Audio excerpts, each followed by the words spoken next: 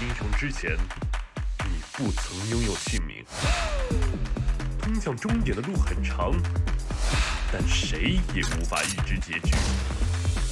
有人前倾暗影，谋而后动；有人拼尽全力，克敌机先。没有对与错，只有速度是唯一的答案。奔跑吧，在到达终点之前。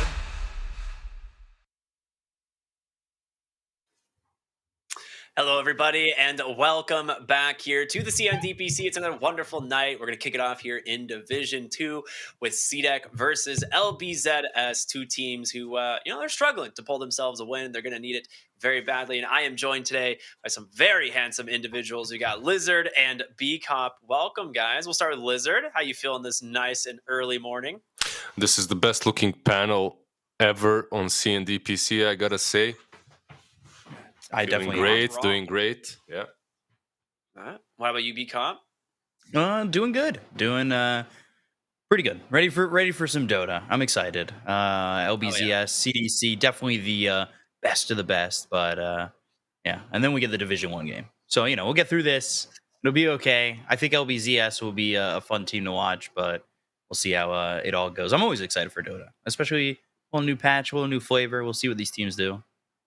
Should be fun. And that's been something that a lot of teams are experimenting with. We haven't seen it too much yet here in the Chinese region, as these teams are sticking to maybe what they know a little bit better. But there is still time to be done. There is still things that could pop out with the new patch. But like you said, we got LBZS. We have CDEC playing here today. And CDEC, mostly a new roster, minus 7E, who we know from eHome. And of course, we have LBZS, only one new player for them. And they've been impressive, I would say, for the most part. Like, LBZS are a team that have been hot and cold at times, but I'm a little bit surprised to see them at the bottom already. What do you got? I mean, I guess with 0 wins, they did happen to go against Fusion, one of the favorites. But you think LBZS? Do you think they're a bottom tier, or are they more towards the top? What do you guys think? More of a mid-tier. LBZS? Come on, man. Yeah, mid-tier, man. I at least the way I have it, it's in my eyes, it's Fusion, IG, Saiyan, Magma, LBZS as the top 5. You have Saiyan that high. Interesting. Okay. In my eyes, it's always Magma and LBZS, first and second. Yeah, because they got to get back into Division 1, right? Exactly, and then everyone else can fight and do whatever they want to. LBZS and Magma, it's like we've bonded, like these two teams. B-Cup for how long? 2 years almost. We've been watching these teams. Yeah, man. It's like they get out of the Division 1 next season. Well, not next, but in 2 seasons they're back in. They get out, they're back in. They can't really do anything in Division 1, but they can't really stay in Division 2. Should I stay or should I go? Kind of a situation. Like I expect them to be back. Perhaps not this one though. Like you guys said, if we're realistic, if we're being serious, it's rough. Like, I don't know what's happening with these Divisions 2 in China. They're just getting harder and harder to get out of.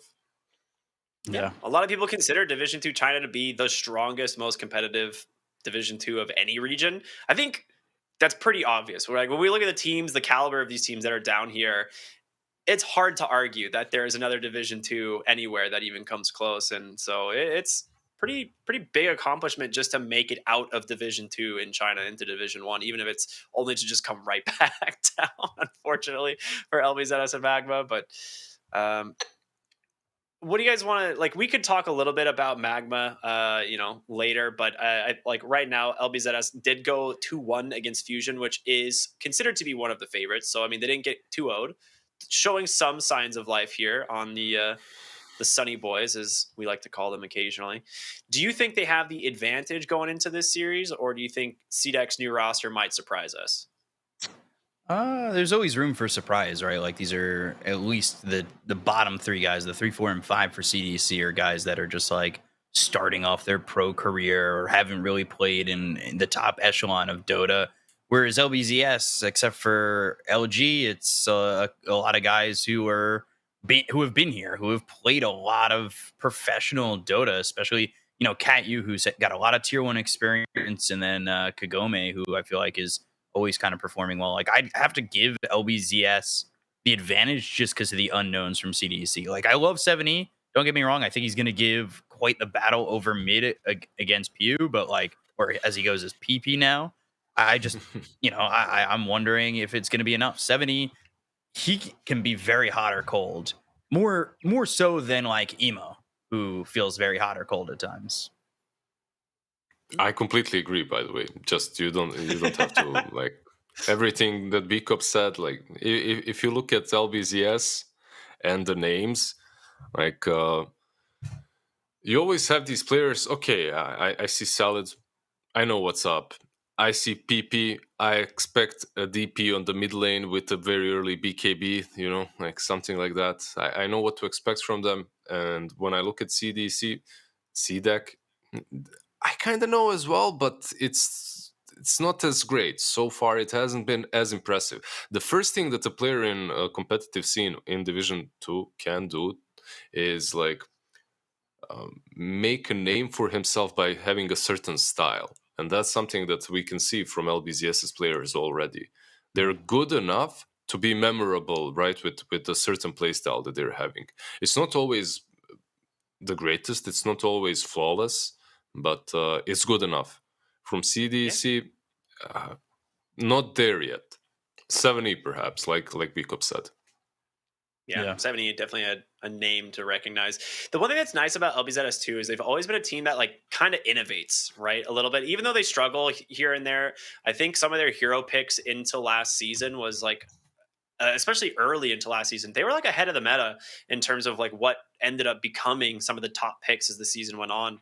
So that bodes well, especially in Division 2, where some of these teams may not adapt as fast.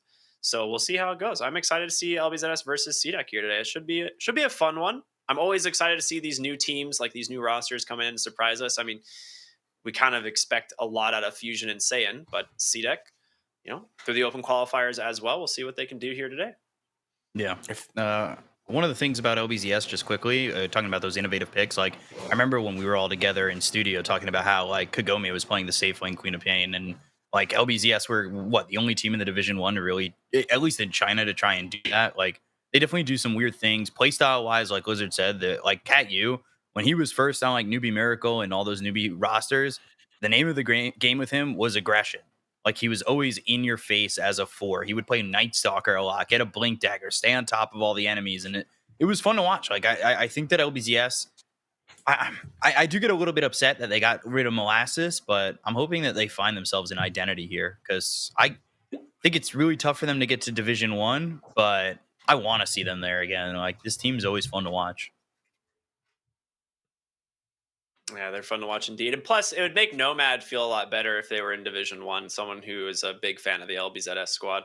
I mean, I feel like all of us at this point, we kind of bonded over the like underdog story in Division 1. But I think the only thing Nomad is a fan of is their he's logo. a fan of their logo. Yeah, like they won him over. If you want Nomad to be your fan, you just need to have a good logo, and that's what they did. They accomplished it. It's the only one with the jersey. Yeah. He's actually the only person in the world that has their jersey. It may not be official, but he's got one. He's got it. It's better than not having one, I suppose. I mean, this is interesting. Okay. Oh, sorry. Go ahead. No, what kind of a fan are you without the jersey? It's just not a fan at all. A fake fan, I guess.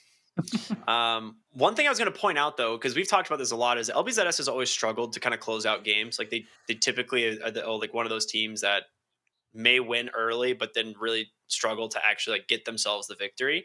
And in that last screen, we actually saw their average game time. It was about 40 minutes compared to some of these other teams, which tends to be a lot faster. So do you think they're still plagued a little bit by some of those same issues, or is it going to be a little bit easier for them in Division 2 against some of these maybe less experienced teams? I go ahead. Go for it. You go for it. No, you started umming first.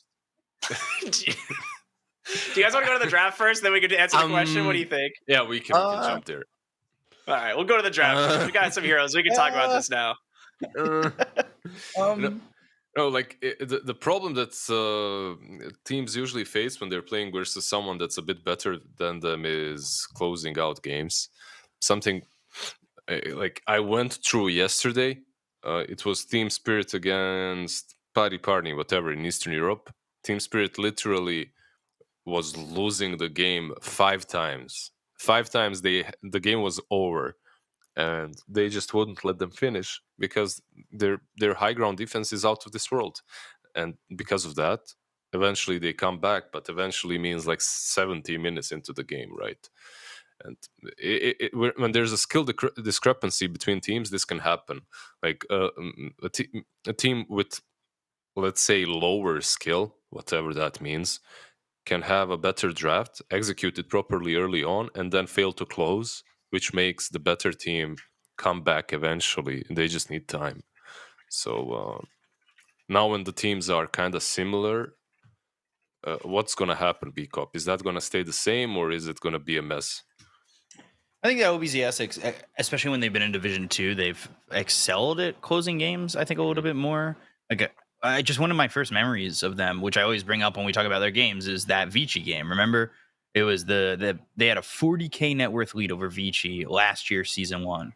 And they lost, and they just couldn't. And it's something that I think we talk about a lot with Division 2 teams, right? Where it's just like, are these teams ever going to be capable of finding a way to finish? And I do think that a lot of these teams, while the talent is there, maybe the ability to be a captain isn't exactly there, right? Like, because that's the guy who's making the calls to finish the games, right? Like, this is how we got to do it.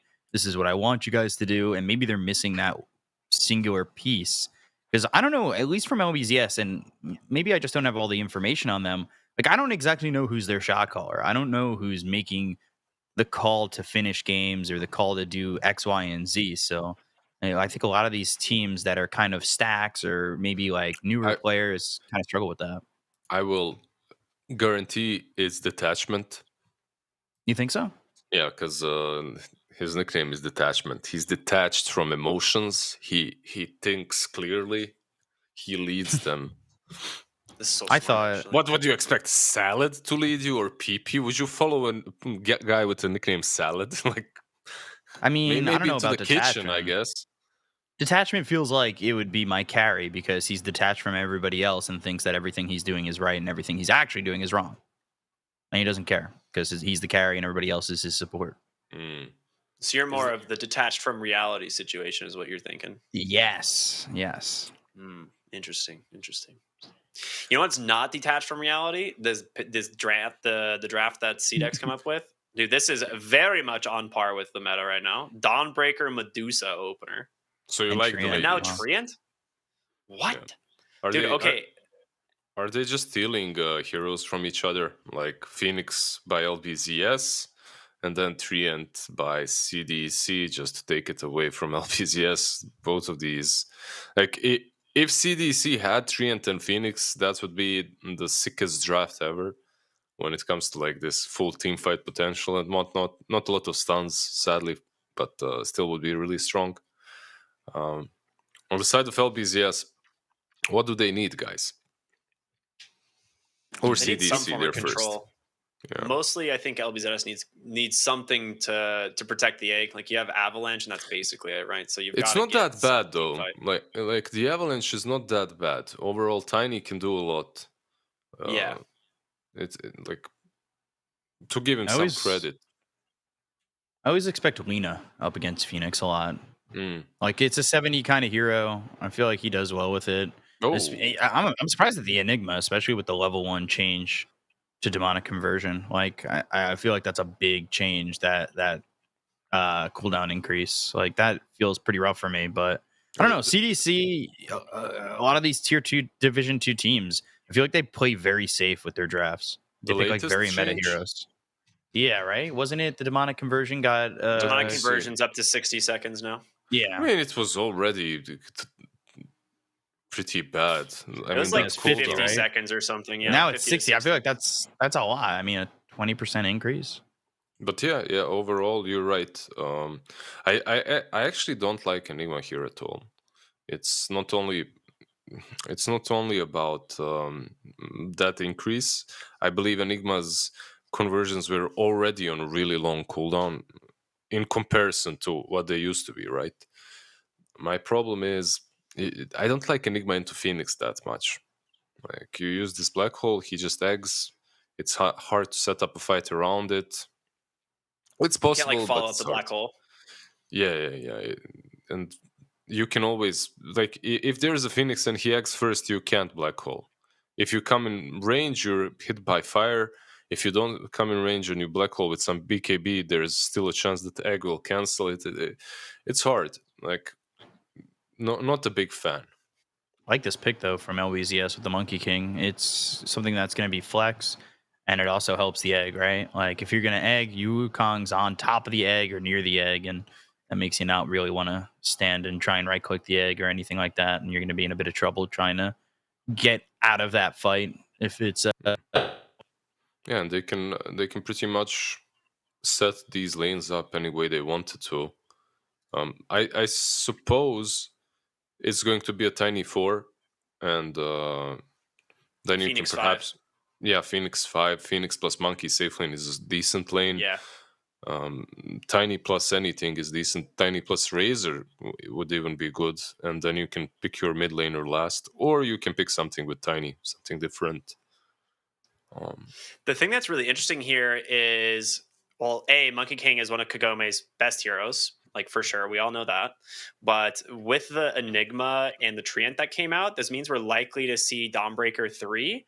And I think Dawnbreaker is really going to struggle into Monkey King Phoenix. So that's why I really like the Monkey King pick here. Like, I feel like he's just going to have a really sick lane.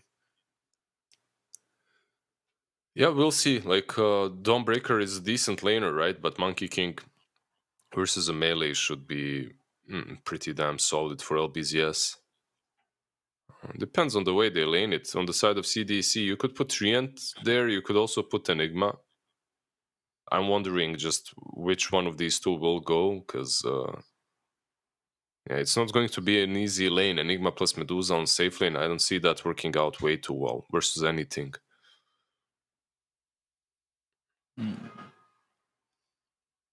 This just makes Razor offlane, right? Like, you put Tiny Razor offlane and you last pick something versus Squap mid.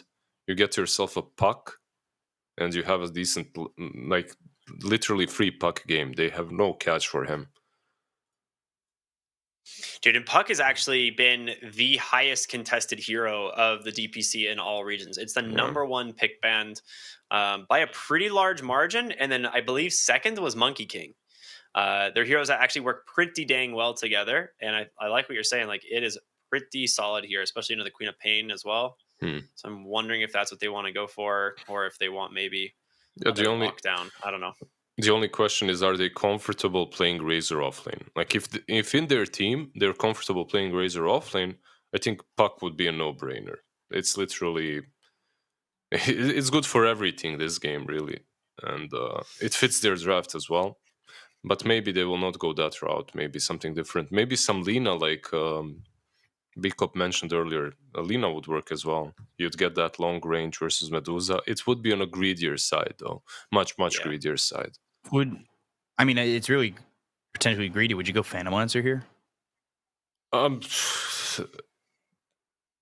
you're running like a Monkey King 4 mid Tiny would be the only way to compensate the lanes. Yeah. Your lanes would Tiny, be Razor mid, Phoenix 5, or even I don't know. You could do it, but it would also be really greedy, like too greedy, I would say. They go with the Kunkka, okay. Another hero that's I think it's solid, gives them some damage mitigation too. It's decent versus Squap on mid lane. Like, okay, I can see this working out as well. So 4 Tiny. Yeah. Draft pretty much in place. Yeah, kind of what we expected, right? The 4 position Tiny. It's going to be that safe lane Monkey King, which did you guys catch? Is it the offlane Dawnbreaker? It is, right? They didn't lock in something weird. It is. Okay. Yeah. Okay. Well, should be a pretty exciting game, honestly, based on the draft. You guys, I'll start with you, Lizard. Is there any of these drafts that you like a little bit more than the other? I think come late game, CDC should be invincible, right? Like, you'll have this double black hole, you'll have a Medusa. But up to that point, LBZS should break them. I can see LBZS just doing better as long as they can close the game, which was their problem previously. I still believe they'll be able to do it, though. It's LBZS's, yeah. Okay, all right. P-Comp, what are you thinking? LBZS, or are you going for CDEC here? I kind of like LBZS. One of the things that I really took note on in those statistics that came up was how long LBZS games take, which is a little bit concerning when you're up against a Medusa, but I think that they're the better team, and I think that's the little bit of an advantage that puts me in their corner. Like, I think CDEC can take advantage of how slow LBZS play, but I just think they're the better team overall, and they've had a lot of time together, so I think that LBZS win. All right, right on. Well, that sounds pretty good. I'm also going to go ahead and favor LBZS here. I think Kagome Monkey King is scary as all hell, and he's got himself a pretty sick lane matchup. So sounds like we're all in the corner of the Sunny Boys here today. Now, yeah, I think it's time for y'all to take it away with our first game of the evening. For those of you who are just tuning in, it is CDEC versus LBZS. I'm going to go, sit down, enjoy watching it myself, and you guys have some fun. I'll see you when you get back. We'll see you soon. Ooh, right on with the transition, too. That was impressive. Give it to us. Give us the Top-tier game, host. Ricky. Enough of your random talk. You can watch some Dota. 30 seconds. Waiting on host to start game. Can I? I love that in Twitch chat. Everybody thinks it's the host that controls when the game starts, or the panel. But it is. All right, I'll keep the illusion. Yeah, it is us. And the host can start or finish the game. He also controls the pauses. So if there's ever and the disconnects. If there's ever a disconnect, like a host gets a prompt. Like if a player disconnects, right? A host gets a prompt. Will you allow this player to reconnect? And he's like, not yet. It's not a bug when they can't reconnect and they have to disconnect completely, and it's a 4v5. It's actually not even any host. It's just Ricky. He's hired for every tournament. He's done for. We've outed him. He's the reconnect admin host. You know. What do you think our cryptic stands for? He's the crypt keeper of disconnects. Exactly. Oh man. Okay. Everything aside, if you don't see the team names, do you still think that LBZS's draft is much better, or is it? Because I'm leaning towards them not only because of the draft, but because of the name. I think if the names weren't there, it's hard to say with Division 2 teams, but if it was like Division 1 teams, I'd probably take CDC over them. Undyne. Well, really close to dying, but he'll survive. He's Undyne. Fake hype. Yeah. I think Undyne is like a. I want to say. I think I know it from like Secret of Mana. Mm-hmm. An ability. It's spelt a little bit differently, but it's the Spirit of Water in Secret of Mana. I thought it meant that he cannot die. That's Undying.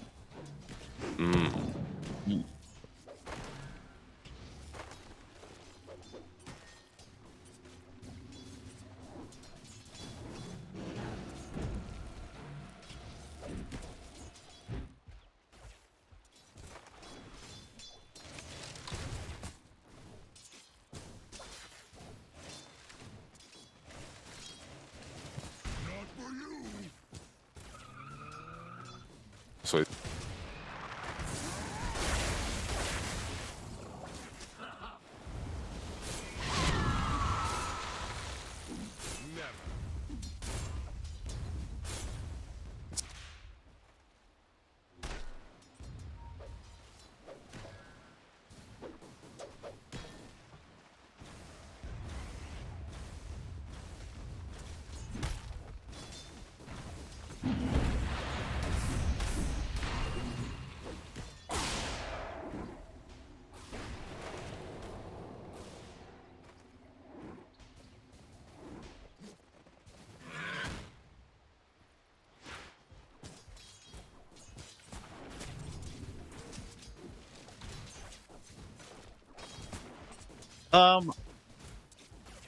I use middle mouse button, and then when I want to switch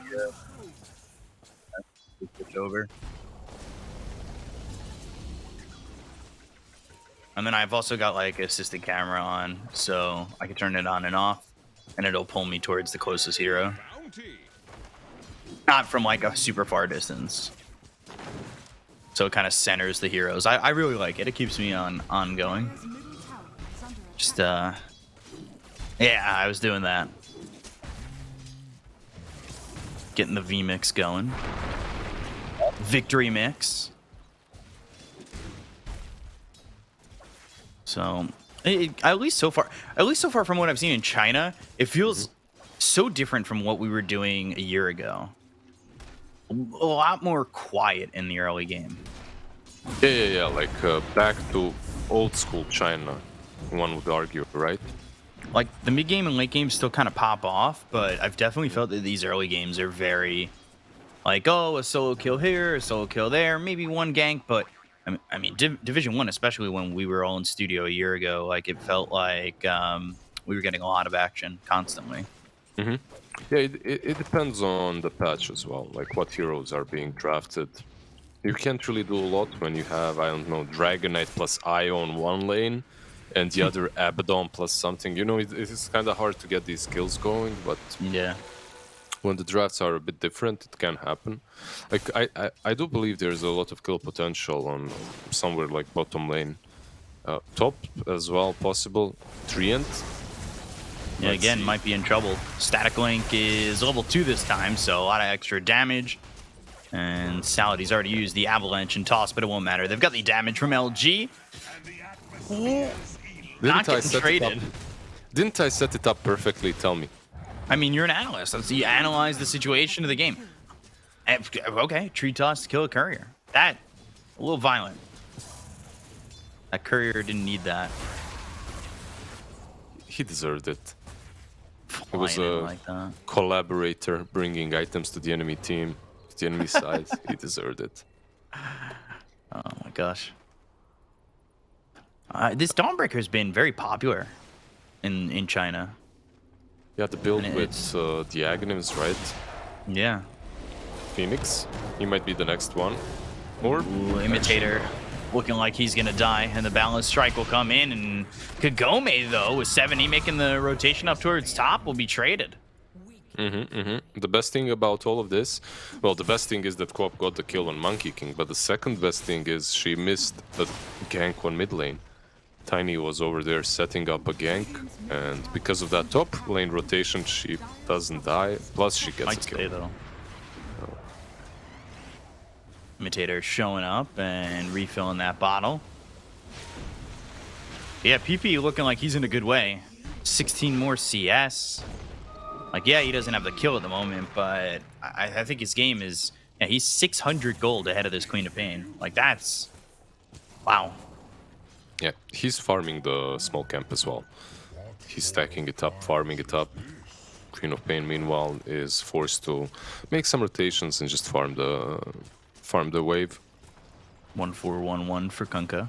So having the Tidebringer at max level, you're gonna be doing damage like that. And you guys are looking at the top bar. You saw that the Queen of Pain did take about what 20% of your health in damage right there. Yeah, the bracers even got nerfed a little bit, but Medusa body blocks are real nice. They've got the avalanche, the damage coming out, but that was that first item wand that the Medusa had that helped him stay alive. With that, they're actually going to turn this and get the kill on the Salad. They look over at Undyne. Undyne survives. The boat's really not that great.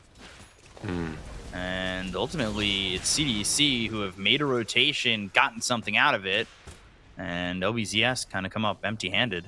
Yeah, LG really didn't want to commit there on the Treant. Perhaps he could have, but if he did, also there's a Queen of Pain ulti. He could have gotten punished for it, so decides not to. I respect the discipline. I have to say that 70 is definitely doing a good job with his rotations. Right, towards the top lane, now towards bottom. Meanwhile, the Enigma is getting some free time on the mid lane. Quite necessary as well. Avalanche toss. Undyne surviving, and there's the ulti from both the Queen of Pain and the Dawnbreaker. What a cleanup from CDEC. Interesting placed for the Solar Guardian, because I don't know if it was the same on your screen, but it was like in my face covering everything. I guess it was like placed on the tree or something like that. Yeah, it looked perfect. But it was perfect, yeah. Yeah. It looked perfect. Queen of Pain jumping in with the ulti. Yeah, 7E, man. He heard us during the panel. He's like, okay, guys, I'm gonna show you a couple of things with my QoP. We did say he was the best on the team, and he is showing it now. He's involved in 100% of the kills. Like we said, if there was someone who was going to pop off in this game for CDC, it would be him.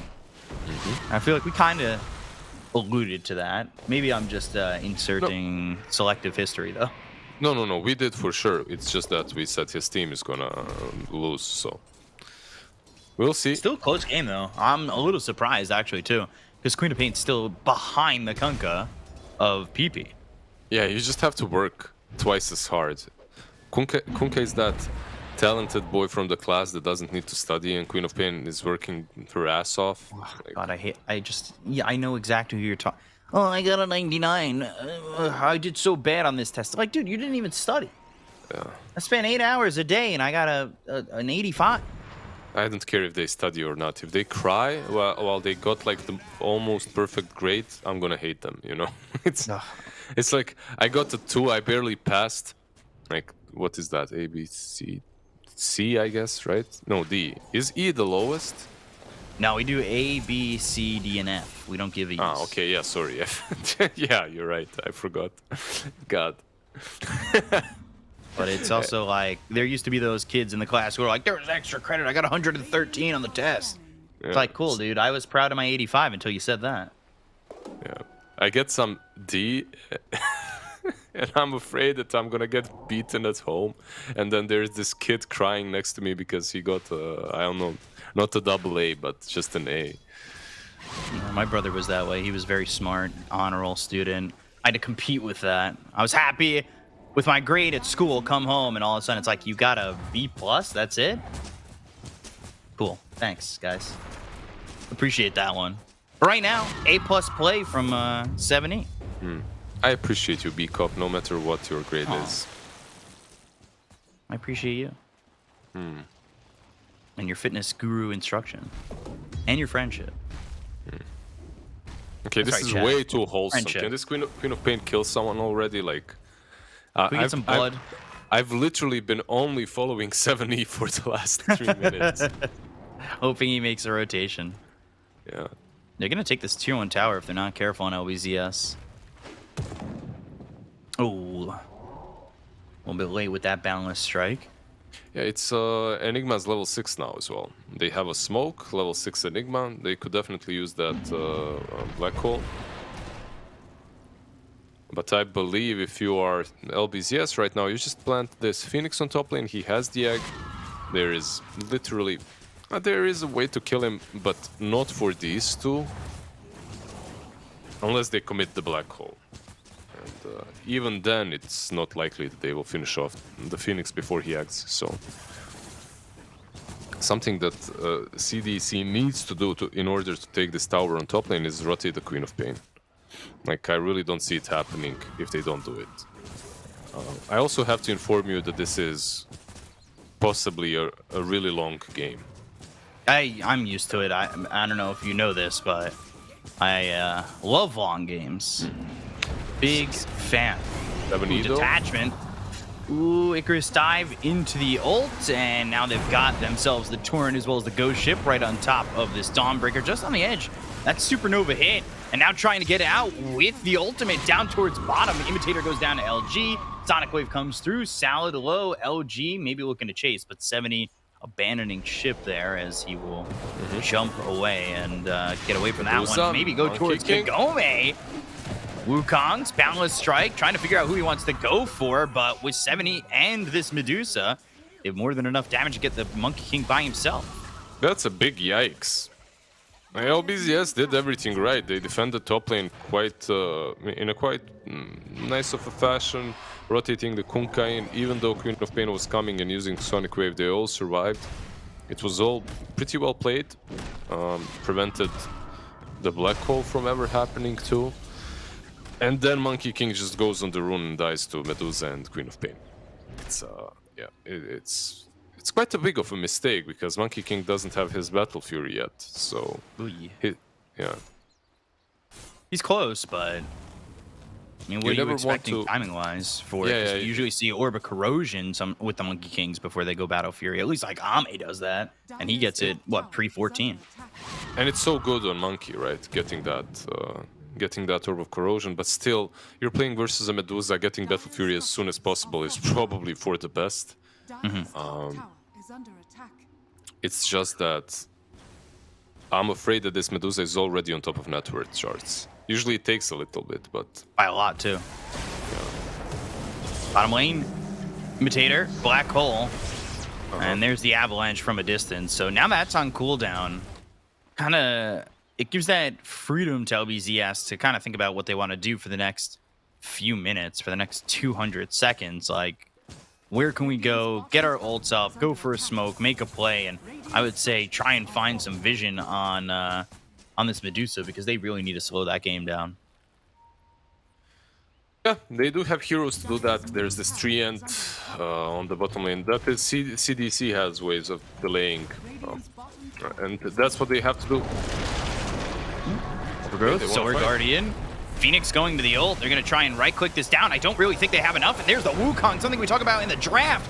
Supernova goes off. They go to the Stone Gaze, Undyne, as well as this Dawnbreaker in so much trouble. And by trouble, I mean dead. Great Sonic Wave, but just not enough. 7E getting ripped apart. They all came to LBZS. And they all died. Yeah, I mean, that's one of the ways to approach the game. Sometimes you just want to, like some teams, we have cooldowns on Black Hole. We don't care. We want to fight. Like, you're manly. You want to get in there. You don't care about spells that you have or have not. And then you lose 4 heroes. It happens. That was not what you want. We were like, oh, LBZS, they could smoke, they can make a move, they can maybe get the Medusa with the vision. No. They'll all come to us. We go to them in. Look at these heroes on the side of CDC. Like, when you don't have the Black Hole, even with the Sonic Wave, even with the Dawnbreaker, you shouldn't be able to win any of the fights. Like, at least not at this point, right? It was rough. Like, they kind of put down the perfect position, though, for LBZS, right? Like, the Wukongs was exactly where they needed it, on the edge of the Supernova. Yeah, it was all on point. Now Pretty BKB much. for PP. Kagome looking for his BKB, too. And that'll be a timing when they get multiple. Well, not multiple, they get the trio. Because they've already got BKB on the Razor as well as the Kunkka. Yep, both of them already with the BKBs, which means that they really want to be fighting. There's also a blink on Tiny, so their problem is they really need Kunkka nearby to kill the Queen of Pain. Oh, they called the Queen of Pain.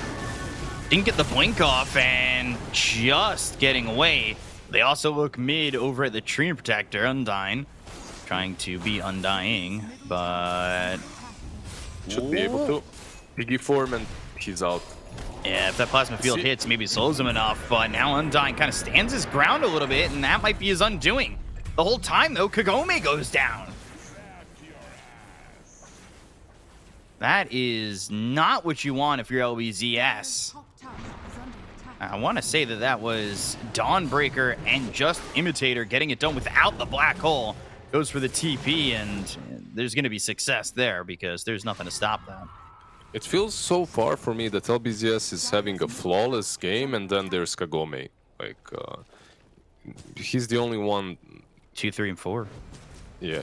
He's the only one kind of messing their things up. Like, it's not as good of a game for him as you'd expect. But then again, I think the Dawnbreaker effect is really hitting him. The way he's dying most of the time is he doesn't expect the Dawnbreaker to get in there, and he falls. By the way, the reason why Treant died is he stopped for a second to use Living Armor on the mid lane tower, and he didn't expect the Razor to continue chasing him. Right. Well, he kind of gets sold out, but maybe if they had a little bit more damage on the Queen of Pain, they get the kill there. Because I believe, what, 70 got away from that one and blinked away. Medusa, not a kill you want to be giving up. There's the X into the Torrent as well as the Ghost Ship, but Stone Gaze means they don't want to chase any further. By the way, Black Hole's back up, so you need to be very careful about your positioning now. Imitator, though, no Blink Dagger, and no Blink Dagger for a while, so him trying to position himself correctly to get this Black Hole off is going to be very hard. Yeah, And that was also he's in trouble. Imitator. Avalanche. Maybe waiting for LG, who is lagging a little bit behind. Wanted that toss to get him right on top of the Razor to get the static link. Do you think that they have what it takes to kill the Medusa right now? That's Manta Dragonlance power threats. She's already and the point boosters. Yeah, she's already quite tanky. They need to like commit a perfect team fight at this point to have a shot at killing her. I guess the question now becomes, do you fight the Medusa or do you try and fight around the Medusa, get everybody else in these pickoffs and try and get yourself at least the Monkey King? Because he wants the BKB, he also wants the Scotty. I almost think he really can't fight the Medusa until he's got both, right? Yeah. I think you can't. There's one... however, there is one thing that you can use, like one weapon in your arsenal, that's this Razor. Like you can just run in there and keep a static link on the Medusa, make her useless. Razor is one of those heroes that can do that to a hero, so... Kunkka going Shadow Blade, okay. Kagome on top lane, they're pinging him, but there's a good ward.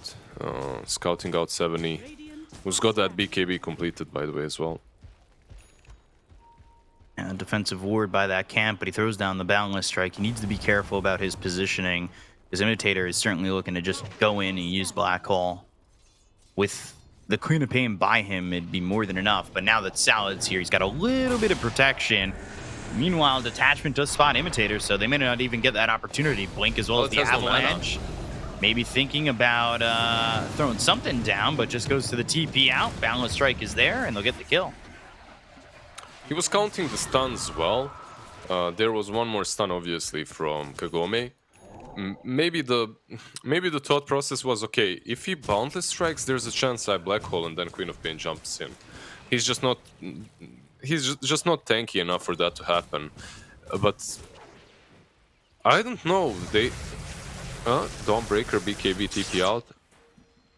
And this is what I wanted to say. The Dawnbreaker with the ulti might have given him enough time to make that play. It would be extremely risky, though. I think if he wants to make that play, the Solar Guardian had to come out immediately, right? And the TP to just use the to force the Boundless Strike sooner. So no Ags for Dawnbreaker, so it won't be that extra heal, that evasion. Well, that's kind of surprising. Oh my god, Medusa already has Ags. We were just saying point booster, what, a second ago? Yep. Oh my god. Yeah, this is, I mean, we talked about it at the beginning of the game, right? Like, if you were to not have the team banners there, would I have taken LBZS? And I don't wanted to say maybe not, but I don't know. I still think LBZS are there. Now, Bebop. I'm trying. I'm on my bike. I'm backpedaling. No Just a little bit. backpedaling allowed. Dire's middle tower is under attack. Uh-oh, Kagome. He's getting wrapped around on and needs to be careful. Not that the Enigma's there, but Quap and Treant, a little overgrowth action, or Salad. Nice attempt. The other way. Oh. They need to clear this vision out. And they do have the sentry down already to do so. I like this obs placement, too, by the stairs, by the Dire. Yeah, they're getting definitely a lot of vision. The ward game is pretty decent on both of these sides, I would say. The ward also catches them going to Roche, too, right? Mm-hmm. That's a solid spot. Go on. I didn't mean to... No. Do you think that they're in a rush on CDC? I don't think so, but they are starting to pressure. I don't think they are, but there's a little bit in my heart that makes me think that they should be. because of where Kagome is. If he gets to Scotty, I think he's going to be a lot more confident and willing to fight with the rest of his team. Like, that's a big point to get for him, and especially it might line up with getting this refresher for the Razors. So there's a big power spike on the horizon for LBZS, and I think that the CDEC need to kind of slow that down or show their hand a little bit, because Medusa's in a good spot to fight, I think, ahead like this. But the one thing that gives me a bit of an issue, too, is look at where the rest of the team is in terms of net worth. Like, I understand a Medusa lineup is kind of this 4 protect 1, but we were feeling 70 in the beginning. 4-1 and he was 4-1-2 or 3-0-2 to start. Like, he really hasn't had much of a presence since then. Yeah, because you have to give your all and everything to the Medusa. Yeah. In this relationship, she's not the one that supports; she's the one that takes. You know, you need to just be the full support on all 4 heroes. But Enigma is getting closer to the Blink Dagger. It's not Blink plus BKB, so the Black Hole will not be super easy, but it's still good. 70 mid. Yeah. Eventually has that Blink. But yeah, like, Blink for Enigma, obviously it's a piece of the puzzle, but, you know, this is a 1,000-piece puzzle, and he's going to need to figure out where the middle parts go, because Blink Dagger is not going to be entirely enough. We've seen the Avalanche be a bit of an issue for him as well. Smoke. Razor has a refresher, though. He's got it. Come over for LG. Goes to the refresher. Oh, what? And that was Overgrowth used and committed, so it stopped LG. Oh! He is one shot from dead. Balance strike onto the Queen of Pain. Full whip, BKB, Torrent lands onto the tree, and now they've got the Wukong. Supernova over to the side. The right clicks are in onto the egg. Is it going to be enough? It does not explode the right way.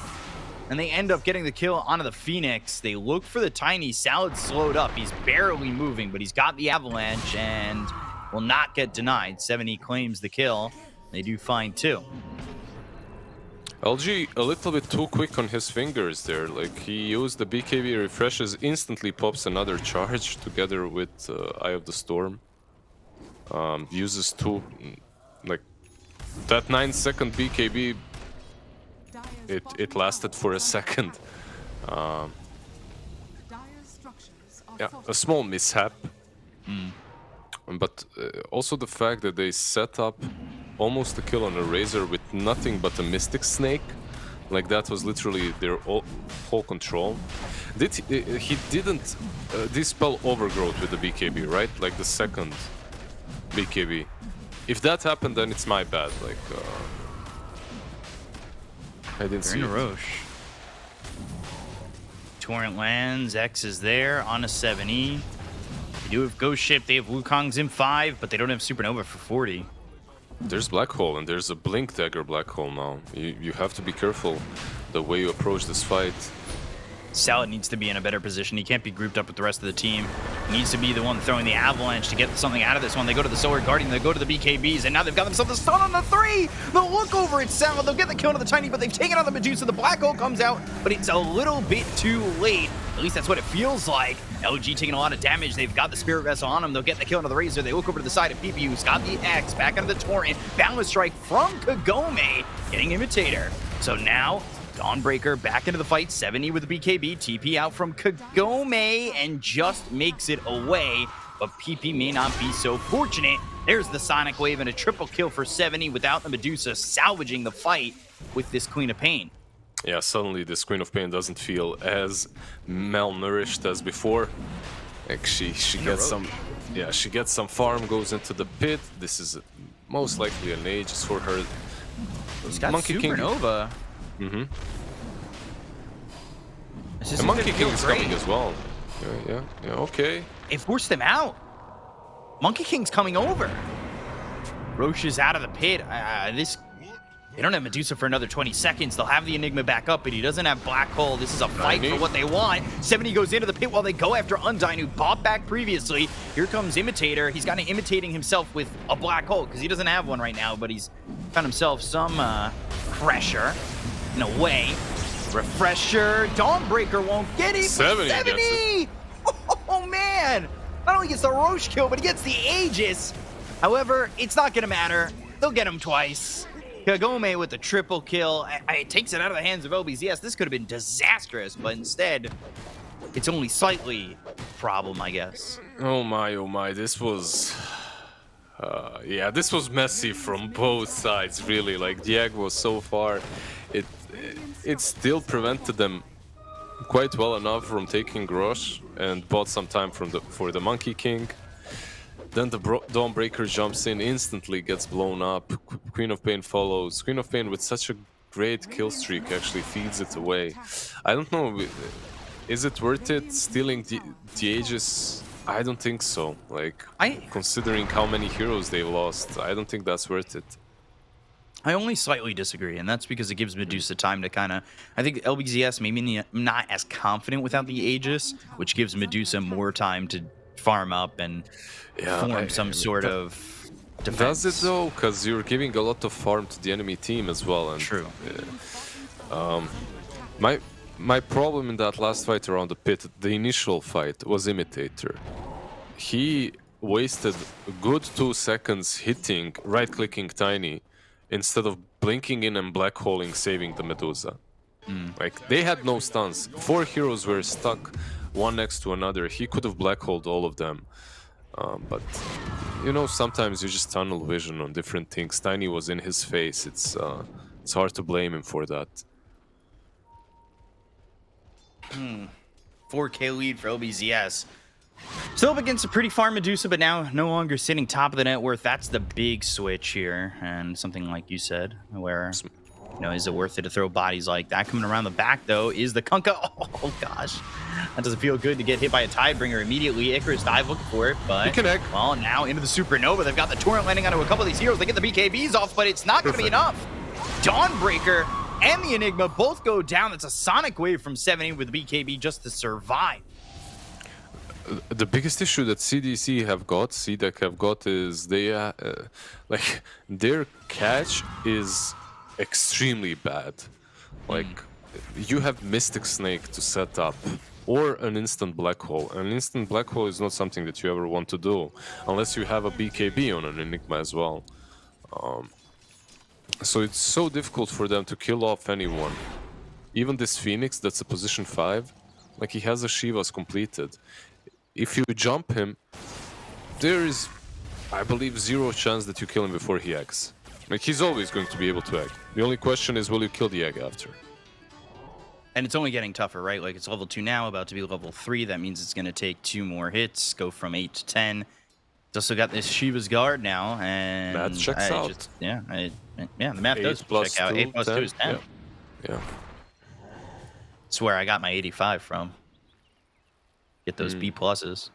I see. So addition is 85 in NA. I get it. It's most of what I know. Right, it's commendable. I've seen worse in Twitch chat. Dire's middle tower is under attack. That is very true. They need to use this black hole somehow. They need to. This is another smoke that they're making. My problem is maybe it's now too late. Wait for the BKB on Enigma and then do it. So far away, though. Imitator, it would need tons of space. Yeah, that's true. They're wrapping around. They still want to go for something. They've got Black Hole. Maybe they find the opportunity, but not when Imitator's the first one caught. And he blinks into PP, knowing he's been axed. It's really not going to do anything. The Solar Guardian doesn't find him any space either. And they'll go after this Dawnbreaker who popped the BKB. There's the Silver Edge as well as the Mystic Snake upgraded via that Ags. They've now found Undyne. They'll go the other way, but the Plasma Field does not hit. Looking over at the Tiny, though, Salad, he'll end up dead. Undyne eventually falls to Kagome, but now they go for PP. And well, PP's got the Shadow Blade, so he's able to leave. Yeah, Tiny really wanted to toss that Medusa back, but they found him first. They had this, you see this Radiant Cliff Ward in the Radiant Jungle? It's not that common. It's super defensive. It's scouted out the Tiny, he dies. But overall, things are still completely in control for LBZS. They're just farming and farming up. Medusa is strong, but on the other side you have this triple core, right? Like you have Monkey, you have Razor that can make Medusa quite useless, and then you have Kunkka as well. They're all scaling quite hard. Same cannot be said for Queen of Pain and Dawnbreaker. 70 forced the BKB and TP. Like By the way, Monkey King level 25, just getting that extra Wukong's command ring. My X factor for CDEC was this Enigma, and so far, like, he's just not farmed enough. 07 and 5.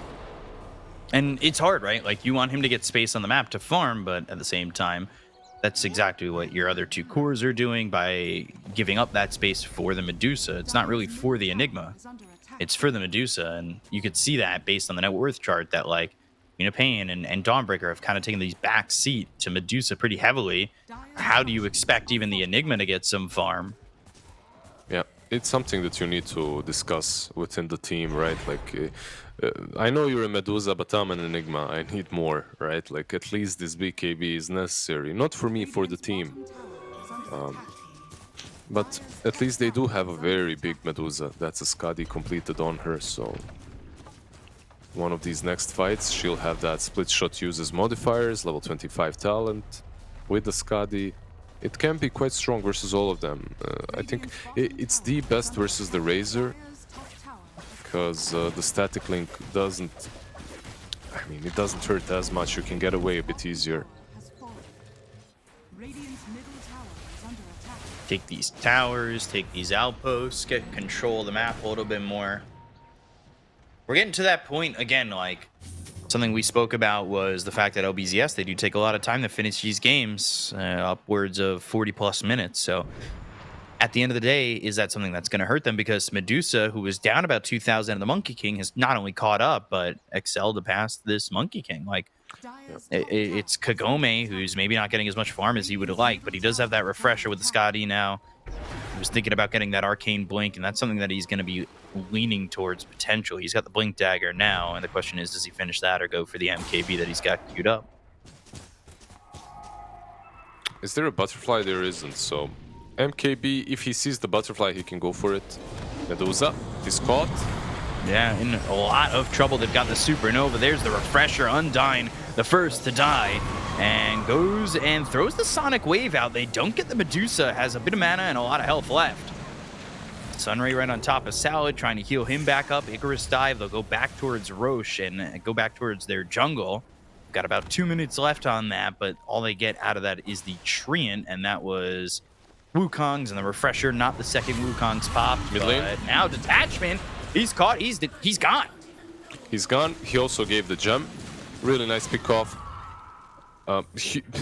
You won't believe it, but the reason why they killed him is Mindbreaker. Like, literally, they jump in, hit him with a Mindbreaker, silence him so he can't dive out, and afterwards, it's an easy kill. There is some luck for LBZS. Double damage rune spawned, but there is no rush for an extra minute. So you'll have your Phoenix. You should have your egg as well. Everything will be ready to take this next fight. But Tiny, he might not be there. Let's see. Yeah, just no catch. Just TP. Yeah. This is giving time for the BKB, though, for Enigma. He's got enough for the Mithril Hammer. He's got a little bit plus on that as well, so... How you is said it X this Factor, slow? he's not getting any space. He's not really able to do anything. Like, this is just so damn slow. Mid lane. BKB, PP, now he's the one who's caught. They go to the Overgrowth. LG thinking about going in and help his Kunkka, but he's hit with the dust. They've got the BKB, Papa the Dawnbreaker, maybe a little bit early, but it's enough to just turn around and back away as they're trying to control the pit. They're trying to make sure that they have the advantage going into this next fight that gets them the second Roche. Shard will be in there, but There's the scan. we'll see who gets it. It would be really good for LBZS to fight before the BKB on Enigma. Static Link, very quick kill, Undyne gone. He does have a buyback, so if they do commit to this rush fight, he should be there. So far, it looks like they won't. And another good thing that Enigma has got is this item would be damn good on Medusa too, but he takes the ninja gear. I think it's still better on Enigma. Just having that constant smoke to use the black hole from, it just gives an additional surprise effect, right? Mm-hmm. So, well, he did just gave it away. He showed himself, so they should know.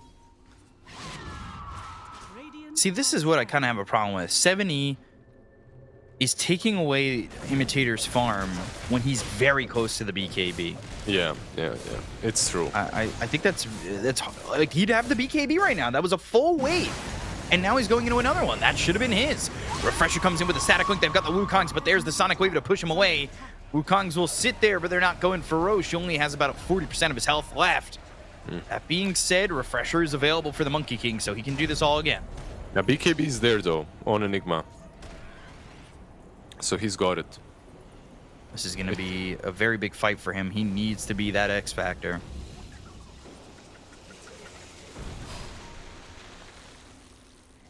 Very tense moments, waiting to see who will break the lines first, but they've gone to the 5-man smoke. And Going on the high written the ground. line to go all the way out and around. Yeah, that could prove to be dangerous. LBZS is really well positioned. Like Tiny would break that smoke, right? Yeah. He's in However, position. LG's close, so they can make the blink and jump. Is under attack. Finally, 70 steps into the pit. That's after the torrent, but yet nothing going on just yet. Now the refresher with Wukong's coming back off cooldown will be double. It was just one before if they were going to fight, but now it's going to be two. This is a very tough proposition for CDEC to take. You see Kagome in the pit once again. Sentries are down. Ob's here, but immediately taken care of. They've got an arcane picked up here by the Medusa. They'll go in with the Wukongs. They're going to try and make this work with the Supernova. They start to back away on the side of CDEC. That'll explode. They get the kill on Undyne. They go to the Refresher on a Kagome. LG with the BKB. That's going towards the end. And now they'll pick up the Aegis on Kagome. On the other side of this, though, CDEC just trying to find an escape. The 4-staff forward. Nature's Grass. Avalanche hits on a 2. Balance Strike is there. Kagome with another Wukongs. And they get the kill on the Imitator. Salad ends up going down, but he's going to buy back the Sunray right on top of this Medusa. They go to the Solar Guardian. The Sonic Wave comes in and hits on 4 of these heroes, but is it going to be enough? LG there with the rest of the team. They get the kill on the Medusa. They look over the rest with the Balance Strike, landing on a 2. 70 on the run. Just blinking out, but the Medusa's back. Oh, here we go. Dawnbreaker with the Starbreaker. Dawnbreaker ends up dead, but they get the kill on a PP, and they will take out the Aegis into the hands of Kagome. But he immediately blinks after he comes back alive with that second life. Yeah, he's like, I don't want to mess with this neck lady. She's a bit too strong. I'm gonna TP away, and I don't blame him. Salad, however, he doesn't have a TP. Oh boy, and he bought back, so he's dead for 95 seconds. Not that I think that'll end up coming into play here. I don't think that's going to be a massive issue. How many buybacks on the side That'll of be tough. Radiant? Medusa and Dawnbreaker, right? Dyer's middle Medusa, Dawnbreaker, and the Treant. And the Treant, okay. And Maybe this I'm Queen of wrong. Pain They're is pushing already... pretty quick. He's got that AC Witchblade, like he hits quite hard. tower is under attack. No Medusa even around, but they don't want to commit any of the buybacks. This is a side maybe even. I thought this wouldn't come into play, but the Tiny dead for another minute. Okay, with the Kunkka buying back, they should be Even able to scare defend. them. They have an egg, Medusa- remember. You need to be careful if you're going to sit here right in the front. You do have the Dawnbreaker with Solar Guardian ready to go if you need to at least try and get that There's heal. still They Black go Hole. in. Starbreaker.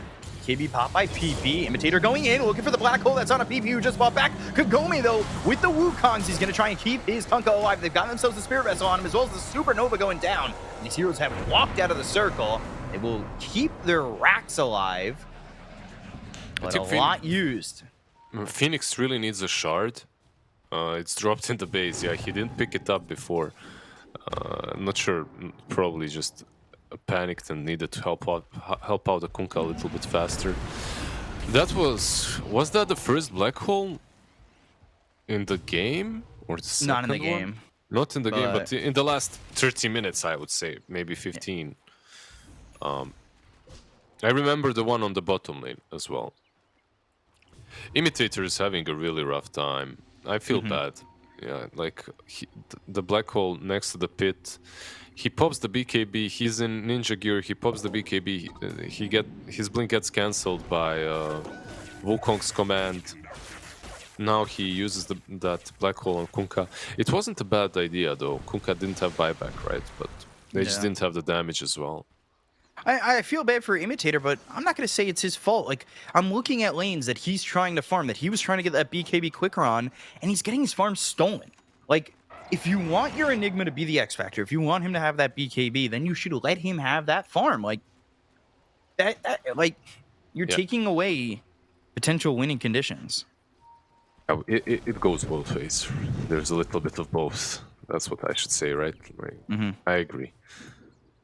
But this Medusa is really scary now. With the butterfly completed, there is an MK And he beast. just got it, yeah. And he got the Arcane Blink, which means he's got a lot of farm. Holy hell. No I buyback have though. to- I have to send a picture of that Arcane Blink to Tsunami. I was just watching his stream. He said it never gets bought. And I want to be that guy, you know? Love you, Tsunami. Here's a picture of Arcane Blink. Make a selfie with it, you know? Like, you're smiling next to it. Oh, yeah, I will. I'll do And that. do some call me sign, you know, like, ayo. Okay, missed the smoke on the Dawnbreaker. Doesn't really matter. Could As show she- shop and then just Solar Guardian in. Yeah, exactly.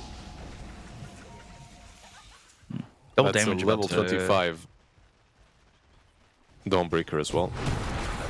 Ooh, jumping in, and now they go to the balance strike with the BKBs being popped. They've got themselves the overgrowth. There's the Solar Guardian. The Sonic Wave comes out on a Kagome, taking a lot of damage to get the kill on the Imitator. He doesn't get the black hole off, but he does have buyback. Supernova lands onto the Medusa with it popping. They need to find a way to save the Medusa. There's no chance, though. No buyback. 2 minutes gone.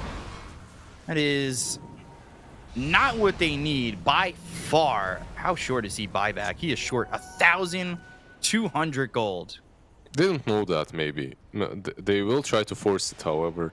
One good thing for CDC is that they still have the tier 2s. Tier 2 mid, tier 2 top, tier 1 top even. Yeah.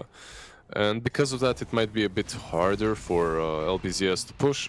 Remember, they also lost the Monkey King, so they'll just chill out, go back. Another mistake by Enigma, sadly. Like, I hate pointing these out, but he jumps in. He pops the BKB, jumps in as he's about to black hole, but he didn't have black hole. It was on cooldown for 5 more seconds. So during his BKB, he just dies to the Wukong's command once again. A lot of stress. Yeah. It feels like he's stressed, definitely. But it only takes one good black hole, you know. That's always what's so good about this hero is you can fail 10 black holes, but if you nail that last one, it can still be game changing.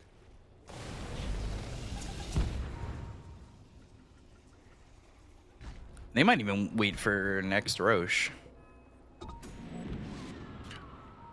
mean, not wait for it, but that might be where the next fight does occur if LBZS don't get anything here.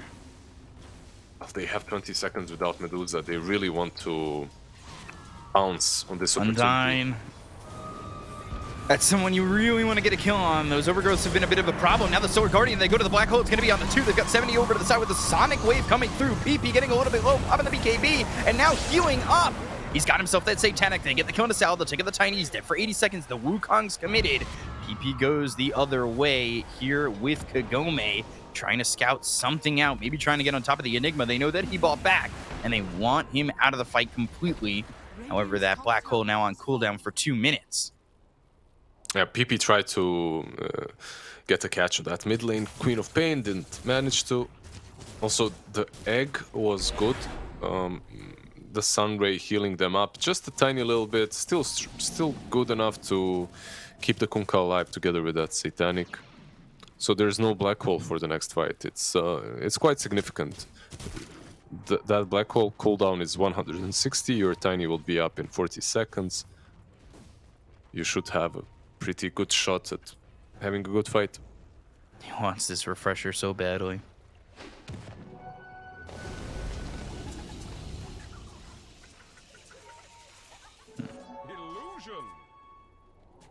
He really wants the refresher. There's no way he's going to get it with the farm, but PP stepping up, spotted, and that's a bit of an issue. And by issue, I mean he's been hexed. He is gone. 2 minutes, dead. They've got the vision on the high ground. Now they look over the Phoenix. Detachment. Boundless strike coming in from Kagome. Goes to the Wukong's command. Goes to the refresher. He's got the damage coming in on the Undyne. Look at over at 7E. Who gets solo. The Sonic Wave. It's thrown forward and LG's gone. Medusa with a triple kill. There was once a 20k lead in this game. You wouldn't know it though, as it's only 5k here for LBZS, and they do not have a Kunkka, they do not have a Phoenix, and Roche is in the future of CDEC if they could hold still near this pit. What can Monkey do here? Can he actually defend? I don't think so. Like, there is a black hole in 40. Will they push? I hope so. You have an opened up opportunity to take the Raxes on the mid lane. Yeah, they could get mid. I don't know about top, because I think he'd be a little bit more safer if you're Monkey King to throw Wukongs from the trees. Yeah, we'll see, we'll see. There's still an opportunity for them to take this and go straight. Did they go to the force? Well, Top's a little bit tougher. Medusa They're going force. Yeah, They're doing yeah. a lot of damage to the towers. A full minute without this Kunkka. CDEC here, they grasp this game from the depths of defeat. They go to the glyph. They've got a little bit of health left on that tower, 172 to be precise. The Medusa and 7E just trying to go for this. They've got the Phoenix up in 8 seconds. Buyback available from LG. He needs to come back into this. He's waiting so long. There's the black hole. It's finally out on Monkey King. This is exactly what they needed to go and get Kagome. He's locked down. They've got the Sunray. It's keeping him alive, but not enough alive. They got the kill on an Imitator, but it's only going to be Imitator for now. Kagome's going to go down as well as Detachment. They've got the buybacks coming out on 3 with PP doing the damage to get that kill on the Medusa. They'll take out Medusa. They look over the Dawnbreaker. The pop gets on a 70. That's the 25 level spell block that keeps him alive. LG goes down. He's dead for 2 minutes. They need to look over to maybe get this Queen of Pain because now Medusa is back up. Wait. Queen of Pain is still around. He's not going back. Okay, now he is. Yeah. So Medusa pot back. They want to finish this game off. They know there's no Razor. They know there's no Razor, no Phoenix. You can go into that rush with the buyback, give that Aegis to the Medusa. She will have 2 lives. Blessing. Whoa. And that goes onto the Dawnbreaker, right? You give the evasion. Let's see. Yeah. They're giving it to the Dawnbreaker now. Wow. Refresher, she's Dawnbreaker. You're not killing her. And as you're not killing her, you're not killing anyone else. That Medusa should stay quite healthy through the 2 ultis of Hex. Immediately, yeah. Salad caught. Force Staff trying to survive. There's the Avalanche. Torrent landing on a 70. 70's going to blink in. He's also got the Silence coming through on the Salad. They popped the spell block. A level 25 spell block here, but Salad still dies.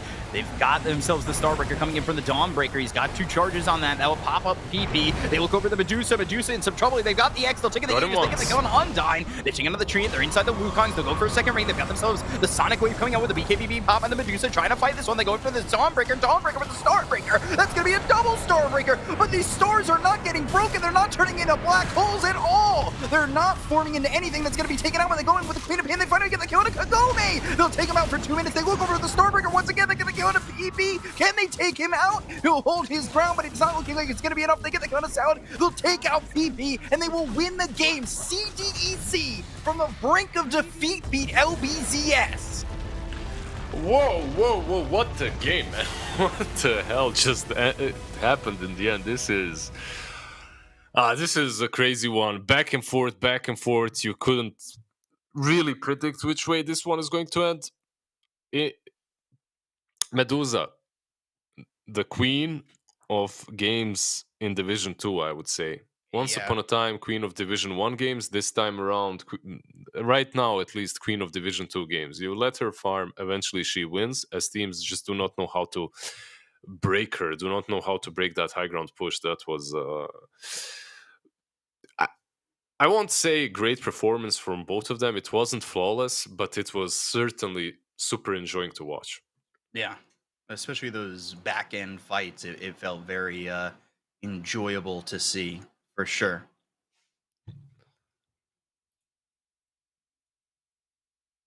Muted or no? No. I was. Yeah. Hello, thank you. In Yep, Discord, I was Ricky. muted.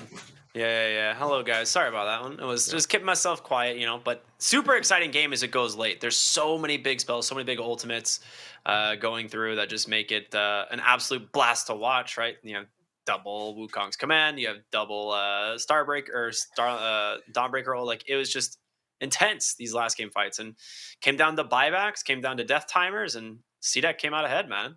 Very well done. Yeah. A lot of patience from them, honestly. I thought this was going to be over much sooner.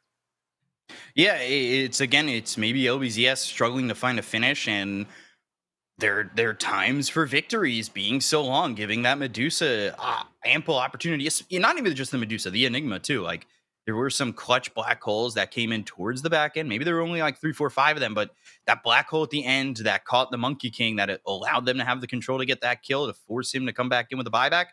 Like that's big. Like it's real rough there for LBZS. They need to find a way to kind of finish. Yeah, we were discussing this during the opening draft, right? Like opening panel, we were talking about all the facts, all the history with LBZS and their struggles to end the games. It kind of looked the same here, but not necessarily, as Medusa had a lot of farm from the get-go. They were never in a completely losing position.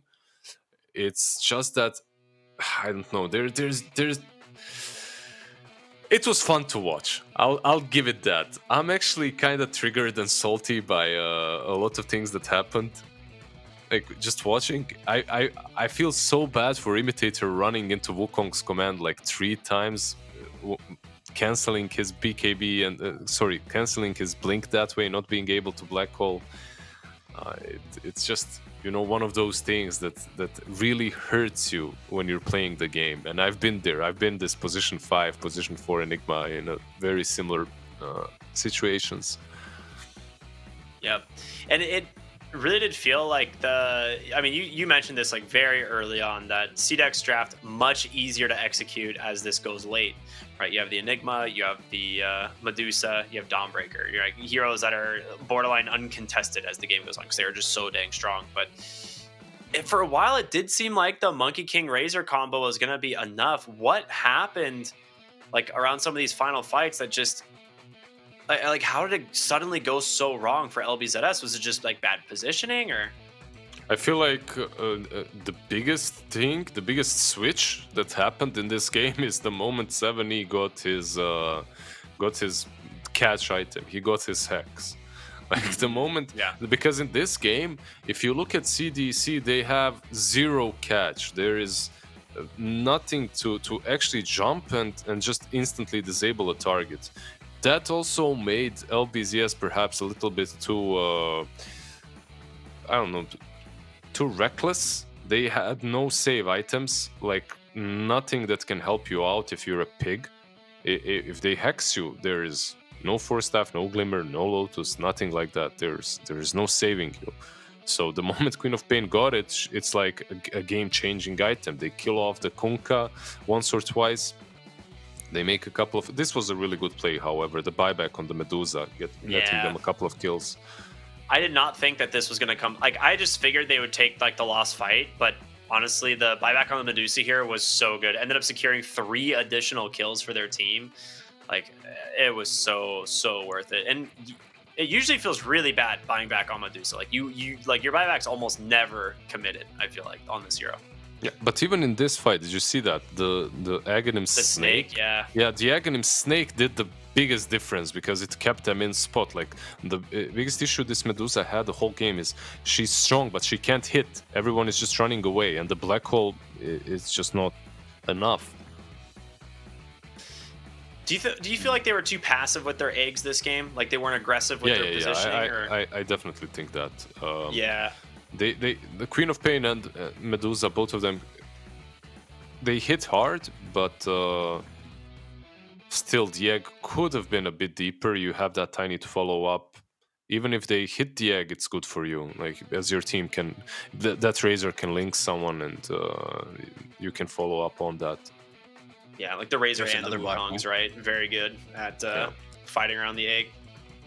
But despite all of it, CDEC managed to win. I mean, BCOP, you were talking about, like, they looked like it was pretty much over, but they managed to come back, close this game out around the 50-minute mark, and pretty incredible performance overall.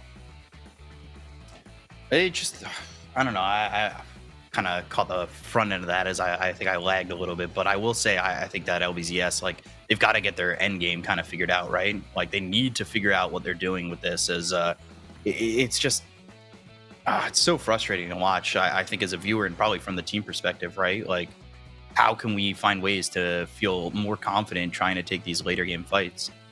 It's just not happening well for LBZS, and I think like the LG buyback at the end felt really late. It felt like they were trying to like time something right. Kagome just gets lit up. The positioning was really interesting at times. I don't know. LBZS, they have a couple of problems that they might need to really gather some info on. Yeah, they do. But at the same time, I have to say that I feel that they're still the stronger team. Mm-hmm. Like 70, he had an extremely good performance here. Like, I mean, his Queen of Pain was on point. He didn't die too many times. It was just good, right? But the main problem was they had this Medusa effect. This Medusa is a Division 2 breaker. I have to say it again. Like, Tier 2, Tier 1.5, Tier 2 teams get broken by Medusa, as it's difficult to push into her. You're always stressed that you need to be contesting her.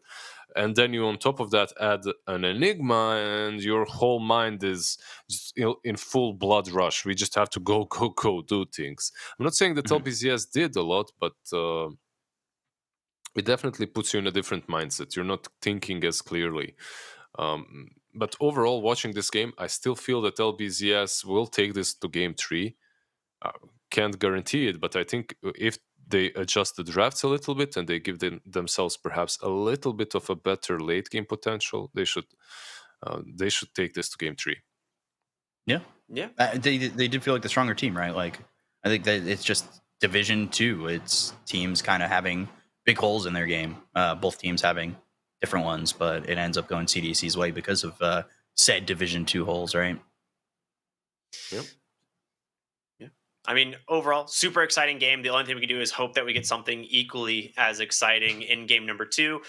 A rough loss, though, for LBZS. Lizard, I'm going to ask you, as a very inspirational guy that you are, what do you tell LBZS, between games right now? Because this got to feel like a pretty bad one for them to lose here.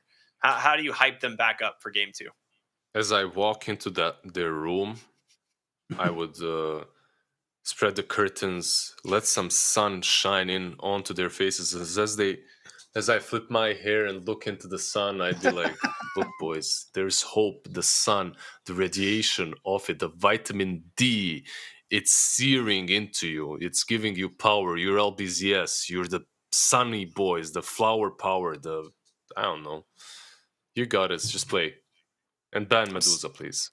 I'm so glad I asked you that question, because that was the best possible answer I could have gotten. B-Cop, you're going to be up when we get back, so prepare something.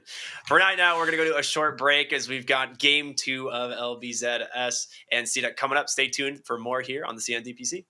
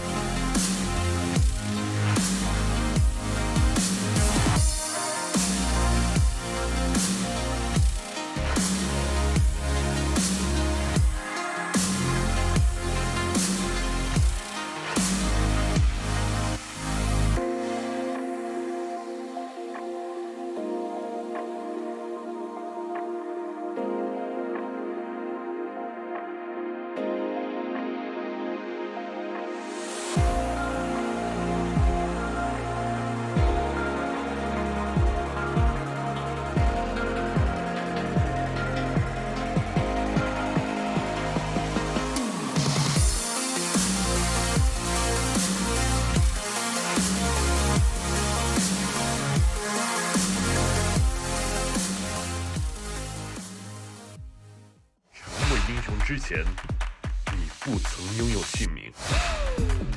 通向终点的路很长，但谁也无法预知结局。有人前倾暗影，谋而后动；有人拼尽全力，克敌机先。没有对与错，只有速度是唯一的答案。奔跑吧，在到达终点之前。And welcome back. Not too long of a break as expected here on the CDPC. We are just full of action and we are getting ready to go into game 2, like we said, of CDEC versus LBZS. If you guys are just joining us, you missed a banger of a first game and sure to be an exciting game number 2. My name is Cryptic here with Lizard and B-Cop, the guys bringing you all of the action. I would say how was the break, but we didn't get out of our chairs. We just, got in lobby, started, getting ready to go right back into game number 2. So what... I said Lizard before the break. You get to give an inspirational speech.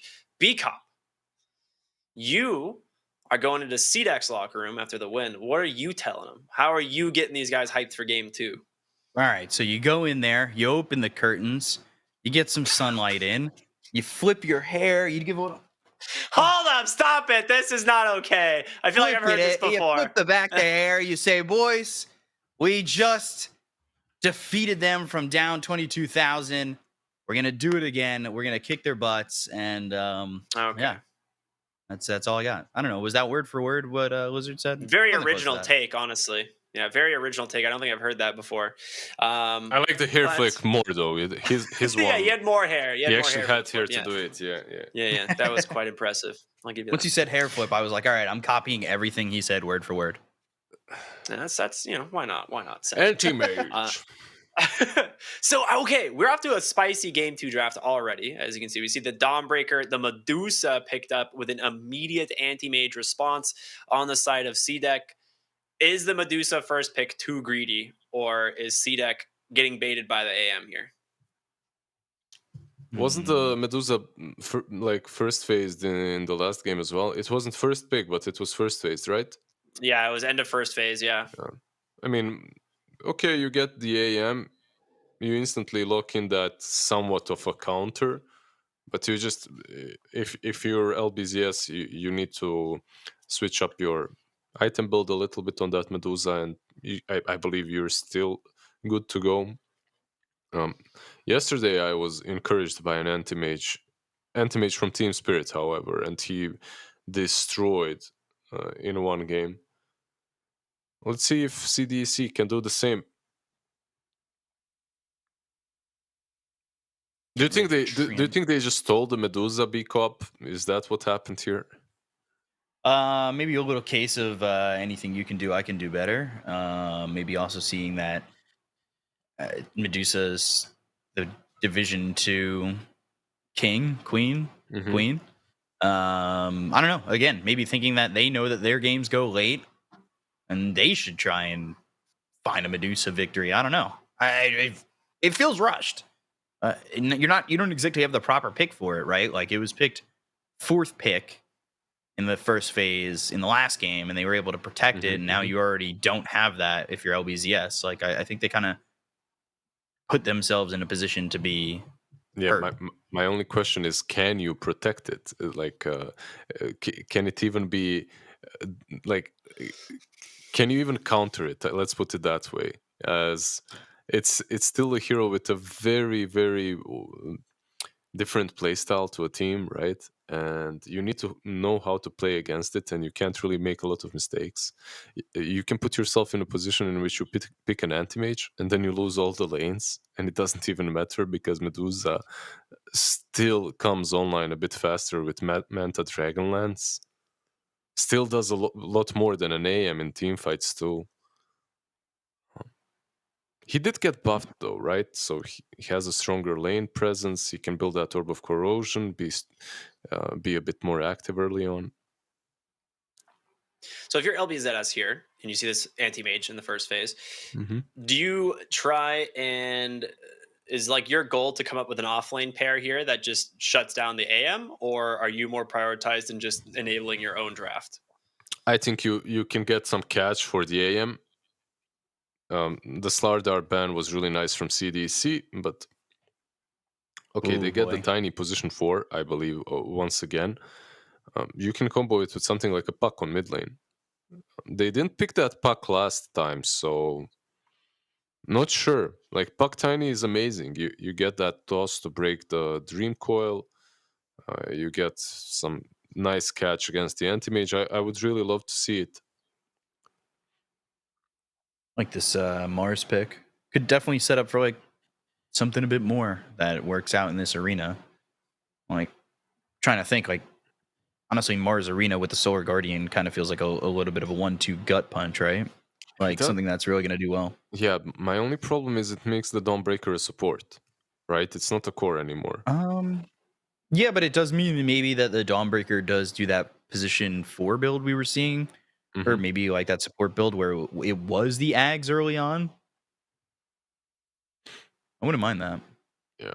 I like the fact that they also get the position 5 Bane and not an Enigma this time around on CDC, as like that Enigma that truly couldn't play the position 5 Enigma game, didn't get any space at all. And LBZS is like, okay, we're gonna take everything you had and uh, like throw it at you.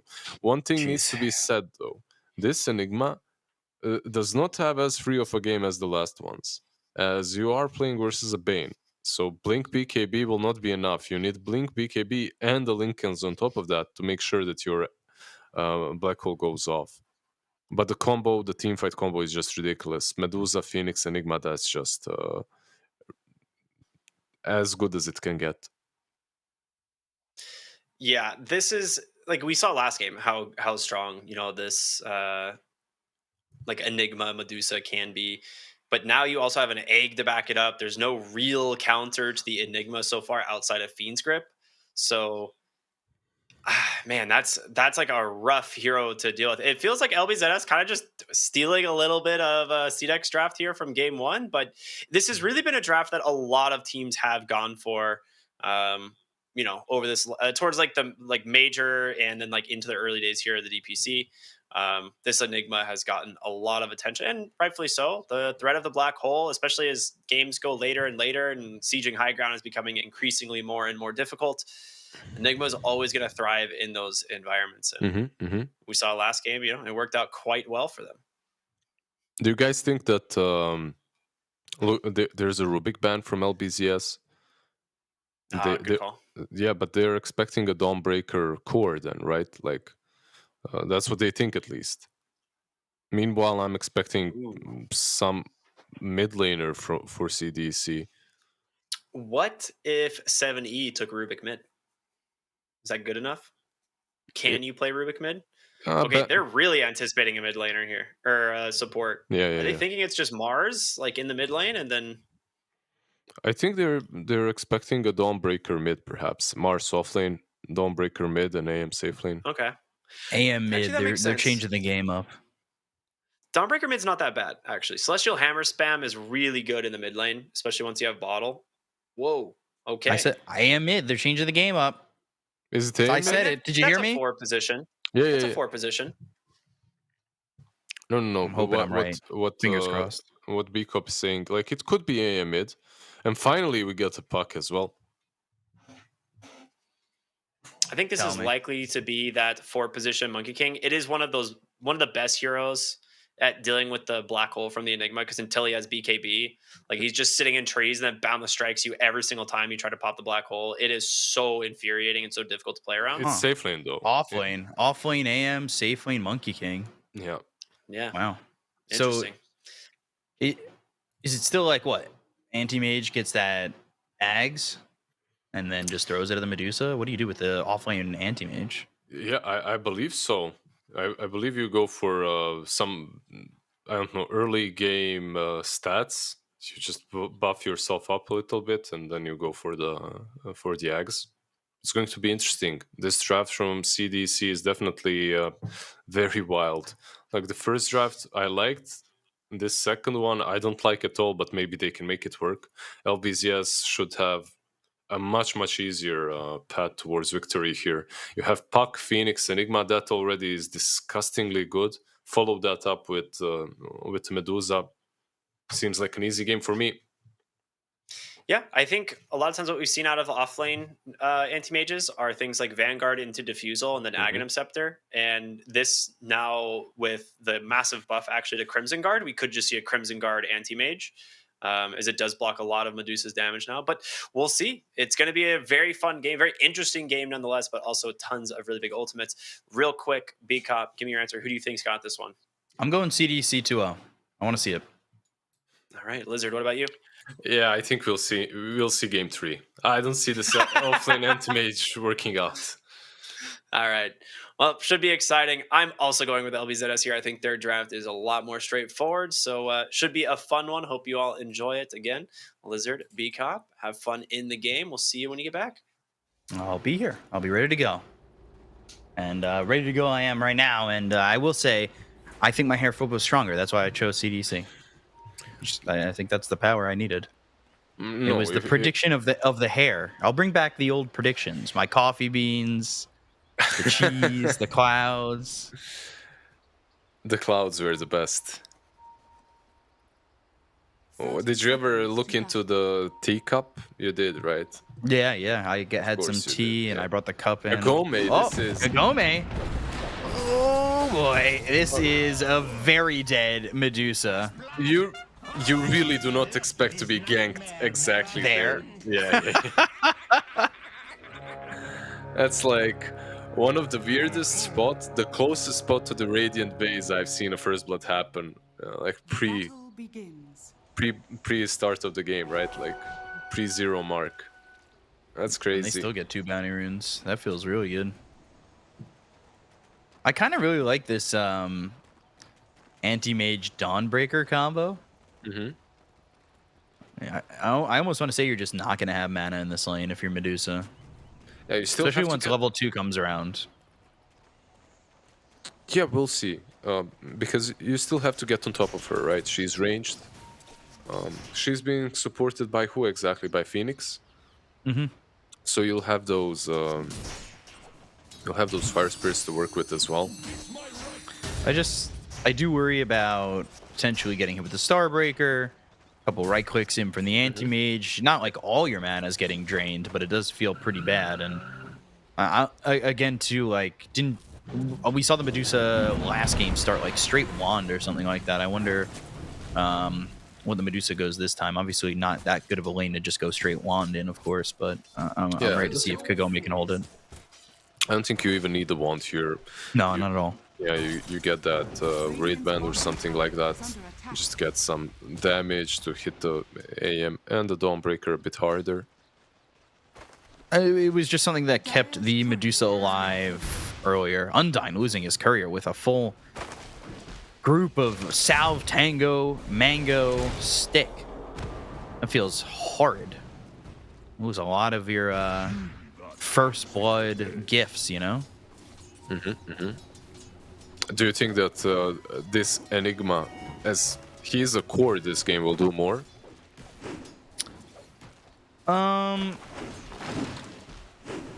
Again, I think it's really tough. Like, we saw how much the 2 and 3 were behind in farm in the last game, right? Like, I do still worry about the rest of the team getting farm. Yeah, Phoenix getting so damn low on the bottom lane, but manages to get away. Like, it worries me that maybe Enigma might be a step behind if he doesn't have a great lane. Like, LG had a great time as the Razor in the last game, but if you're starting to lose out on farm and your 2 and 3 are behind, or maybe CDEC Excel could be a problem. You're right. At the same time, it's a different team, right? So I believe they will. The way they share the network across the heroes, the way they delegate farm. I think Enigma will get more this time around, definitely. Especially as he's a core, but... Yeah. Also because of the way they play around LG, they give him more farm. I was going to say, that might be the one thing that like kind of differentiates LBZS and CDC, right? Is like knowing how to give farm to the rest of your cores in a position like this, where it is kind of like that 4 protect 1, but at the same time, you do kind of need a little bit of farm here. I would say on both Puck as well as the Enigma. Mars used to be really good versus Puck, right? And I think it has changed a little bit towards Puck's favor. Like, he does a bit better. It's a decent Mars game overall as a core. Kagome, no mana, like you predicted. This is a dead Medusa. It just gets ripped apart, right? Like, it just feels like, especially with the Starbreaker, that level 2, that it can get pretty easy if Kagome is just not in the right position, especially when they're able to push out detachment so easily. They did manage to kill off Enigma on top lane at least. Some sleep into Monkey King getting on top of her. And so 3-0 for CDEC at the moment. Not fun at all. think you need to get Orb of Corrosion on the same, right? Like, you get that as well, and suddenly, the moment you get them low on mana, or no mana that is, they can't move. It's literally so much slow, plus the minus armor. It feels good. I mean, right now, just going straight into that Vanguard, he'll feel pretty confident in the lane overall. I could go for the Orb of Corrosion after. I don't think I hate it afterwards anyway. I will say, I'm a little bit surprised. Like, 7E is right up there with the Puck. Yeah. It should happen this way. I think... I just thought maybe 7E would play a little bit more, or PP would play a little bit more aggressive on 7E. But I guess he can't really, and now detachment goes down. And again, that's just the pressure they've been putting on bottom. Yeah, the Phoenix and Medusa. Phoenix is really not the strongest laner.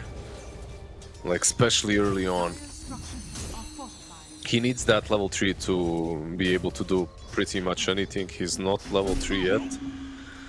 So Kagome and Detachment kind of suffering on the bottom lane. Mid lane, and they've got the Dream Coil as well as the Toss. They'll toss him out of the coil. The Spear! Oh! If there was anybody else, maybe they get that kill on a PP, but 7E ends up losing his life. Dawnbreaker just a little bit late to the party. Starbreaker, though, on Detachment, and gets one kill. Gets Fairy Late Fire. to help 7E, but let's see. Toss, Fairy Fire. No mana, though. And then there's the Illusory Orb to get the kill. And taking away a Spree. Not amazing, because that, I would say, probably pushes Puck ahead and puts him ahead 400. Not a lot of gold, but it's enough. It's He'd have that level 6 first. Look, you can never really be sad about someone coming and giving you a kill in the mid lane, right? Like pushing you, propping you up a little bit. It's like, thank you very much. Arena, Spear, and that connects. Salad tossing him over to Imitator, but Starbreaker kill. I feel like that was one of those situations in which Dawnbreaker just showing up almost saves the Tiny, right? Because of the toss target. But man, this Medusa is just not having a game at all. No, and look at where Kagome is. Spear's certainly going to land. He's right by a tree. I mean, you're surrounded by a forest. And then you get hit with the God's Rebuke. The Starbreaker is there, and Imitator has another kill on Kagome. CDEC is breaking them apart. Like, this is Breaking their will. Yeah, this is ridiculous. If you're a Medusa, they're literally forcing you to the triangle already. Like, you need to go top or to the triangle. You just can't lane anywhere. There's no stacks either. Like, it's not looking good. Dream Coil. Again, they're going to look for potentially the Toss, and that's exactly the positioning PP wants to take. They've got LG over here, no Black Hole, but no life left for this Monkey King. That being said, Detachment down bottom goes down. Yeah, he tried to delay the push a little bit. He did succeed at doing that, but AM doesn't care. He has the Vanguard. He's literally tanking the tower all along and jumps him and kills him. What's the way? Is it just Spear to break this black hole? Like, what's the biggest fear factor? Grip for LG, of course, but like he still has to kind of get close for that early on, right? Like that's not exactly that easy with the rest of the team that LBZS has. Wukongs and the Arena. That's actually going to land onto both LG and Salad with the Wukong's Venn diagram with the Arena, and that works out pretty well to get the kill at least onto the Enigma, but they don't get a second one. I thought they'd at least get two by taking out Salad, but they weren't able to clasp down on the Tiny. No, it worked out great. It was unfortunate, obviously, for Enigma. It was a nice plan. Toss the Enigma and then follow up with the black hole. But Boundless Strike was literally hitting the Tiny, and as it hit the Tiny, hit the Enigma in the air. So it stunned him. Gave enough time for Mars to set up the arena and everything else. But Dream Coil again, snapping it, and there should be another kill here. Down on Undyne, and LG with the black hole getting a solo kill on the Monkey King. it seems that way, yeah. He got that black hole, had Eidolons as well to work with. That is kind of crazy that he would get that solo kill. I wasn't exactly expecting that. I'm a little shocked here, but the offlane anti-mage is top of the net worth. Well, I wasn't expecting an offlane anti-mage as well. That's life. Like, you don't always get what you expect. Yeah, this whole game is really wonky. But Puck, BP so far is keeping LBZS in the game. Like, Yeah. he's had some good rotations together with Tiny. Tiny utilizing his toss quite a bit. They know where Kagome is, and I feel like Undyne wants to kind of sap some of this experience. He's not going to get to level 6 with this, but he got them the vision that they need to try and kill Kagome, and Kagome going over to the side. This might be a problem because it puts him in a bad position to not see 7E, right? Solar Guardian, Spear lands, they'll come in with 3, and 7E gets a kill into Kagome. Triangle's not safe either. And they steal the Tumbler's toy. They steal their neutral item. But Oh, I swear it's always like this. Like, you're farming as a carry, you know that there's a gang coming. He knew it. He starts going back. Sadly, the item drops, so he needs to move back for the item. He kind of stutter steps and they catch him. Enigma top lane. Oh, blinks out. Already has that blink.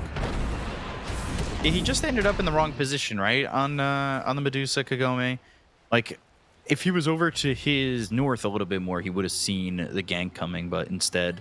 Or if he was Because of towards the south, he could have just ran, right? Like, Ooh, Monkey King again, sorry. Oh, Dream Coil snaps it, jumping. Fiend's Grip, though, onto the Puck. Starbreaker will get that extra follow-up lockdown. They go to the Wukongs, but it never comes out. They've got the toss. They have the Eidolons hitting away at the Monkey King. Supernova, not going to get off. Detachment goes down. Kagome did again.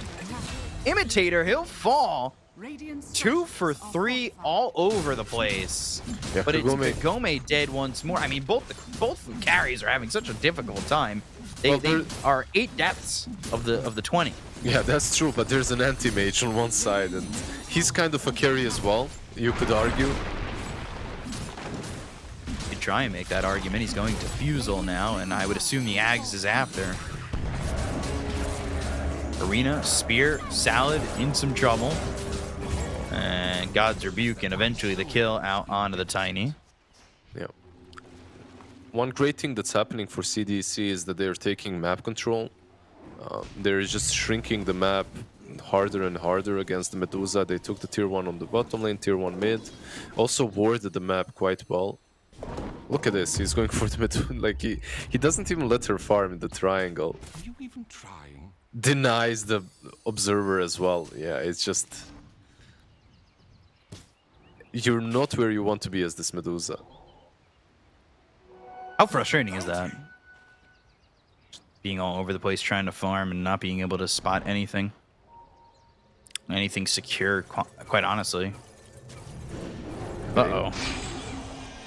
Uh-oh. Undyne. There's 3 here. Eventually, he's going to get low, but he's not going to die. The Solar Guardian comes in. The black hole now on a 2. LG with the blink in and the black hole. Undyne, Imitator, both dead. LG with the double kill. So Anti-Mage could have blinked in and used the Mana Void, right? Blink in behind the Enigma Mana Void to mini stun, but he opted not to. He opted to go back. I can kind of respect that. Just feed the 2 kills and say, yeah, we've had 2 kills. They used Black Hole. We can win the next fight. We don't have to win every single one. If he jumped in, he might have died as well. So Salad. Sees him. He's just trying to block that ancient camp. And then he pig pulls away. This is such monkey business on this anti-mage. This is like full monkey business style of gameplay. Enigma and well, both the offlaners right now, top of the network. LG, Attack. as well as this offlane anti-mage. Blink Dagger now for the Mars, so 7E. He's got that double damage. I could see them going for potentially a smoke and a way in onto the Medusa once more. They want to continue to shut down Kagome. They're sharing the farm on CDEC a bit better this time around as well. Like Imitator getting something off of the map as well. Phase Boots Venom getting He's towards going that Axe. Aghanims. Yeah, but Yeah. it's not only because he farmed. It's mostly because he had a good lane that he has these items. Medusa, Arena, Stone Gaze, misses the spear, does have the double damage, but there's no mana left on Kagome. He needs to be very careful how long he's willing to stay on this one. Anti-mage is The coming. Mango goes to the TP, and they won't get the kill on the Medusa, but they will get detachment. Undyne dies. How satisfying is it to use the shield with DD like that? Just do that much damage. It's Yeah, disgusting. yeah. Especially when you've got that shield, the Medusa shield, right? Mm-hmm. That's a immortal from that Halloween treasure. Radiant's top tower is under attack. BKB next. There's the defusal. And it's going to be Yasha, or no, it's going to be Manta Battle Fury for Anti-Mage. I kind of wonder if he maybe feeling the pressure, the necessity to kind of transition more so into a core instead of maybe going for that Ags and throwing in the Blink fragments. It could be that. It also could be that he's just having a really nice game. So he's just transitioning into a full core. Yeah, I think that Ags is really good in this situation like this. The Blink fragment always such a pain. So you would just throw all of them on a Medusa and get away. Like, I don't even know if you need to do that. Maybe you force an earlier BKB from the Enigma, putting the Blink fragment on him so he can blink in. I almost want to say you don't even use them on the Medusa. You use them on everybody else. There's the spear. Stone Gaze. Oh my god! I was not expecting that kind of damage from the Mana Void, but it's already level 2. Oh my god! Fiend's Grip, meanwhile, on a detachment. Solar Guardian coming in. Anti-Mage needs a little bit of help. He's silenced. There's the Illusory Orb, and they should be able to get the kill here out onto AM, which they do. How much did that Mana Void do? A lot. That Mana Void did a ton of damage.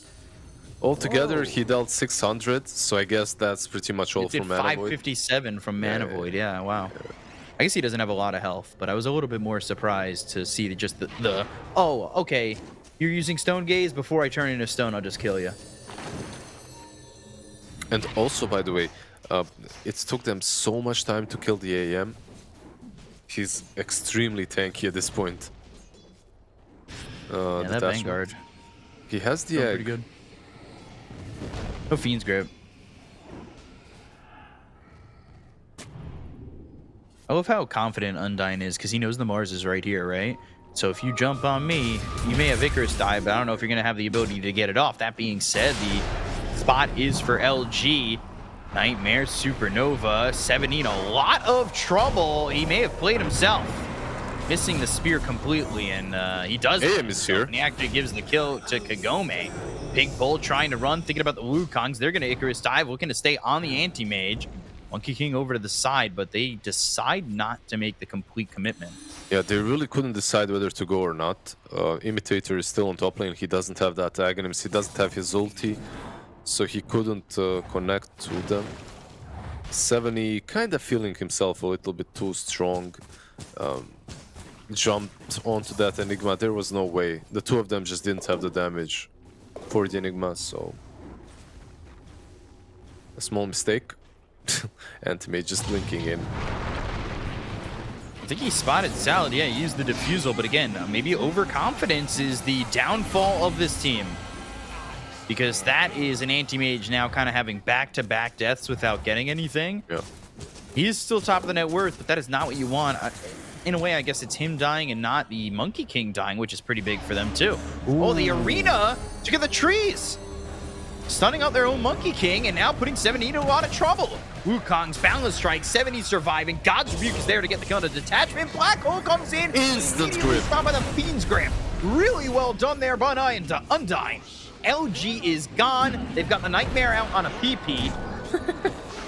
And Salad now trying to run. But it's the Celestial Hammer that got the slow on the Salad, and they should be able to keep up with him even past this Avalanche because they've got the Boundless Strike, Celestial Hammer again, and there's the kill for the Monkey King. Yeah, Monkey King is really not having the best time jumping on trees. His teammates are the problem. They're just cutting every single one. The Black Hole, I actually thought it was so good that it caught all three of them, but it didn't. It didn't catch the important target. It didn't catch the Bane, so it instantly gets cancelled. Very unfortunate for LBZS. It comes off of the fact that they also had this ward that just got rewarded by Phoenix. That ward gave enough info to Bane to know where Enigma is, where he's coming from, to be able to precast that Fiend's Grip. Ooh, Avalanche now a blink from Salad. They come through with the Malefice, Dream Coil, and Essence Ring, and not enough.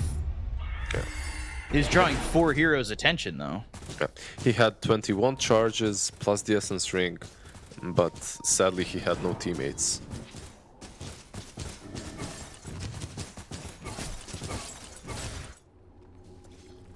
Hey, not some bad gold for some illusions there for the Anti-Mage.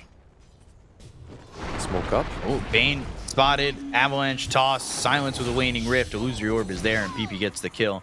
CDC, like, they're in a good spot. They're 2k ahead. But I do feel like their confidence is killing them slowly but surely because they are finding themselves in such aggressive positions that are they're not staying alive in. They're being caught out. And it's giving a lane for LBZS to take advantage of. Yeah, they're doing a little bit too much. Like, they're so aggressive, and not a lot of teams can really execute this level of aggression. Like, usually if you're this aggressive, you're all over the place, you're all over the map, and you get punished, which is something that Monkey King suffers from already a couple of times. Like, he has 4 deaths to his name, and he's the position 1. He's just way too active. I feel like he could have been, you know, farming a little bit more, getting that BKB first and then joining.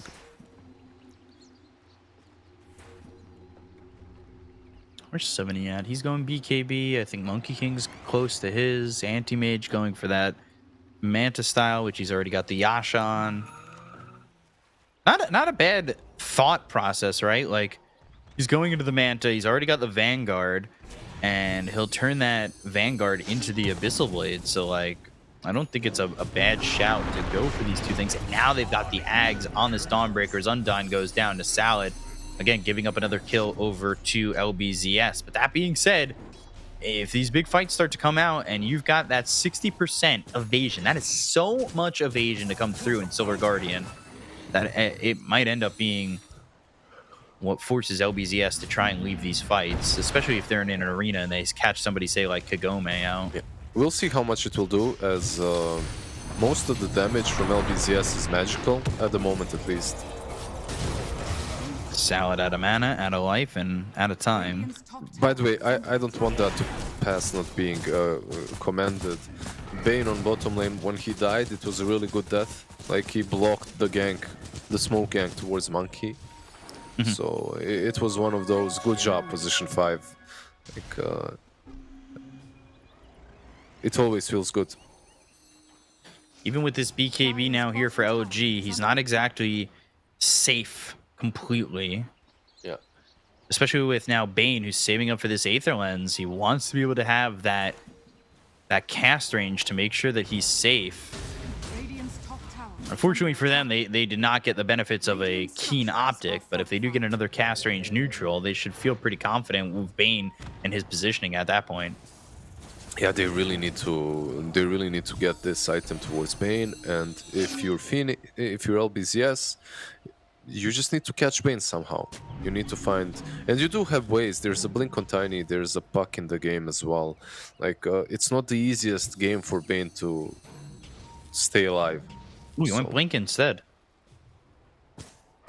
On Bane, Yeah, instead of the Aether Lens. it's also not bad, right? Like, just stay back. You have that blink, and you can blink in Fiend's Grip the Enigma. It's a different option, but still a good one. 70 look for the shard. Now that he's picked up the BKB, he's looking to maybe get himself a bit of a LBZS kebab. Pick that up over at the cart on the corner and see if you can get yourself juicy gold out of it.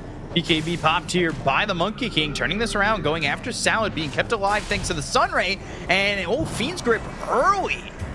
And it's going to be a full duration Fiend's Grip. They got the kill into Salad, but here comes the Black Hole afterwards. Solar Guardian comes in, Supernova goes off, and they get the kill into 2. Now looking for 3, but LG, here comes the Anti-Mage, right clicks coming in. There's the Arena, the Spear lands onto the puck.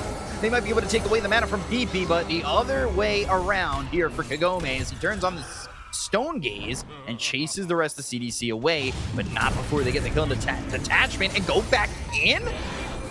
Waning Rift, silence on the 2. Anti-Mage trying to stand his ground. He doesn't have the mana void, the Avalanche as well as the toss, and he'll get killed off by Kagome. Again, over aggression, the thorn in the side of CDC. He should have just left with what they got once they saw 7E go. Yeah, that blink grip that was so early, it really started things off. It was a stalemate until that happened. Hell breaks loose afterwards. As Enigma is free to BKB Black Hole, everyone is free to follow up. Anti-Mage showing up like the true carry once again. A little bit too late, but ready to get some kills. Unfortunately, like you said, way too deep for way too long. And now 70's going to get himself the shard. That could have been the difference maker in that fight because Puck and the Medusa were both stacked. So they would have both been hit by the spear if he had that shard. Now he does. Do you think that it's getting out of hand for CDC?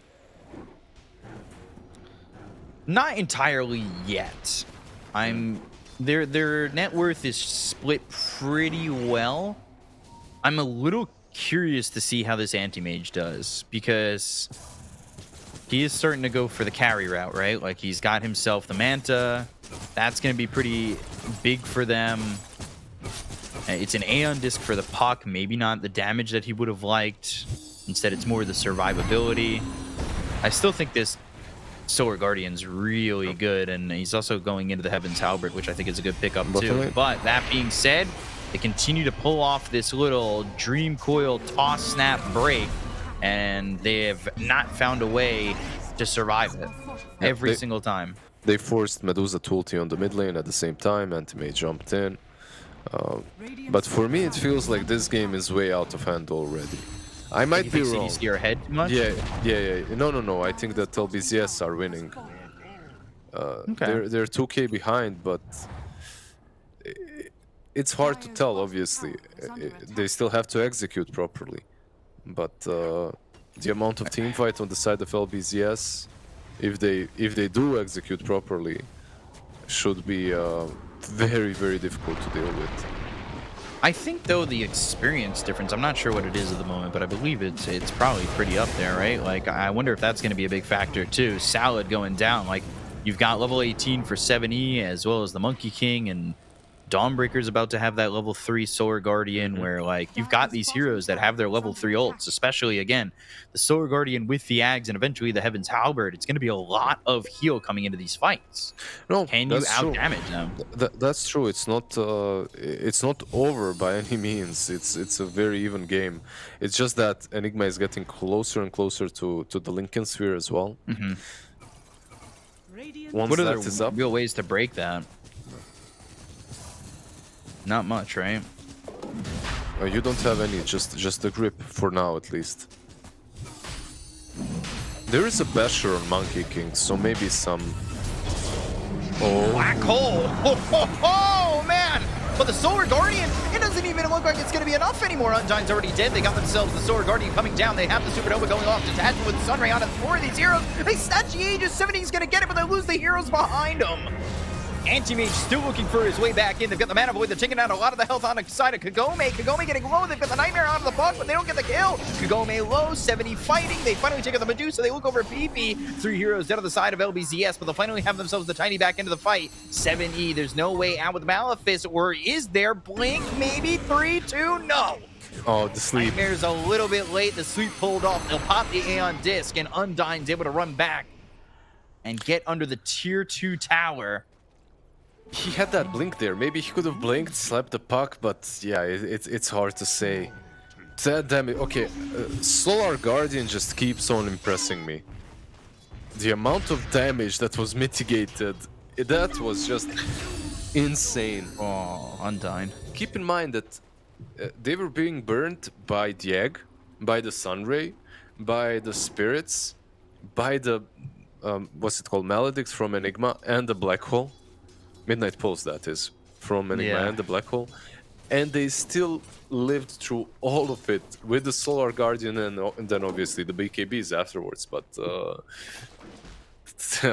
it's insane just how much this spell deals. Level 3 Solar Guardian is just ridiculously strong. I mean, 120 heal per pulse. How many pulses are there?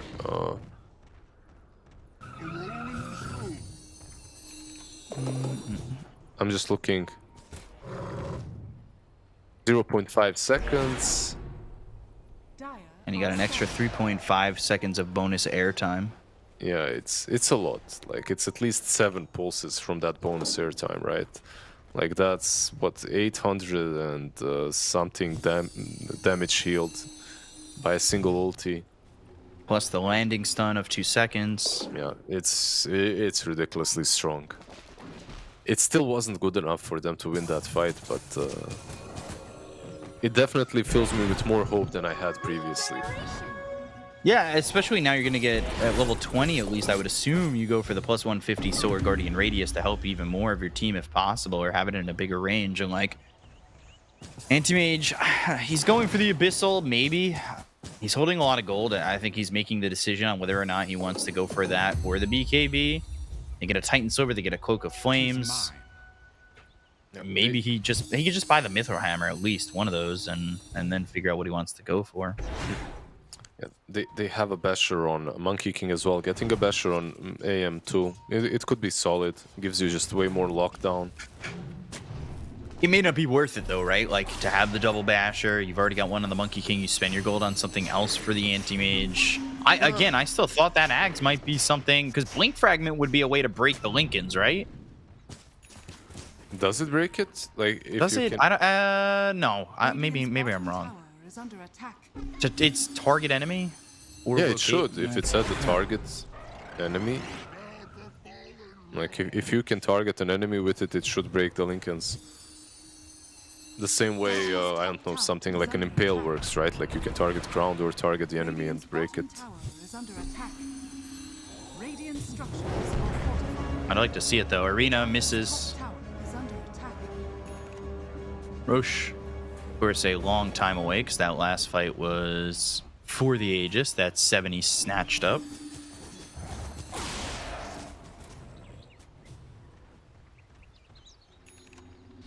Is any of these scores going to buy an MKB? I guess later on, right? On the side of CDEC. You already have the Maelstrom, so I guess that helps a bit against the Butterfly of Medusa. Anti-Mage holding onto a lot of gold. Mm-hmm. Maybe unsure what he wants to get. Monkey King looking... He's got the Shadow Blade. We'll see if he goes Silver Edge first or the Scotty, but either one, it's going to be a while. I really think it should be the Basher. Like, the BKB is strong as well. You're playing that offlane role, so the BKB would be solid to give you some more utility. Bane is breaking that smoke once again. They don't even see him, he's invis. Yeah.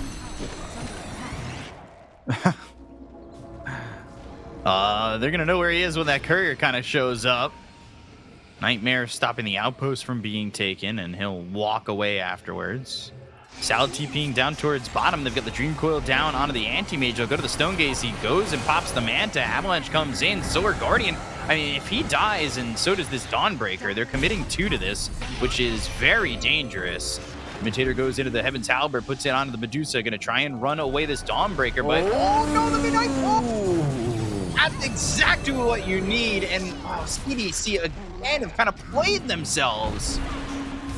Celestial Hammer for the distance, Starbreaker thrown forward, but it's tough. That was such a dangerous jump to make as a Monkey King. Avalanche in, Celestial Hammer, but mules up into the air and never makes it away, so they end up losing 2, and it's a 4K lead for LBZS. They're starting to really pull away with this one, and it does end up being the BKB complete for Anti-Mage, and he's got Orchid queued up. I'm not sure he knows really what he wants to do with this Anti-Mage. He had such a good start. He maybe gets confused with what he wants to get out of this. Yeah, would you know what to do with an offlane Anti-Mage? I wouldn't. It's that like, has okay. this good of a game that's top of the net worth? I have no idea. Exactly. You kind of get that Diffusal and Vanguard, and then okay, now what? My game is pretty much over. I didn't think this through, you know, like that's it. Offlane Anti-Mage, this is as far as it usually gets in pubs. But Monkey King, man, that was a huge mistake. This could be a decent kill for them, but they do have Black Hole. He needs to be quick on it. Anti-Mage in a weird spot, but BKB has run out, and now they'll go to the Black Hole. They've got the Stone Gaze to follow it up. Dream Coil is ready. Blink away. Blink with the BKB.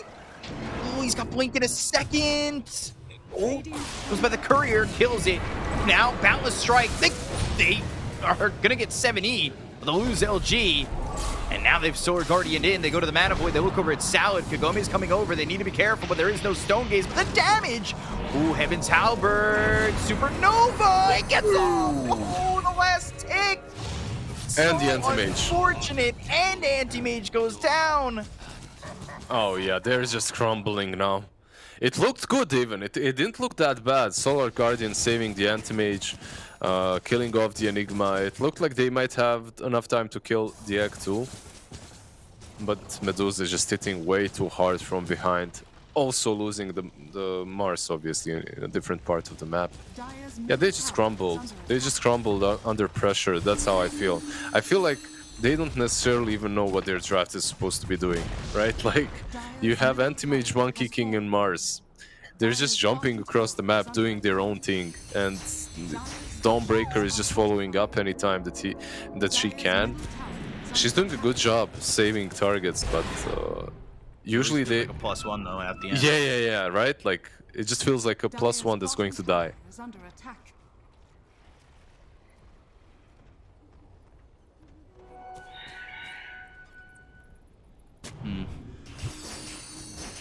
I mean, is there a way back in? Like, is there any way that they can bring this back? No. Okay. Wrap it up. Go next. GG go next. They're in Roche. I mean, if there's no fight on this, I find it almost impossible. But if they could find a way to get back into this pit, I don't know. No Black Hole for 17 seconds. Maybe it times up right. Undyne over near the pit, but it won't matter. Eventually, it's going to be Aegis and the Shard, and the Shard's probably going to be... I mean, it doesn't have to be on the Medusa, but I'd like it on LG as well. And he gets that Black Hole pull. Dream Coil on Undyne. Midnight Pulse is down on the ground. They've got the Malefice, Waning Rift, and the Illusory Orb, and of course the Spell Enigma Prism gets himself a Spell Prism. Yeah, always feels good. Maybe perhaps you can do something like split push, make them make them perhaps separated and win some fights in which you have the numerical advantage. I don't think it's going to happen. Oh, Irritator. He's the one you really want alive, right? Like, he's a big part of their fights even feeling close. He just messed up the hammer. He messed up the hammer, and this is high ground. They are pushing bottom. They're putting some creeps in there, but it's not enough. They've lost the set of racks, maybe 2, maybe more. They have buyback available on Imitator. So they will have the Solar Guardian available. Illusory Orb going the other way. Boundless Strike is there, so a little bit of control, but the Aeon Disc pops. Dire's middle tower has fallen. Ooh, Anti-Mage from behind. He has Now that big Coil is BKB. down. He's got the BKB, but I'm not sure if he's going to be able to get out. He does just blink away. Got that They have level Refresher, by 25, the of way. course. On Mars, that is. So they have another arena to work with, but there's no damage. And there's the spear. Wukongs. They're going to need the refresher in the arena. The black hole comes in. That's going to land on the 3. It pulls in the anti-mage. They're doing the damage on a Kagome, but you got to remember it's not going to be just 1 life. It's going to be 2. With the BKBs being popped across the board, they've got the Starbreaker out on LG. LG stunned up, killed off, taken out of the game, and will fight back on Undyne. They look over for the Monkey King. They've got the Stone Gaze. They have the damage. He's got buyback as well. They're still committing to this one. They are up by a lot. Anti-Mage goes in, right in onto the Avalanche, and he's killed off via the toss. They're going to buy back on the Anti-Mage as well. Boundless Strike comes in. That lands onto the Medusa. They've got the Starbreaker as well as the Spear. They've locked down the Medusa, now without the mana, and now without the life. They found themselves the Phoenix. They get the kill on a 3. They have the buybacks available. And all of a sudden, CDEC again, they've got that VHS tape. They've rewound it, and they're playing it once more. Exactly the same thing that was happening in game 1. Pretty much. Rinse and repeat. However, this time around, they were forced to use 4 buybacks. 4 buybacks. Can they do anything with this? Let's see. I sincerely doubt it. The BKBs are on cooldown as well. It can always happen that LBZS try a bit too hard to defend and then lose a couple of heroes, but you don't have to do anything. Like, if you're LBZS, just chill. Stay on high ground, wait for everyone. Even if you lose the side, you're still so far ahead, it doesn't matter. Just don't feed. Radiant's middle tower is under attack. And if there was a way to do it, wouldn't you want to be pushing mid and bot? If you're a CDC, it's a nice idea, but they don't have the time. They just don't push fast enough. They weren't exactly pushing immediately. That was a big issue that they kind of had there. And they only took a tier 2 over mid. They got through 2 lives of the Medusa. I guess that's a little bit of, like, faith. Just click on the puck. Look at these items. He has Overwhelming Blink, Spell Prism, Kayan Sound. Like, you're not even killing this puck. Octarine. Yeah. Like, maybe you kill him if you get some sick mana void on him, but most likely even he's unkillable. Yet alone the Medusa. Is it quietly that he's 13-0-21? It kind of flew under the radar for me at least. It's usually what PP does, you know. He flies under the radar, the kind of a guy he is. The silent killer. So Dawnbreaker bought the Tome of Knowledge. I'm hoping that goes on to the Monkey King, because if anything, he kind of needs that extra additional Wukong's command ring. It's really strong on him, yeah. I And would not definitely... the 2 Starbreaker charges. well, Okay, there it goes. I would definitely give it to Monkey King more. That's It's just so good this game as well. Whenever you're playing into the Axon Bane. Yeah, that just I'm curious. And the Abyssal. I'm wondering if these items are enough. I'm just thinking, like, maybe what? maybe these items can catch, let's say, an Enigma off guard. And keep in mind that even though they did buyback on CDEC, a hero such as Enigma does not have one. Like, he just doesn't have. Oh, Anti-Mage. Oh, Anti-Mage. Oh, Anti-Mage. All right. Well, okay. Now Dream Coil. They got the sweep on a PP, the Balance Strike to follow it up. They're going to use that Spear in the arena. That will come through with the BKB, as well as the Stone Gaze already getting used. They're coming around the other side of this fight. The Avalanche lands out onto this Bane, and Bane's going to be holding that Fiend's Grip in the grave because he's dead for 90 seconds. He bought back in that high ground defense, and now, well, that was all to stop a Medusa to get a double damage, by the way. Yeah, one good thing, for CDEC is Rosh didn't respawn, right? So they'll have Bane before Rosh respawns. They'll be able to fight 5v5 unless LBZS just decides to fight immediately, which it seems like they aren't. They don't want to. But keep in mind, there's also a full refresher orb on Enigma. The fights are just getting harder and harder.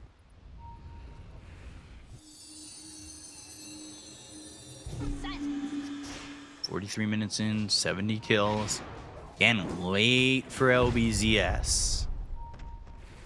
If you want to win this fight, you need to jump the Enigma. That's pretty much it.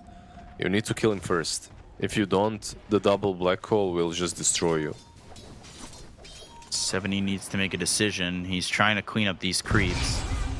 Trying to put some pressure onto the bottom, but now they look over. They already got the kill on the Monkey King. He's got no buyback. Black hole is there. Solar Guardian doesn't matter. 7E is in, but 7E needs to be out. Because there's the GG call. There's the black hole. It's on the 2, and that'll secure the game for LBZS. They get Imitator. Can they get 7E before it goes down? No, they can't. But it is LBZS that do take the game. They jump the Monkey King at the end there just to make sure that they can finish it off, no problems. What a game, man. Like, for me, it was a little bit straightforward. Even though Anti-Mage had an amazing game, I could, like, I've experienced too many Enigma games, you know, so I kind of expect the same outcome in every single one. Did they have ways of dealing with her? Perhaps with the Bane, with the grip, but I think they let this game go a little bit too long. Like, they did a really good job at controlling the triangle, a really good job at shutting them all down, and then suddenly they did way too much. Like, there's always a point in a game in which you need to hold your horses, slow the pace down a little bit, farm up that one big item, and not feed away the advantage that you already got. Sadly, they did that. Monkey King fed away most of the advantage that they got before getting that BKB, and then it didn't truly matter because they lost that advantage that was necessary to keep the Enigma down. Enigma gets the Lincolns, game becomes way too difficult. Mm-hmm. Yeah, it's a really good way to point it. And you're correct. Yeah, the game just got overwhelmingly difficult, you know, for the side of CDEC, and it forces us into a game 3, which honestly, I think is what we probably expected going into this one. Looking at the drafts, it's really difficult the longer this game goes on, and LBZS managed to drag it out long enough, and those late game fights just become so easy, you know, to execute. Like that's what I think we talked about in the draft, right? Ease of execution here for LBZS, very straightforward into the late game. You just black hole like 1 to 2 heroes. You've got Lincolns, you got BKB. There's just not a lot of options. And even though the Anti-Mage had a fantastic start, it was not the end-all be-all counter to the Medusa that they were hoping. Yeah, I kind of wondered about the item build. Like, we kind of talked about, did he get baited into going more of a position 1 item build and maybe going into something that's more like quick and jumping the Medusa constantly? Like, I thought Blink Fragment would be nice. I really thought the Ags could have been a kicker here, especially with the lead he had. Maybe just wipe the mana out of these heroes. I don't know. It could have been good, and also the quote marks. What did you call it? A carry build? Air quotes carry build. It didn't really work that well because of the adjustments from Medusa. Like, she got the butterfly really early on, and then suddenly, yeah, you get this carry build, but you aren't really hitting her. So you can deal with everyone else, but not with her. And even everyone else, they get covered by an Enigma, by the Sunray. It wasn't an easy match. I have to say that I completely recognize the brokenness of Dawnbreaker now, though. Like, Right? That agonism is just so strong. It's crazy. Yeah, there was a couple times where you just like Dawnbreaker ults and you're like, well, here, look. Just don't get to participate. Yeah. They just all survive, like just out healing the damage that's coming through the Midnight Pulse. It's ridiculous. I mean, granted, the fight still is kind of a disaster because you're playing around the Roche Pit against like Phoenix, Enigma, you know, Medusa. But one thing that I was thinking to the Anti-Mage, like the reason he goes like this Abyssal Blade build is he like he has to just like hunt the Enigma. I don't think his goal is killing the Medusa. Actually, I think he has to that's kill true. the Enigma, right? Like Yeah. he's the only one who can do it. You leave the Medusa to the rest of your team. No, 100%, but that's where B-Cop's idea also kind of makes sense, right? Get the Blink fragment and just send them on And the search Enigma. for him, yeah. Yeah. It could work, but I can definitely see the reasoning behind the Basher. By the way, there was a fight on the bottom tier 2. I don't know if we saw it yet, but the bottom tier 2, when they Midnight pulls the Monkey King off of the trees, like Monkey King really did not have a good game this time around. Kagome was, he was getting caught way too much here as well. Nice Solar Guardian, and then they still lose the fight afterwards, focusing the egg. Look at that damage. One hit. Yeah, So it's always one Wow. hit, you know. Yeah. It's always like that. I don't even think they win that fight, even if they kill the egg. But yeah, it made it easier. That's for sure. You just get the kill and still die. That's the only difference. Like, you know, the Yeah, Phoenix just doesn't basically. live. But yeah, I mean, honestly, one of the probably the biggest reason that they win here is PP's puck. I feel like he absolutely balled out of control this game. He played exceptionally well with the tiny, right? But him and Salad getting these like coil into immediate tossbacks, and there's just, you know, no response in time to cancel it. So really sick plays from them this game. Yeah, he The fact had that he a, went 13-0-25 is kind of disgusting. he had a decent laning stage versus the Mars. Afterwards, he had a couple of really decent rotations and just rolled off of that. Did they have catch for him? Not really. Once again, both of these teams, they're severely lacking in that department, in their drafts, that is. Like, one of the reasons why I liked Puck in the last game, and the same reason why I liked him in this game, is that catch that they need. Like, it just makes the game so much simpler, Yeah. so much easier. It really does. Like, it's one of the reasons like Shadow Shaman has become such a top tier pick, right? You have this instant disable in the form of the Hex, the Shackles as well. You're just so good at controlling fights, and there's very few heroes in the game that can do that. Puck, probably one of the best right now. It's the reason he's the it is the most highly contested pick in the DPC right now, with almost 100 games picked or banned. So it is not surprising that we see MVP here going the way of PP. Like we said, an absolute ridiculous game from him. I like his 13 kills, stance 25 here. assists. Yeah. I like his stance here with the hand out. Like, I don't know. I like it. Like, stop. Yeah. You will Yeah, not- exactly. It's like fun ends here. Or for all you anime fans out there, Lizard, you could cover yours. You know, it's the Gohan one-handed kill cell with the Kamehameha wave. Oh yeah, come on. You realize Lizard does know what Dragon Ball is, right? Yeah, Dragon Ball is fine. That's like the only acceptable. Is that the anime only? Is that to the only Lizard. exception? That's the exception. Okay. Did you enjoy that one? Was that a good reference for Who you? didn't enjoy it? Come on.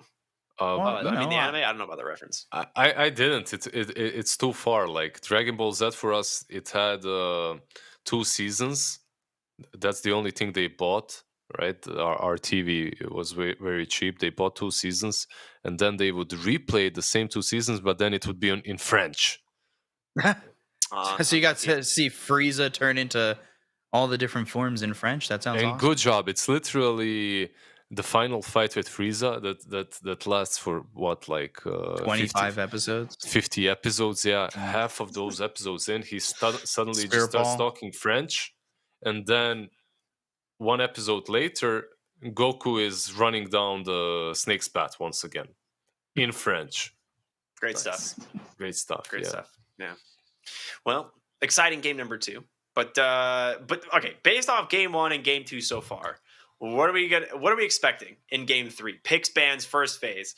There's gotta be some new bans, right? Like, there's no way they let these heroes through again. What do you think, Lizard? Yeah, I expect Dawnbreaker, Medusa, and Enigma to be banned out. Like, these 3 heroes, perhaps they will not be banned out, but will be highly contested. They need to be picked by one of these 2 teams. Medusa seems like end-all be-all carry between these 2 teams. If you don't pick it, then ban it, as it's obvious that neither one of these 2 teams can actually play fast enough of a tempo to end against. All right. Well, on that note, we're going to go to a small break, everyone. We're going to be back with game number 3 here of LBZS and CDEC. Stay tuned for more here on the CNDPC.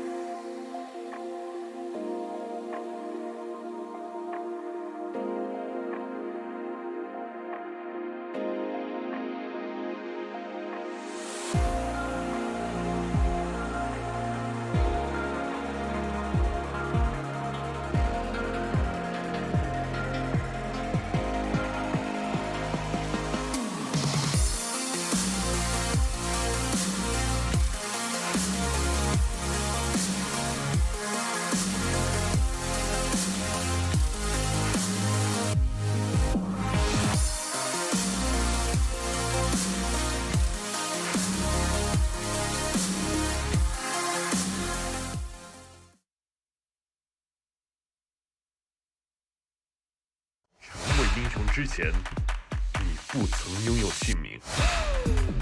通向终点的路很长，但谁也无法预知结局。有人潜心暗影，谋略。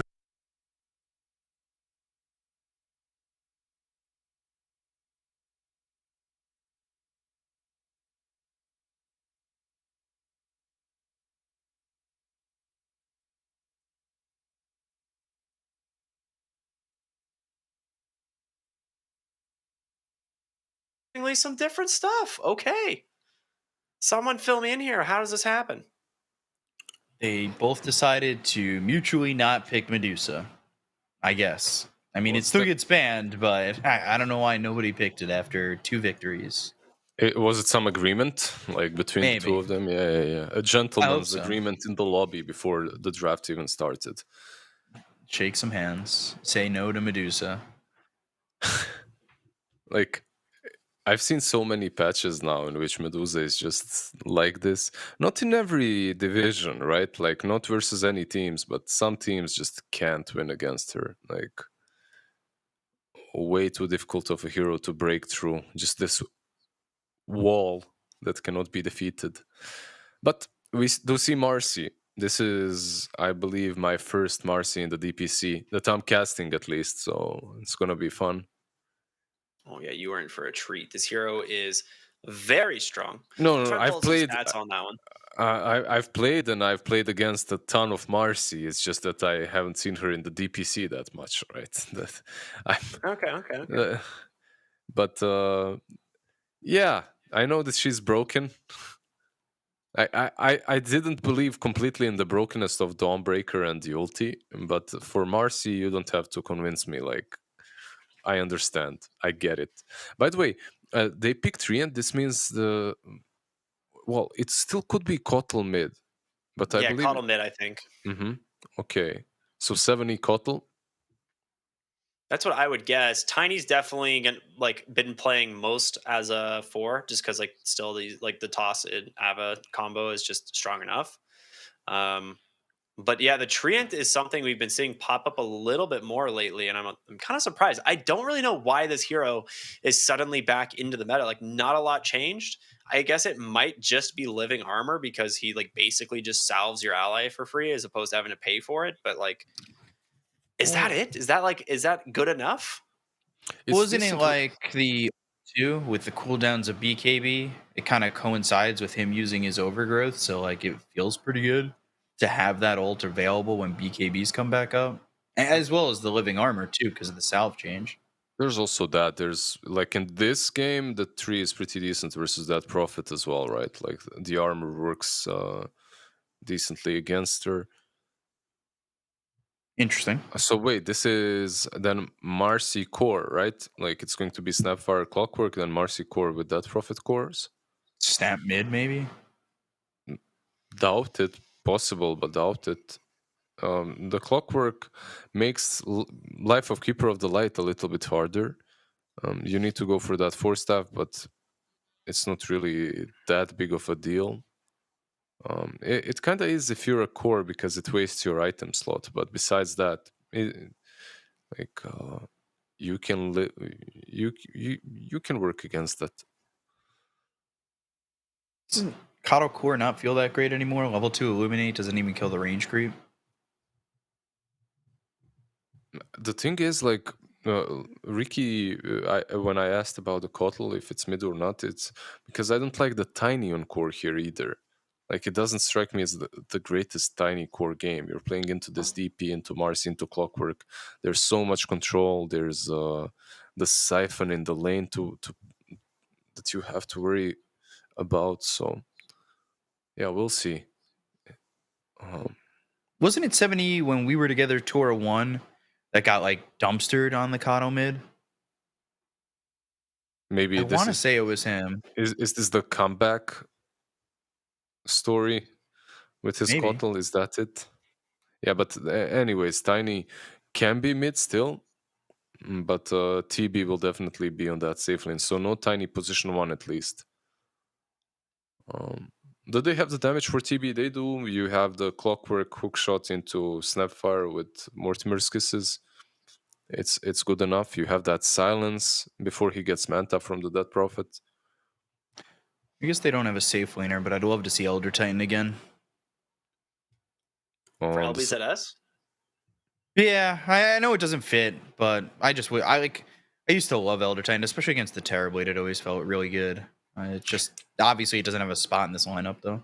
I just have a question for you too. Where's Marcy going? Like, Dude, that's what I don't know. Marcy's been mostly played as a support. Like that has been her primary role, is either the 4 or the 5. We see her a lot as a 5 position. yeah, but with Um, Snap and Clock, I don't see her being a support. This is a core Marcy, right? That's where I don't understand either. I mean, maybe you could run core Clockwork. I know he just got like the battery assault buff and he can like farm Mhm. creep waves and stuff, but I don't feel like that's enough to warrant this hero being like prioritized in terms of farm.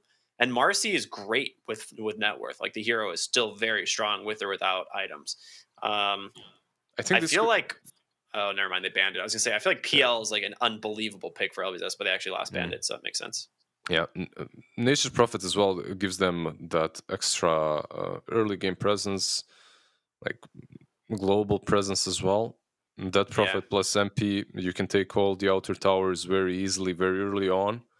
Plus, you Set up have with the Clockwork to Clockwork. set up. Yeah, exactly. Okay, the Sand King solves their damage issues a little bit. Like overall, Offlane I Marcy. I actually like the way they drafted this time around way more than in the first 2 games. I think both of these drafts are way more well more rounded up and make way more sense than before. Did I see LG there playing the Marcy? Yeah, it's Yeah. offlane. Yeah. Okay. So that'll be super exciting. I can't wait to actually see the Marcy played in the hands of a core because, like I said, most often we see it as the 4 or 5. So we're going to finally see what Marcy can do with a little bit of farm priority.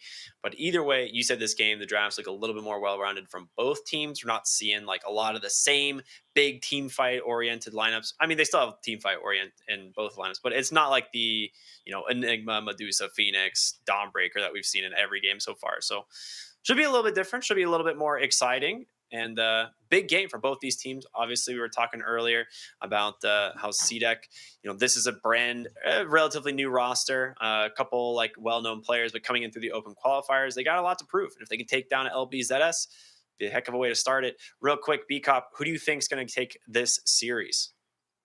I really like CDEC's lineup here. A lot more lockdown. I feel like it potentially, if they play as well as they did in the beginnings of the last game, they could take it here. I have a lot of confidence in them. All right, Lizard, you're up. Yeah, I feel the drafts are kind of even. I would slightly favor LBZS, but if we go towards ultimate win conditions, CDEC should take it. My money's on LBZS, though. I believe in that. All right.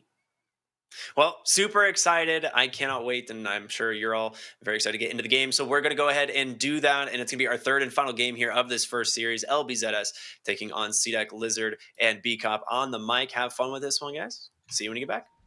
I'll see you soon. Or, well, in about 45 to 50 minutes. At least. Yeah. No, at least on that one. This time around, there's some like chaos potential early on. If the Prophet has a decent time, like there are some teams that play it in a really greedy way, and the Prophet just AFKs in the jungle, and there are some teams that just rotate constantly. I think Kagome could be the one that rotates, considering the way he played his Monkey King. He should be really active. I'm ready to see what LG does. I really want to see what the Marcy impact is.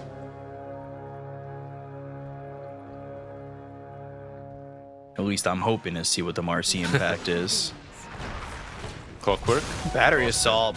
Yeah, Burrow Strike, Nature's Grasp, stopping him from going down the steps. However, kind of away from the team a little bit. Oh, misses. Avoids the Illuminate. Eventually, they'll have that Burrow Strike back up. And the toss to bring him back towards the Sand King.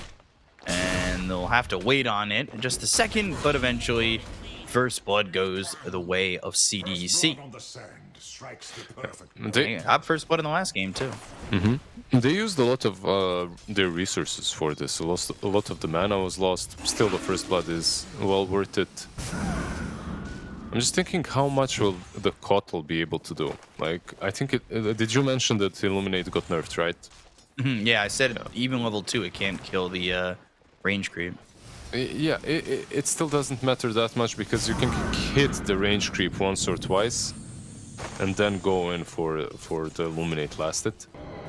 I guess in this matchup you can, though, right? Like, but in other matchups, you may not be able to put your positioning like that, right? Yeah, sometimes it definitely can be difficult. For me, the biggest issue for Kotl is you're playing into Clock and Nature's Prophet. Like, these two can get on top of you very easily. Prophet can TP behind you. Now go for it. Fake eye. And Clockwork can hook you. Top lane Tiny is getting really low, but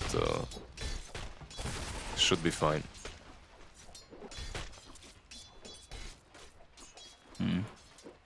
Again, just trying to feel the presence of that Marcy, because that was a play they tried to make with the rebound and the dispose, which maybe they can do here, but again, throwing him the other way, and then the Fire Snap Cookie over the top of both of them, going to the Metamorphosis. Both these heroes are pretty low. It looks like they'll get Salad at least. Trying to fight the Gotta eat your TB. veggies. Yeah, trying to fight the TB before he popped his meta. Yeah, it's a gambit, to say the least. Draw them in, pop the meta. Maybe if they try to run away after and fight a little bit later or something like that. I actually believe that they thought they had the damage for 3, but that truly wasn't the case. And so far the lanes are kind of even, right? Nothing really extraordinary happening. Yeah, nothing yet. Still kind of wondering where we're going to see each lane kind of fall. I don't think, at least it doesn't feel like a lane that Terrorblade should get too punished in. Not too easy to kill Undyne either. Yeah. He's a bit out Aw, of man. position. They could catch him, but That obs is going to be taken out immediately. Or at least it should be.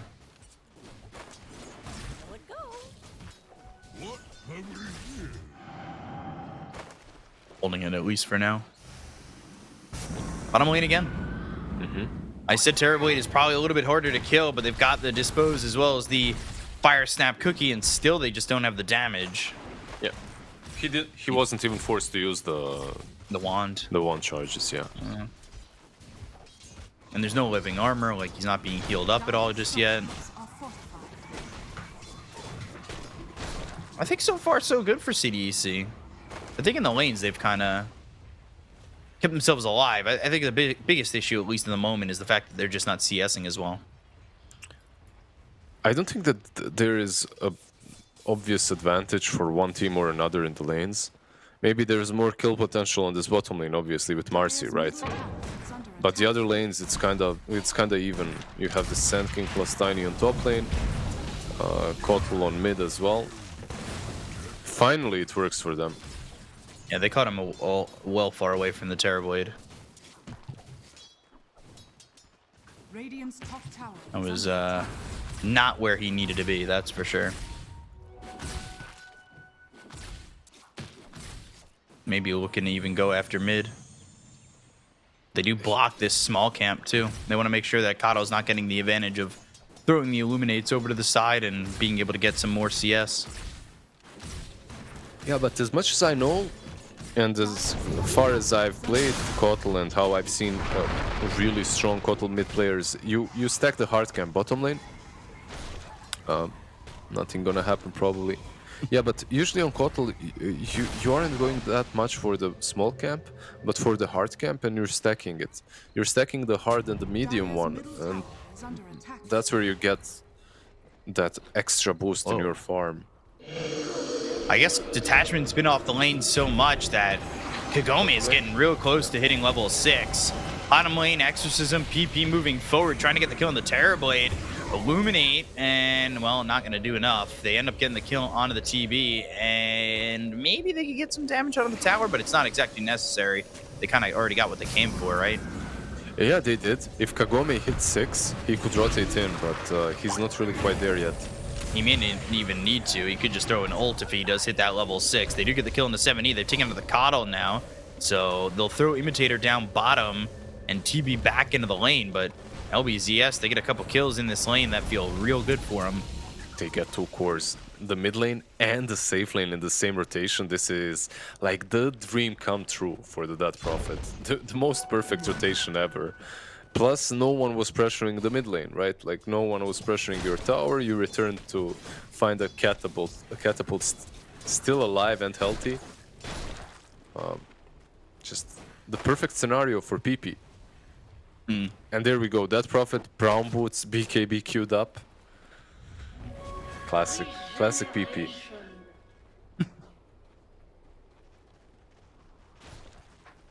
So I think CDEC had a decent start, but that really kind of throws a wrench in it, right?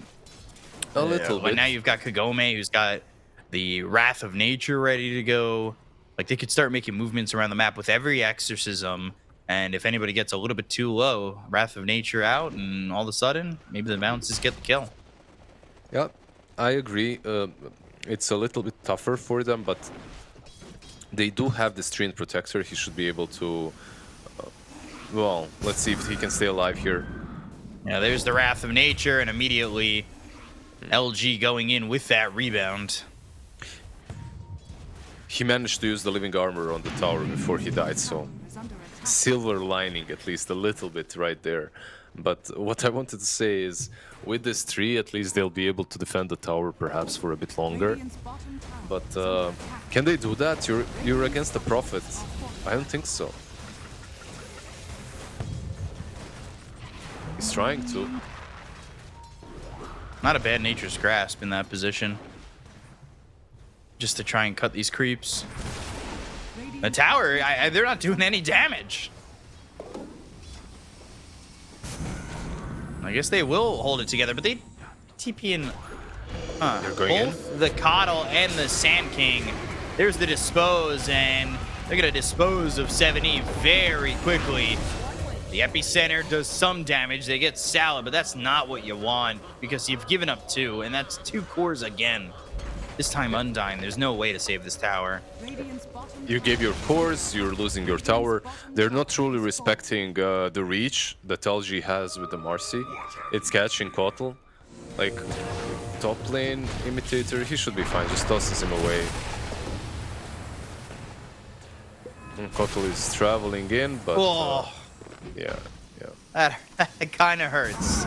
He's going to regen it eventually, and he's got the tango, but to jump into the lane and then just get hit by that Wrath of Nature, there was a +1 there. He's probably dead. Yeah. The good side for CDEC is that Turblade is still farming, right? So you are saving your carry from all the aggression that he felt in game 1 and 2. So the triangle for now is safe space, but Snapfire and Marcy, they want to change that.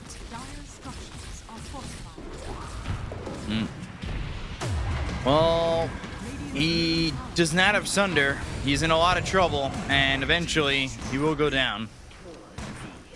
A small mistake there with the toss back, right? They caught Marcy caught the illusion.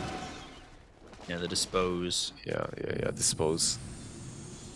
It's hard in the beginning when a new hero comes into, because like I feel like I forget the names of some of these spells, but especially when somebody's like just put into captain's mode, I do know them, but I gotta be on it. Yeah, I want to feel like I know Marcy forever. I just feel like I want to describe the spell, you know, not really call it by the name. True. That Wrath of damage. Nature, jeez. And again, he's got no Sunder. He's in a lot of trouble, and he's probably dead again. Honestly, this is a good marker if they can get this kill, but they end up losing the Snapfire. Maybe a little bit unnecessary. It's just hard to get those Mortimer's Kisses down when he's so close, and that also was because of the dispose right on throwing the Turboblade right on top of him, right? Yeah, especially with the new character, you're not wrong to explain the spells more so just to make sure that people who may not be familiar with the hero understand it as well. It makes sense, right? Like, it's... You're more of a teacher. I'm more of just a say guy. It's that grapple lever hook, you know, that's what she does. She's a grappler. Catches you, throws you over the hip on the ground. Give the dispose, also the angle slam. You know, it could be a little Kurt Angle action. I feel like Marcy is your kind of a hero, am I right? I don't play Marcy that much, but I kind of want to... You know what? I get a little bit scared of screwing up the rebounds. I'm fearful of being stupid with that hero.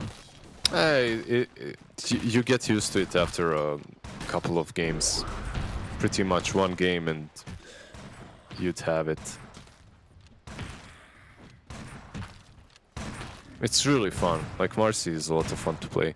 It's partly because she's broken, but the skill set is unique as well. Does she get away with being the 4, you think? Because I play a lot of 4. Yeah, of course. Like, she definitely can be played as 4.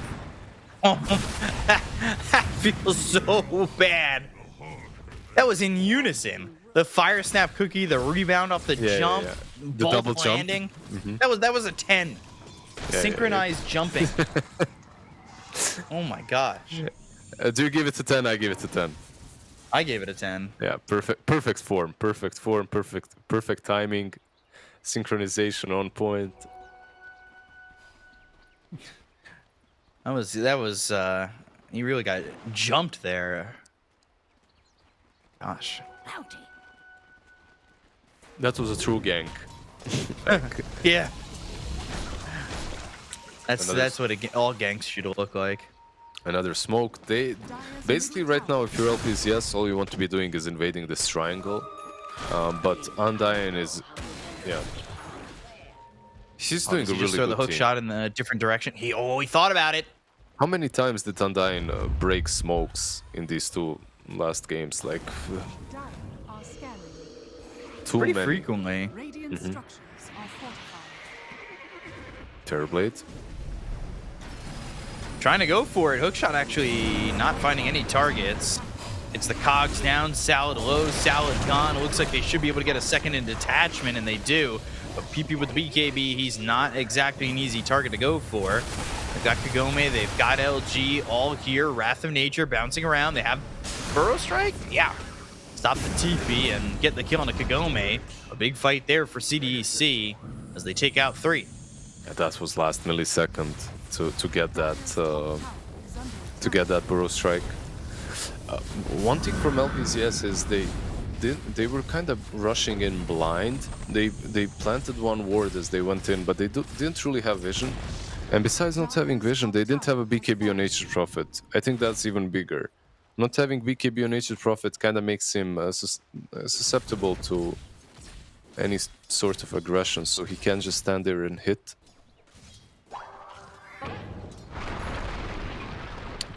The wealth gap is kind of quite significant between these two teams for... Oh gosh, Salad again. This is kind of similar to what we saw CDC do, right? Like they found an advantage and they felt very aggressive with that advantage, and it kind of cost them.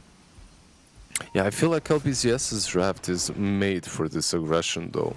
Like, they should be able to take these early game fights. They just have to be a little bit more careful about it, and perhaps wait the BKB on Prophet. It's what, 1,000 gold away? Once you have that BKB, the fights become much easier for you.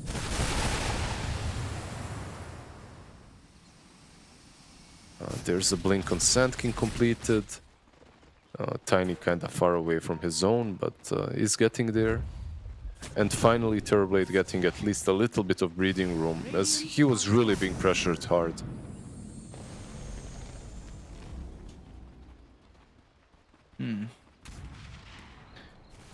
Are CDC in a decent spot now? Like, they were kind of down 5k to bring it down to 3k, even though they're still behind. Have they put themselves in a proper spot to kind of completely bring it back? Yeah. They're in a much better spot. And they also have these heroes that can delay the game. They just need a tiny bit of space, not to, just be completely destroyed early on. Detachment spotted. Spare Vessel, easy kill there. Yeah, the Sand King plus the Kotl plus the Treant, they can defend towers really easily and buy enough time for TB.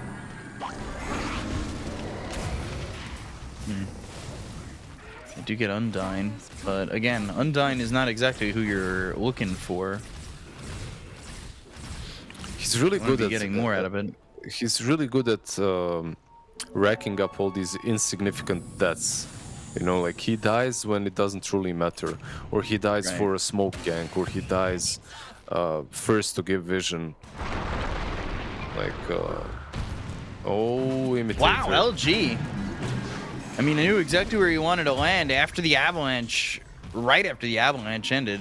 I mean, that's kind of understanding the hero to the T, right? Yeah, and the Imitator kind of messed up. He had Tumbler's toy there, but he didn't manage to use it to jump off the cliff. He used it, and he didn't jump off the cliff. That's what happened, so...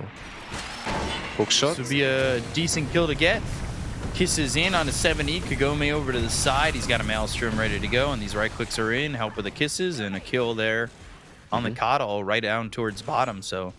Yeah, the Treants, they can start to push, try and take the tier 2, but again, you've got, what, level 4 of living armor now. Yeah. Barely killed the Kotl, but they still did get him. And now they can commit as that BKB is completed on Prophet. Sand King.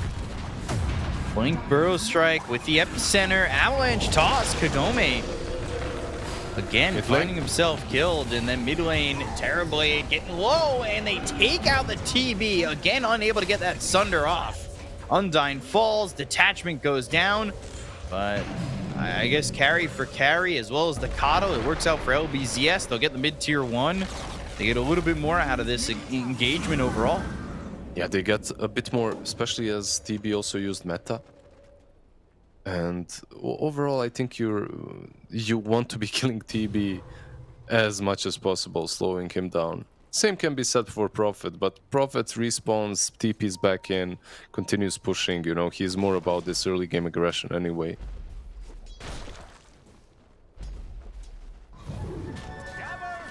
Do you believe in Marcy core? Like Marcy Bottom carry? lane. They're gonna look here for the Sand King. Hook shots followed up, and there is another kill set up for them. You mean Marcy carrying from the 3 or? Yeah, from the 3. BKB with the armlet? I would assume doing a decent chunk of damage once you get off that unleash, right? Yeah, it should. Ooh, detachment dead, but Salad in with Kagome again. They don't have Wrath of Nature for another 52 seconds, but there's the rebound. They're looking for maybe the dispose, but as long as they have vision, they'll get the right-click damage coming out from Kagome to get the kill there. Avalanche toss just to clean up the creep wave PP bottom. top lane catches the TB, but yeah, no follow-up. Prophet has that TP to work with, but yeah, probably not enough damage between the two of them. Yeah, maybe if he threw out the Wrath of Nature. And Kagome going for the Gleipnir, so like maybe we see more from LG in terms of just being the physical front line. With the help of Death Prophet kind of being the buddy-buddy. It's also nice to have a bit more control on Prophets. LG looks like he's dead already. Just gonna guess. Oh! Still dead. But missing the Burrow Strike gives a chance. There is just no feasible way that that's gonna happen with all those heroes there.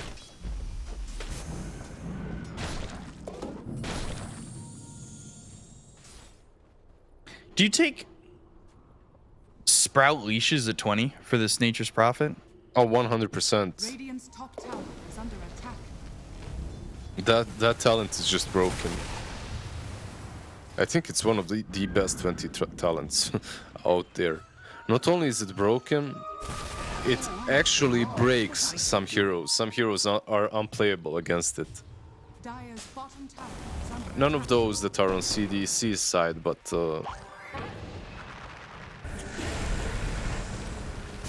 Salad. Not dead just yet. Hook shot in, 70. Kind of getting in a little bit too far, and LG gets credit for that kill. usually... Okay. Ooh, Undyne?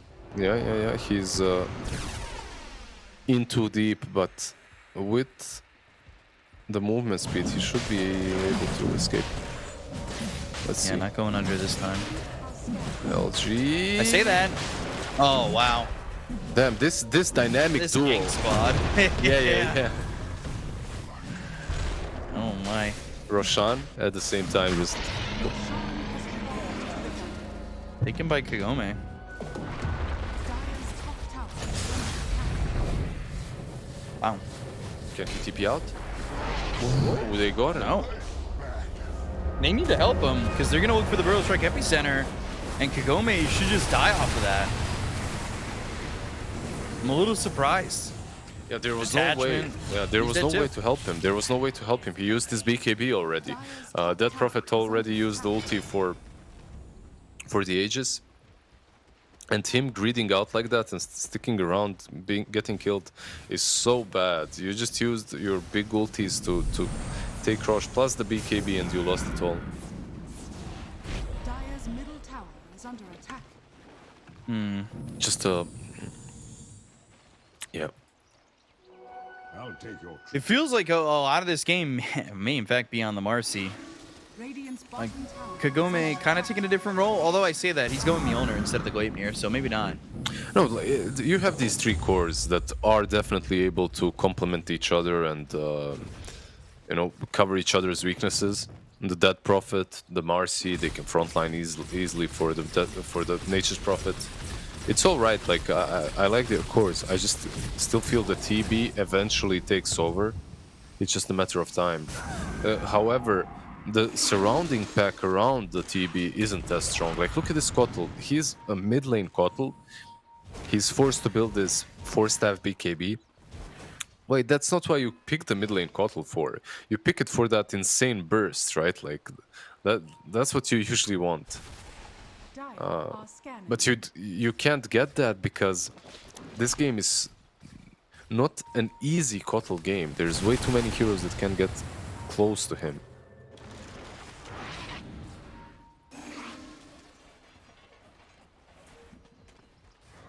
Game's still sitting 3K. Feels like it's been that way for a while. LBZS, we're trying to use that smoke to find somebody. They don't find him yet. I will say though, Salad now with the Blink Dagger as well as the Shard going into the Yags next. Like that Shard with the Blink always feels like he could get something done, especially in these close quarter engagements. Especially with the Marcy and the way the two of them have been playing, right? Mm-hmm.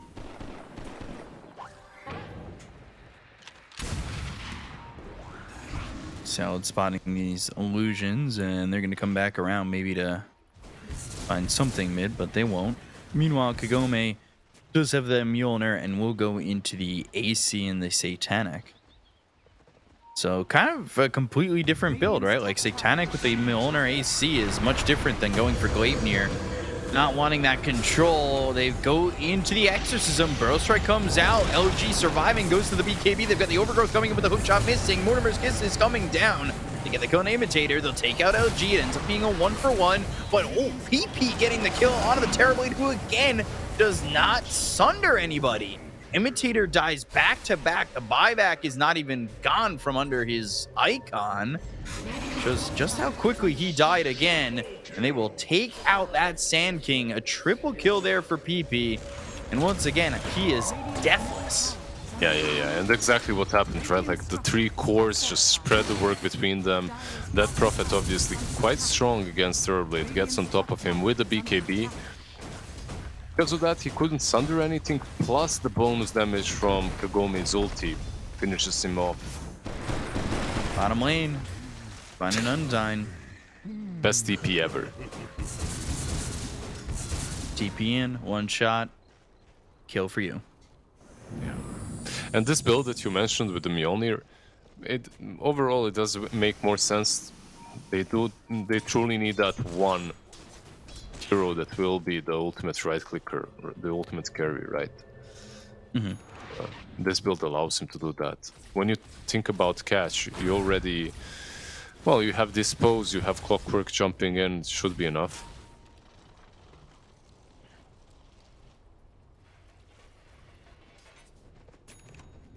LBZS trying to just keep this lead up. Roche a lot of time, but now they've also got a double damage. I wouldn't be surprised to see them fight again. I don't think there's any reason not to look for that fight now that you've got that double damage, because you could do it pretty globally with the fact that Kagome has the TP available in a couple seconds.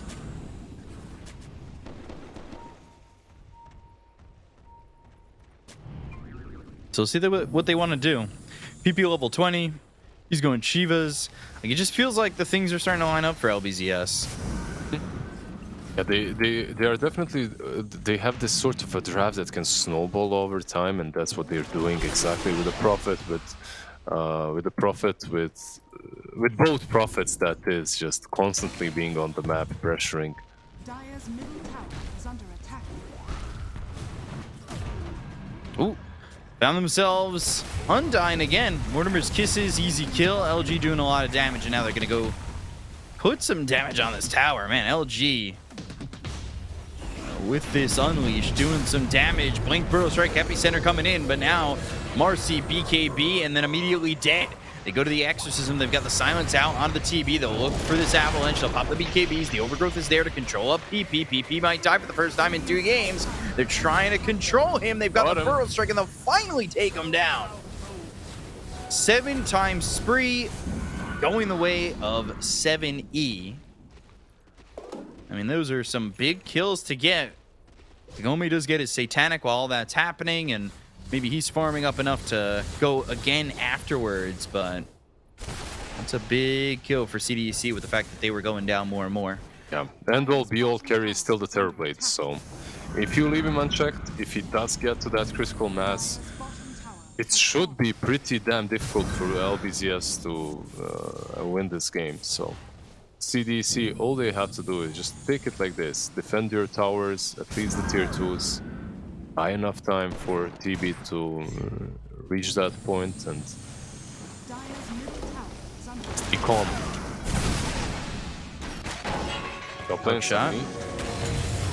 And the Cogs pushing back BKB, but the right click damage. Oh, TB comes in.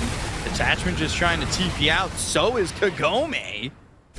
And again, moving up too far, moving up too fast, and dying there to the TB. Dire's structures are Bottom lane. fortified. Oh, blinks out.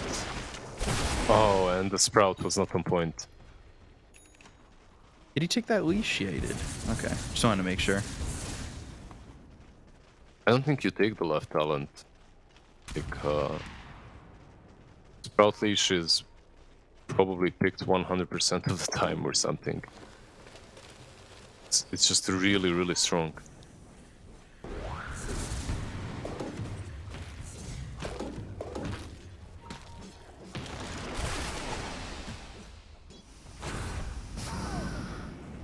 $4K lead. TB, what's he going for? Scotty next. Then the Hurricane Pike. You need, like, they all need ways now of getting out of the leash, right? So, 4 staffs, Hurricane Pikes, all these kind of items are necessary. They've got 3 4 staffs, yeah. It's not only for the Sprout, obviously, it's also for Clockwork. And that comes in handy for both of them.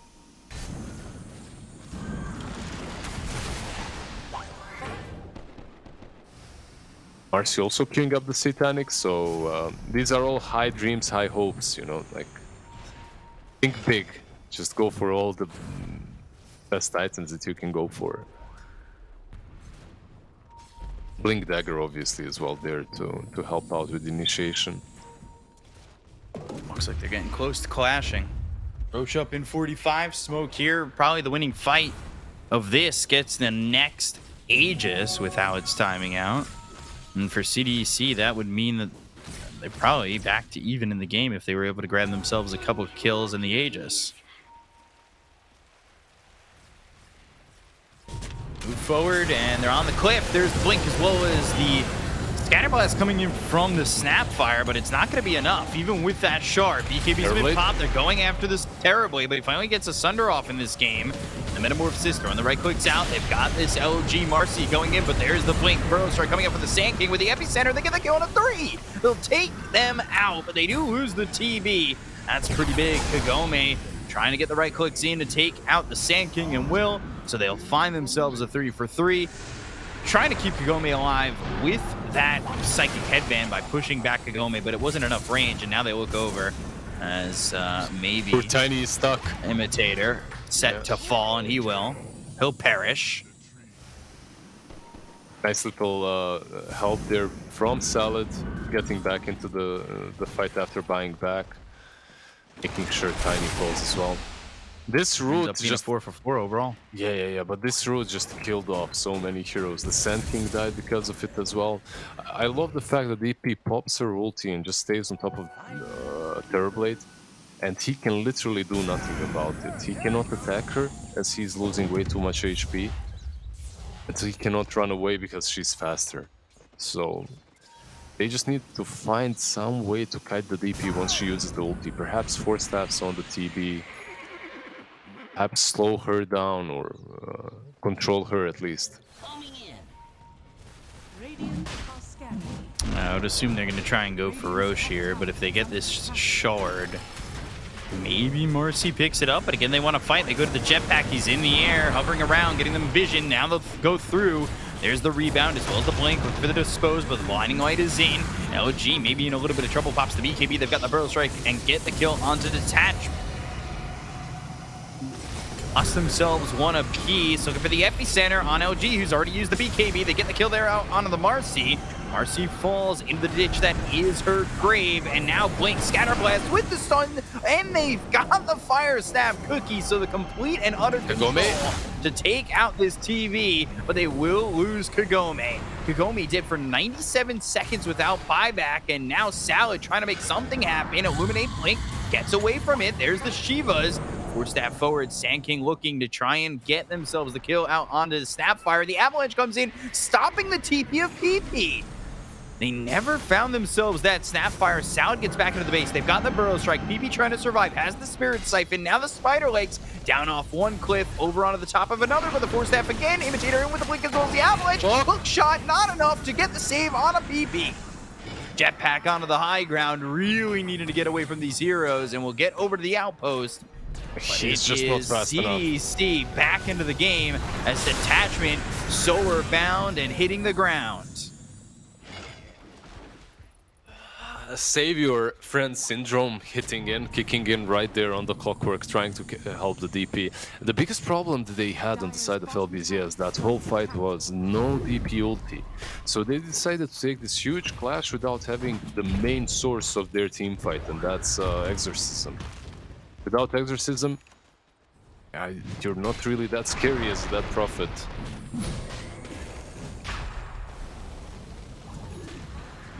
Yeah, they really need that Exorcism. I feel like Shard would be nice on the Death Prophet as well.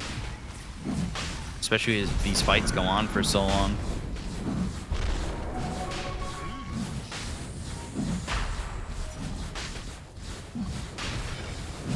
Do they have a way to get in and sneak steal this? Rocket Flare and Roche. Not exactly dying too quickly. I mean, if they were able to get a clockwork over there, that would have been nice, but unfortunately unable to do so. He doesn't have a TP, could have went to the outpost. It'd take a lot of time, but at the end of the day, it is Aegis into the hands of the TB, and Shard going to the Kano.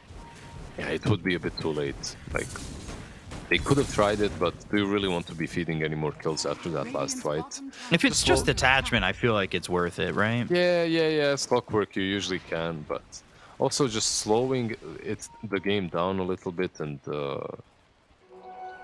getting back the tempo in your hands, like the control in your hands. I think that's probably better. Tiny? Tiny, let's see. Not looking likely he'll leave this earth. Well, leave that area of the earth. He gets buried into it instead. Kagome right on top of Undyne. Mortimer's kisses, Force Staff away, misses the Sprout, finds some space, and he's been recalled. Nice Top little, lane. yeah, nice little coupled shard, giving him back that recall, coming into play once again. Mid lane, TB. Yeah, mid lane, they're going to try and go here onto the TV. He's lost that Aegis, so he's going to lose that first life, and he doesn't have Metamorphosis for a little bit. PP though with a BKB, they're going to go after him. They've got the Lotus Orb out onto the Death Prophet. Sand King trying to go in, but he's been dusted up. The damage coming in from the Snapfire, and now they're going to use the Dispose to bring Imitator back into the fight. EP getting low, ends up dead. The Dispose allows them to get the Fire Snap Cookie as well as the Scatter Blast out on the Tiny. They'll take him out for 105 seconds, so he's gone. Hit the grave. For LBZS, you need to just get everybody out. Everybody else right gets now. out. Yeah. You need to. You have to bail. You don't have the Death Prophet, you need to bail. Salad? TP? Oh, the Burrow Strike! Just at the edge of that TP. Very unfortunate for Salad. Got a tiny little bit more time for himself, but there was no way for him to get out after the TP was broken. Do you think that there is more damage needed on Nature's Prophet, or that the Silver Edge is just good enough? Like, Silver Edge, I guess, is solid. You still get the crit. I mean, he's got MKB, Silver Edge. I don't know. I Wouldn't mind what else would you get? Crazy old Daedalus and just hit hard, you know? Like, right. Now the meta that wasn't available in the last fight, well, they're going to use it here. And try to go in the high ground. All of a sudden, I say, try to go in the high ground, but Kagome, without Inuyasha, well, killed immediately. Has buyback, detachment gone. He's dead for 45. He's got buyback. They'll use it on the Nature's Prophet. They've already lost the mid-set of racks. oh, they're going for a second set. Okay. Thinking about it, that's for sure. If you can catch them on the way out, maybe that feels good enough, but it's not looking like they're going to get anybody, and these buybacks are, well, used to deter, but nothing else. Yep. And they did. They stopped them from taking 2 sides. But if you are CDEC, this is pretty much the best position to be in.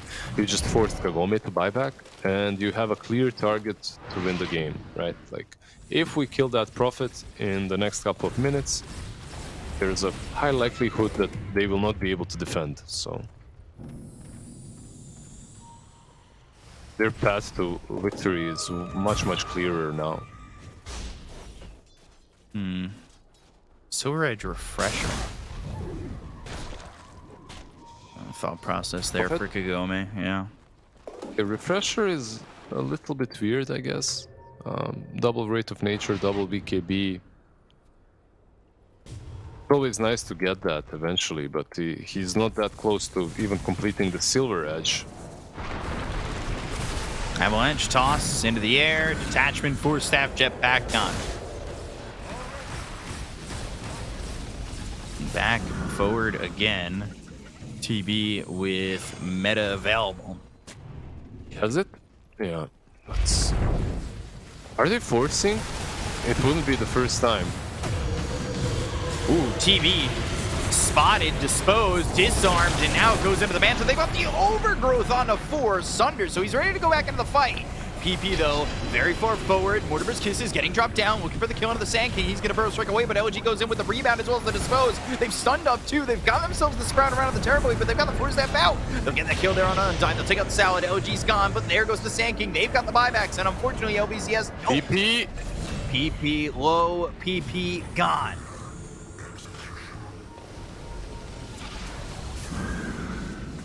Nature's Prophet actually is trying to rat. Like, he TP'd. There is no way he can do anything there. Okay, he changes his mind, goes back. They need to fight this. They've got to try. There is no meta. Sunder again, going for both these tier 4s. They've got to hold out. LG feels like the damage in the controller a little bit in these fights. And without him, it's a problem. Salad goes in. He's got the Lotus Orb. That means there's no Burrow Strike that's going to be able to follow this up. They've got this as the hook shot. They've got the control of the Terror Blade with the Illuminate coming through. That's going to do a little bit of damage on the Salad. They got TV low, but not TV low enough. Force that. Hey, get the TV out. Get down, Mr. President. I just love the fact that Force Staff is so valuable. Once again, that item used to be the trashiest, like, utility item for a year or so. And it's just such a high ceiling item to have. Dire's middle tower has fallen. Dire's ancient is under TB was just put on a roller coaster ride, and They have picture. 5. Every single hero has a Force Staff on their side. Well, 4 and a Pike. There was a team. It wasn't my own, but some players that I played with. In Dota 1, they used to practice by just buying Force Staffs. Like, every game they would have to have 5 Force Staffs. And they would just force each other, right? That's the way they learned how to communicate, how to have good team fights. looks like it's working here for CDEC. By the way, Definitely. Hex, picked up by the Coddle. Ninja Gear moving forward, smoked up. Can they hold out? Dire's ancient is under attack.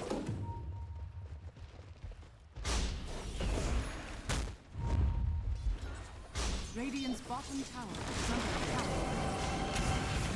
That's the Sand question. By scanning. Just fake pumping.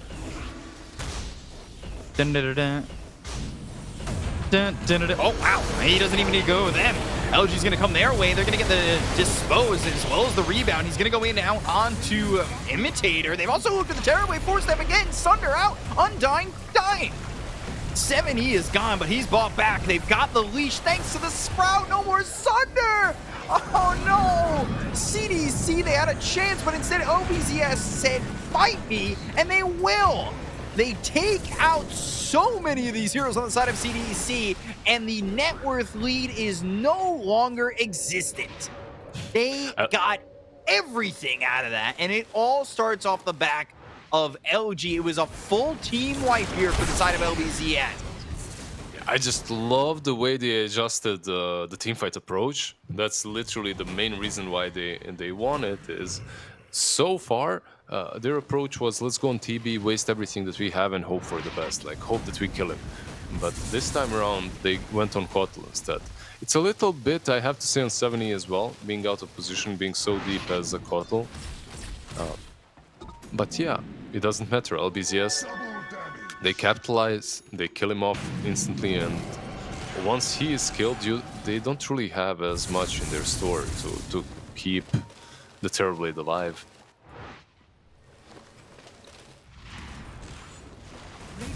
Mid. I mean, their Ancient is exposed, so you always got to keep an eye just in case. But with 3 heroes dead, not looking like that's going to be much of an issue. And now they're going to find themselves 70 again. He just bought back. LBZS might have just found their opening. They might have just found their pathway to win this game with no Kotal for 2 minutes. That could be game. They don't have Prophet ulti. That Prophet ulti, that is. It's at least a set of racks. They do take it pretty quickly. They will try to go for up. Throne, I'm sure. Yeah. Got the living armor, but is it going to be enough? Maybe going to be Ancients exposed for both sides. 20 seconds until they've got the Sand King. That Burrow Strike, that control, that extra bit of oomph has been very important, but they've got themselves to dispose, as well as the rebound coming out the Fire Snap Cookie. They look over the Tiny. They get the kill here out onto Imitator, but Kagome ends up dead. He's gone for 2 minutes. Now, Terrorblade trying to survive. He was hit with a Nullifier. They've got the 4-step back. The rebound in once again from LG. They'll look over at Imitator. Imitator who just used his buyback. And without Kagome, that's a problem. The Burrow Strike on the 2. And now they go to the Exorcism. May have found themselves an opening, but may have found themselves going in a little bit too far. They get the kill into the Sand King. They'll look for the rebound and the dispose out onto the Terrorblade. Terrorblade in a lot of trouble, and now he's getting low. He's into the base. They've got the Avalanche as well as the toss. It's on the PP, and they will take him out. 4 heroes dead on the side of LBZS. LG trying to make an escape, but that's not possible. Everybody gone on the side of LBZS. I think the fortunate thing for them is the fact that they don't have meta, but they do call for the charge. What the hell is this game, man? I dive your fountain. I die. You dive my fountain. We kill you. It's, yeah, this is just ridiculous. I'm not sure why Kagome forced that fight against the TB. He was trying to be macho there, mano a mano versus TB, but it just doesn't work. He gets killed off easily. No meta might be the savior here. They don't have it. And without it, I don't think they're confident in pushing. They're going to go in with a hook shot. Now they've got the Sprout. Ooh, moving forward. LG doing a lot of damage. He's now level 25. He does have that sidekick spell immunity. They go to the Sunder. That's going to be out of detachment. But Terrorblade not really surviving until they've got themselves the Overgrowth. They get the kill to Kagome. They'll take him out. They'll take out this Nature's Prophet. And now LG needs to try and leave. There is the immunity and the TP. Just in time. Ancient. The Ancient is exposed. The Ancient getting It's pushed almost in by dead. creeps. It's already almost dead. Undying going to move forward, and I don't know why he doesn't just right-click in onto this Ancient. That's all he really needs to do. That's exactly what CDEC are going to do, and it looks like they'll take the series off of me. And they will do so and take out LBZS on this one.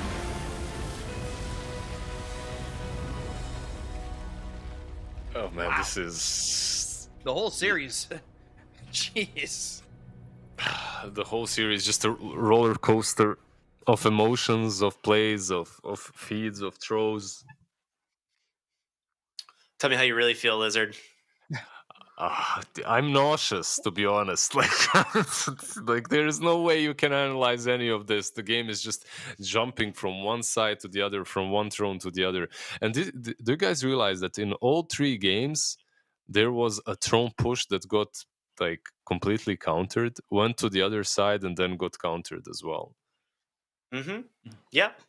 These 2 teams, I mean, like you said, it is hard to analyze what we're watching, but it just feels like they all end too much. You know, they threw everything they had, high risk, low reward play, and it never seemed to pan out. Whichever team was making that play, and at the end of the day, CDEC. It was wait. The ticker might be wrong here. That was CDEC that won, right? Am I incorrect? Yeah, Oh, it was you're CDEC correct. who You're won. correct. Okay. I was like, wait a minute. I thought it was definitely CDEC that took this. So yeah, CDEC come out ahead 2-1. I think a little bit of a surprise. I mean, I really expected LBZS to kind of close this game out in the late game, but I don't know, man. They just Kagome had 2 really rough deaths, like overextending, and just kind of allowed CDEC to walk right on into their base. Yeah, that's Help wrong explain. fight. Yeah, that- hell, explain this to me. Like, how does this happen? um, Kagome just decided to fight off the TB. Not sure why. Maybe he expected he can't escape. He did have that silver edge to work with. Maybe he could have just popped it and moved back. I'm talking about the fight in the Radiant base, right? Yeah, And he just decides to fight him there. They lose Kagome, they lose the fight. Afterwards he decides, okay, he doesn't have meta, now I can fight him. Wrong again, dies again. But he did overall, the same way too. yeah, it's just that it isn't, this game isn't truly only on him. It had a ton of wacky movements from all of them. Yeah, But it truly could have went either way. Like, one team had it in the bag, then the other, then it was back in this bag, then in that one. It's some crazy stuff that was happening. But like these kind of games, they are a bit throwy, but they're a lot of fun to watch. yeah.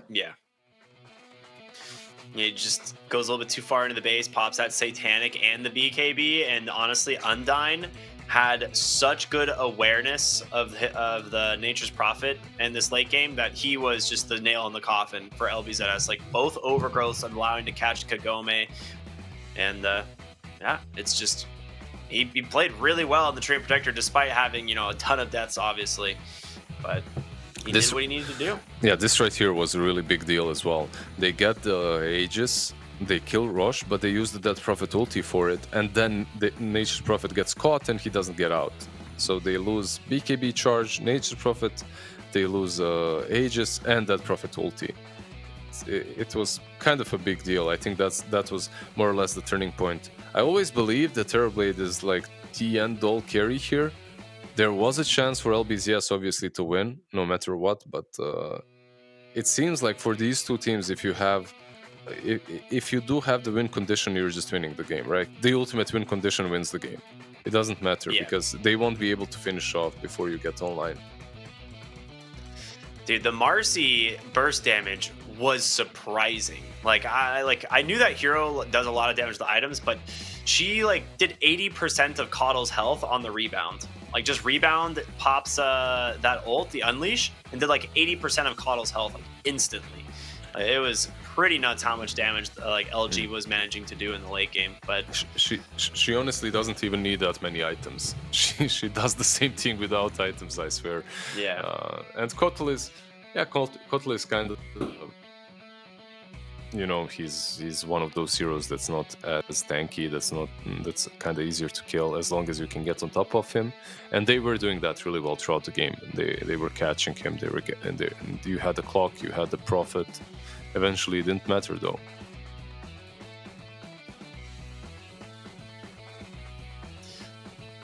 I will say Detachment had some pretty good hook shots this game, but they do have they definitely lack overall stun and control on the side of LBZS, right? It felt like in the late games, their damage just came out during the BKBs, and once those BKBs expired, it's it felt a little limited maybe in terms of the control, but I guess a lot of the control there was for CDC, right? LBZS, they can only do so much. They're working with Sprout, Hookshot. There were a couple times where, we were praising into the early game, right? The Snapfire Marcy combo, just the rebound, Fire Snap Cookie, Dispose, get a quick kill with Scatter Blast. It was there early, but as the game went later and later, it just didn't feel like it was enough to what was needed there, especially with the 4 steps. But again, maybe they could have gotten it done if they played a little bit cleaner. Both these teams played pretty sloppily as it kind of went on, and I think with cleaner play from either of these teams, it maybe looks a little bit easier for both of them. It's just Yeah, late game this fight, panic, dude. Yeah, this fight right here All against the game panic. TB with the BKB, just a little bit too much. Imitator as soon trying as to he get pops everything Satanic done there. BKB, like Undyne just snipes him with the overgrowth just instantly, and we're gonna see him do the exact same thing in the triangle in a moment when like Nature's Prophet tries to, force the next fight. Or not in the triangle, sorry, in the dire jungle. He does the exact same thing. This as well, this was kind of a high risk too, but perhaps necessary. Like PP felt that, okay, my carry is dead, I need to go in, kind of make it even. We won't see the forest fight, sadly. Yeah, but it doesn't matter. It was pretty much the same. I think you're right though. If you're PP there, you kind of do have to commit. You don't really have a choice. Like you can't 1v5 them anyway. So your best case scenario is you do get the Terrorblade kill. He goes on dieback, and maybe you can hold off until someone else comes back. So I mean, people might be like, oh, diving Fountain Keck W, but I think he is making the correct play there, right? Like you don't have any other options. It seems. Yeah, there's no way that he gets out as well. Like there's way too much control, so might as well. Perhaps diving the fountain is not the best. Maybe he could have played around the throne, perhaps pushed the tower, fought the rest of the team off. But he wanted to go all in. He went all in. Yeah. Exciting series. I mean, this whole series, I feel like, was a roller coaster for both of these teams, and all three of them going pretty lengthy games. But it is not the only series that we have tonight. Luckily, we've got another Division 2 series coming up, and it's going to be Shenzhen versus YBB. And I want to get your guys' predictions on what you think this series is going to look like, because these are some pretty strong teams too. Yeah. Shenzhen, they lost the same, but they did put up a fight in that series. Like they lost 2-1. I thought they did look decent at times. YBB, I don't know. I have them Not bottom. a believer. I have them bottom too. So that's where I think they stand. They had a bit of a roster shuffle. They haven't looked good since the days of Lou. So it's just not looking better for them. Like Pulisin, D-Stones, Simple Soul, like those are guys who could play okay. I don't know. YBB, we'll see. It's definitely, I think it's going to be close. I honestly, 3 games, sure. 60 minutes each. 70, 80. It's Division 2, so it's to be expected, 90. 90, 80-minute games, yeah. I have a surprise for us. We apparently have an interview with 7E. Ooh. Are you guys excited? I think we're going to go right into the interview. I was just notified. Yeah, I think we have an interview with 7E here. So that should be a lot of fun. Do we have him on the line right now? 7E, are you there? Can you hear us? Okay. I'll give the first question up here to Lizard or B-Cop. Do you guys want to take first stab at the guide here today? What do you think? Lizard, you should take this question first. Definitely. Let me think for a minute. Let me think of a better one. But sure, I can ask one question. 70, congrats on the win. I just want to know how many times that you thought you guys actually lost the game in this last match of the series, because it was so back and forth. 恭喜你们拿下这场比赛的胜利，就想问一下，当时自己在最后一场比赛里的时候，有几次觉得可能比赛已经要输了，但是又最后又打回来了？不知道多少次，大概5、6次吧，前中后期全都有。So many times, probably 5 to 6 times. We thought everything is out of control. Yeah, we have that kind of feeling through all stage of the game. Was this a feeling echoed with all of the games? Because it felt like all 3 of these games went back and forth quite a bit. 其实这个整个 BO3 是不是都有这种感觉呢？因为3场比赛好像都是有来有回的。是的，但是最后一把的阵容我们比较熟，然后整场都算是没有打出想要的效果，就是那种前面就能把对面压制住的效果，然后所以从前面就开始迷失了。Yes, To be honest, but the last game we drafted a very lineup we are very familiar with, but we didn't play well. So in the last game, we at the early stage we kind of already lost the control of the game. We already feel a little bit lost. Okay. Who's the one keeping everybody calm or trying to keep everybody calm in a situation like Game 3? 像是第3场这种情况的话，就是谁在劣势的时候可能会让这个队伍保持冷静呢？我觉得我们就是不够，就是太冷静了，不够急。反正我比较急吧，可能大家都很急，就是这样。没人就是我们的问题在于不够急，我觉得最后一把。就前面的话，后面的话呢是要保持冷静的，后面没有保持冷静，差点送。I think in 人的 the 话， early 不好意思，没事。I think the early stage of the of game 3, our issue is actually we've been too calm. We just playing too passive, and it dramatically changed at the later half of the game. We all trying to rush, and yeah, that's just kind of the game.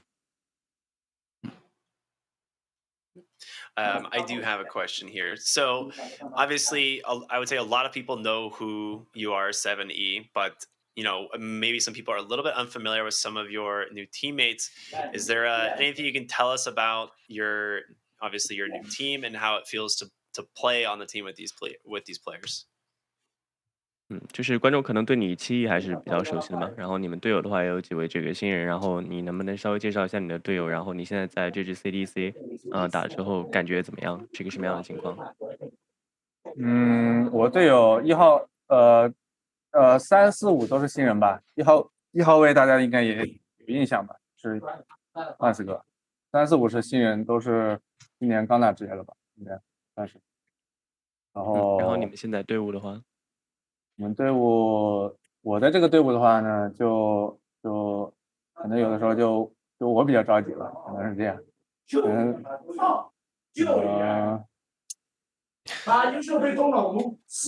I think fans should be familiar with our position 1 as well. He's been playing for sometimes, but yeah, our position 3, 4, and 5 they just begin their pro career, so they are just newcomers. And yeah, regarding about our team, like I just said before, I think I'm the one I'm the one with experience. That's why I'm the one calling the games, and sometimes I feel a little bit urgent to make moves sometimes in the game.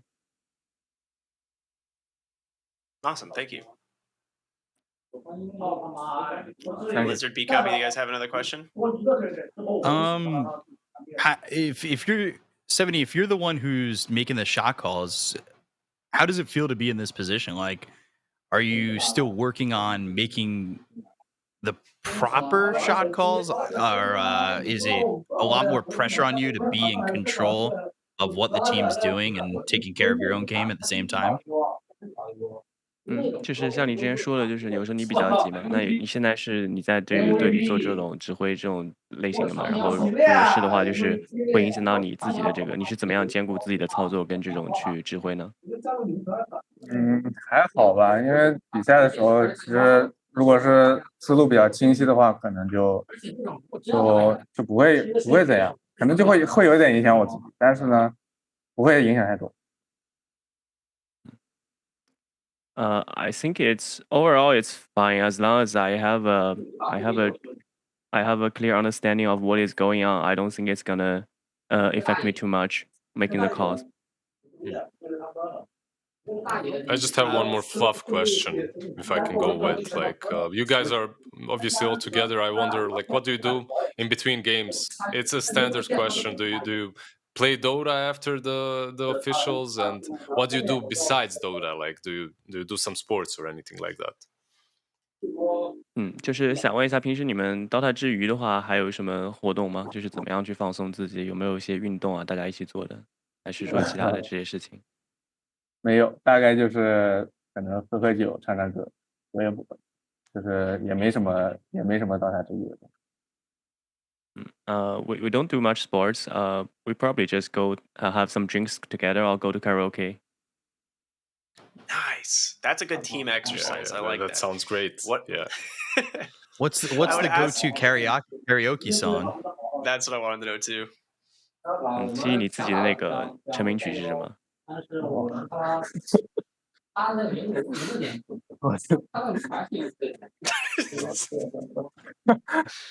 我不知道，你会唱歌吗？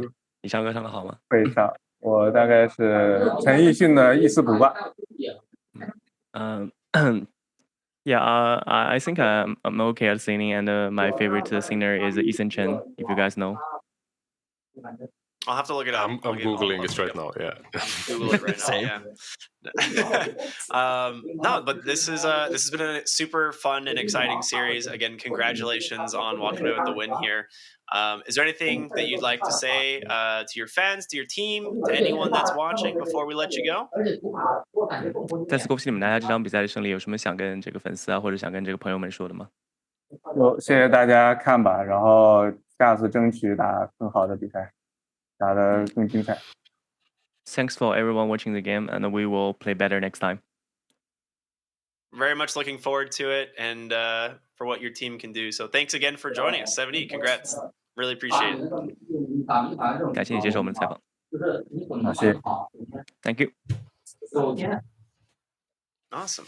That was great. I didn't know we were getting an interview, so that was fantastic to find out that we were going to get one, because I know it's been something we've been working on this season since everything, is remote. It makes it a little bit trickier, but I'm super glad that we're going to be able to talk to some of these players again. It's one of my favorite things between each of the series. So yeah, we got blessed to speak with 7E for a moment, which is always nice. Yeah, I love that they're doing karaoke and everything. It definitely, I don't know, it brings more personality to these guys. It definitely makes it easier to root for some of these players. Like one of the biggest things, at least with covering China for so long, it's hard to bring the East to the West, and like having interviews where you can kind of bring a personality to each player makes it so you can be a fan of them so much more. Like you and Neff loved that eHome roster with 7E and everything. And like now when you get an interview like this and you hear it's like, yeah, he does karaoke, he's working with being the shot caller, he's giving more information about himself. Like that's the best part. Like I love that stuff. And it makes it so like, I don't know, that made me a big 7E fan, but I'm also a fan of like everybody. So it just, I don't know, he gets to the top of the list. He went up a couple rankings. You can sing with him. You can sing with him next time.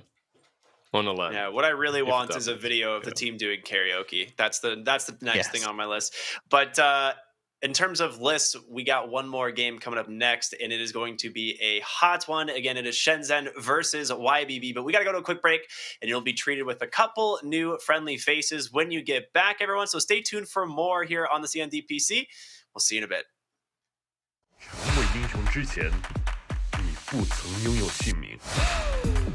通向终点的路很长，但谁也无法预知结局。有人前倾暗影，谋而后动；有人拼尽全力，克敌机先。没有对与错，只有速度是唯一的答案。奔跑吧，在到达终点之前。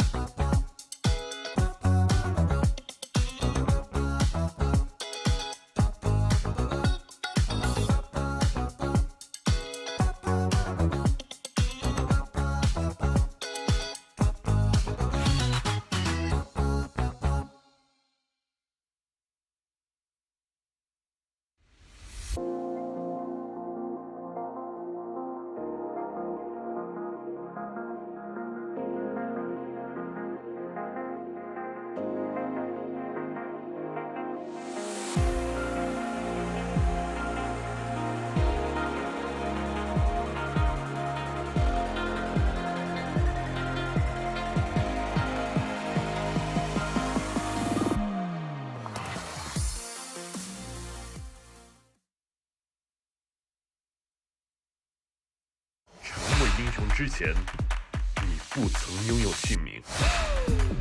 通向终点的路很长，但谁也无法预知结局。有人前心暗影，谋而后动；有人拼尽全力，克敌机先。没有对与错，只有速度是唯一的答案。奔跑吧，在到达终点之前。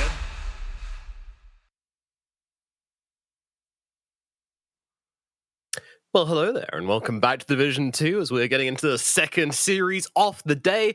And that is going to be a tough act to follow because that series was absolutely incredible. And now we move on to the next one, which is going to be SHENZHEN versus YBB, two teams which are pretty evenly matched, honestly. These two guys have been I don't know, I feel like they've been rivals for a really long time. Both of them looking to break into that Division 1 of the Chinese region, and both of them standing in each other's way, both of them battling to do so. Underdogs of the region who occasionally have moments of brilliance, and especially when they come up against each other, they really have to shine and show us what they've got. And joining me to bring you all of this action, we've got Black and we've got B-Cup, the El Clasico of the Chinese region. Gentlemen, how are we doing today? And are you looking forward to this series?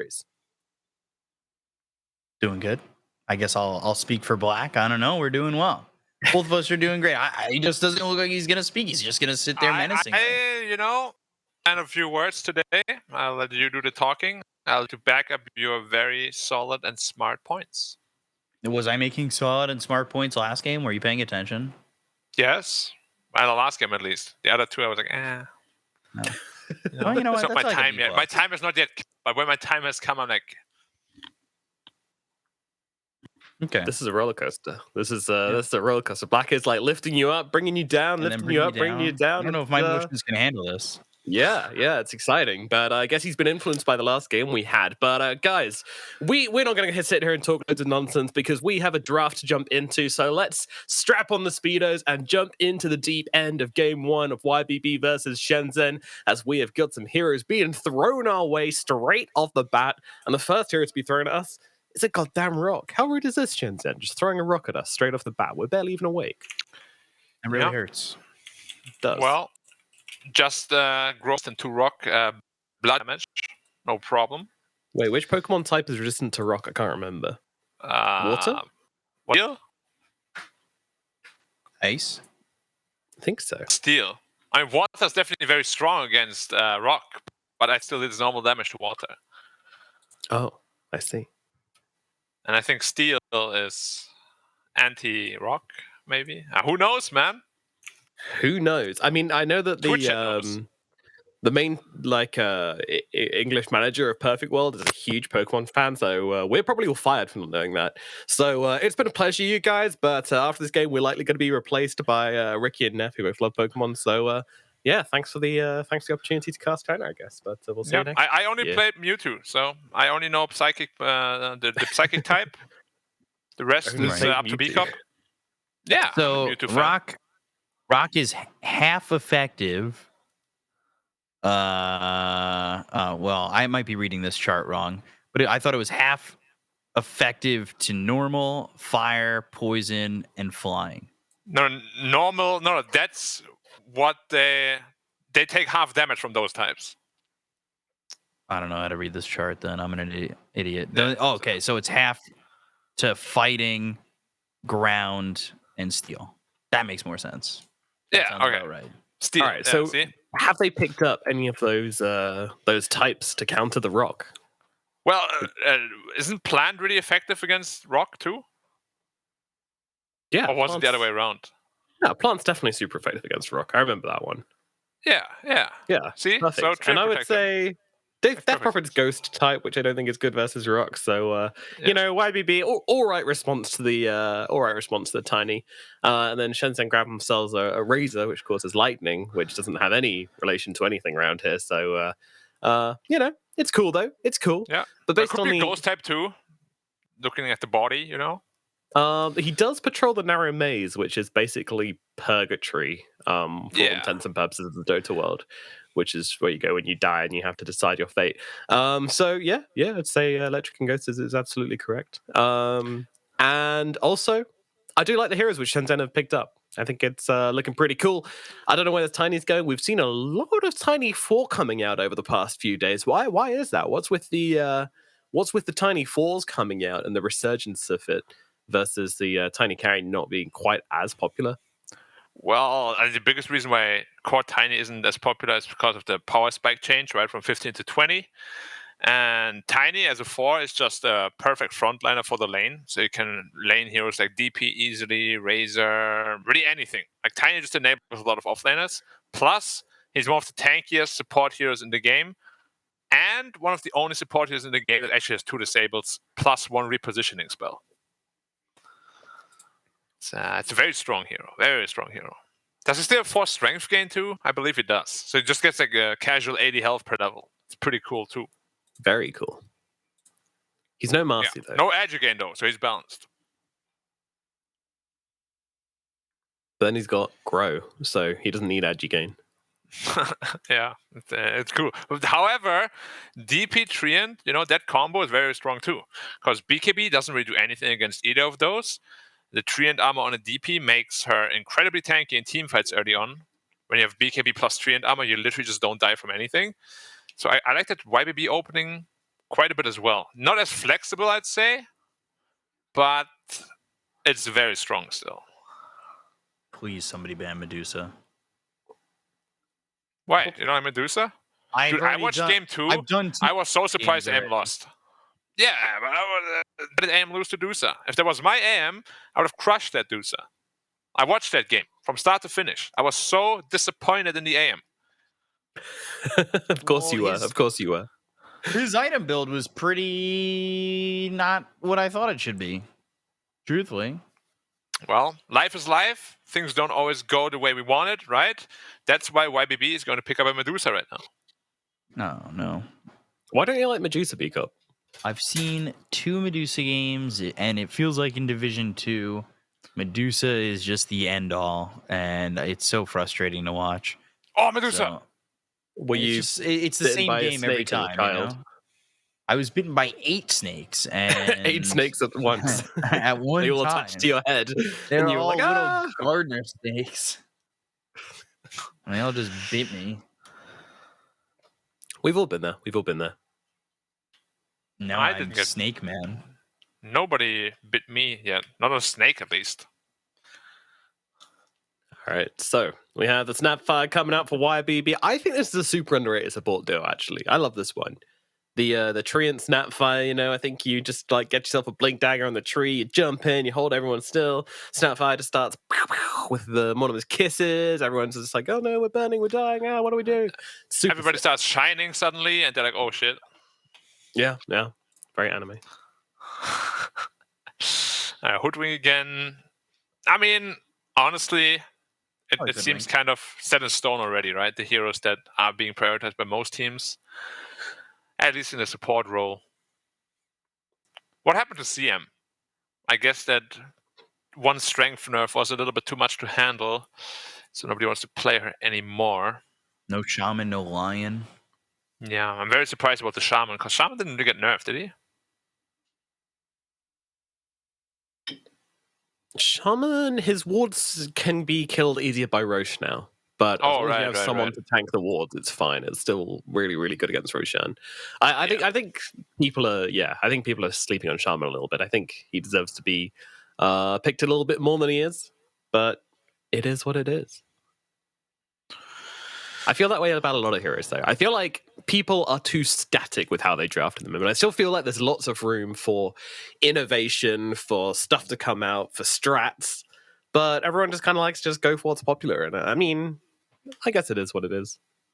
I guess it makes sense, right? Like, you're going to stick to what works the most just because when you're playing in DPC and you only have a single round robin to make it to the major, there's not really much room for experimenting in a way or trying something that's so off meta. Again, I think that it is a lot of what's missing with like DPL not being in the mix and H Cup not being in the mix. And I have said this every broadcast so far. I think those are what brought innovation.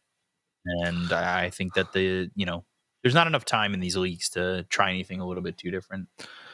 I don't know. I think it's just a mindset thing where really a lot of heroes are playing heroes that are in the meta, but they are not actually their best heroes at all. And you can clearly see that as well. So I think people are just forcing themselves a little bit too much to play the meta. There's a lot of very viable heroes. Like Marcy, dude. Like everyone's playing Marcy, and they're not like. I hate to be that guy as like a scrub who says it, but the Marcy players haven't been very good so far. I'm gonna say it. Like I don't think people know what the heroes does so far. We've seen some good Marcys in mostly in other regions, but yeah, the hero's fantastic. It's really, really strong. But people haven't really been playing it because, if it's not in captain's mode, then they don't practice it in the scrims, they don't practice it in the pubs. Who knows? Who knows? I mean, if you look at pubs now, everyone's playing Marcy all the time. Yeah. On Dota 2 Pro Tracker, it's like the number one most picked hero for the entire patch. Yeah. Because people are like, oh god, we need to learn the hero. Go. I like to think the captains are like, the first day, it's like, all right, I'm going to pick you Marcy. You can play it, right? You've been practicing it, right? Because you knew this was coming, right? And the 5 position's like, yeah, of course. And you grieve your team, like, oh, sorry guys, I thought I knew. I didn't. Cool. Anyway, this game is pretty much over. Morphling has been picked, so we all know where this is going to go. You think so? Yeah. All the morphs that we've seen so far really didn't look that impressive, like at all. What power spike does the hero have? I still don't know. He can build ags and then steal attributes from TB from across the map. Wow. I mean, it is pretty annoying, to be honest. That should not be a thing, but yeah. I don't think it matters, though. Probably not. It can be pretty annoying, though. You steal like a good 800 health or so. TB suddenly very squishy-bishy. Hey, but then you have a Razor running at you as well. Let's see.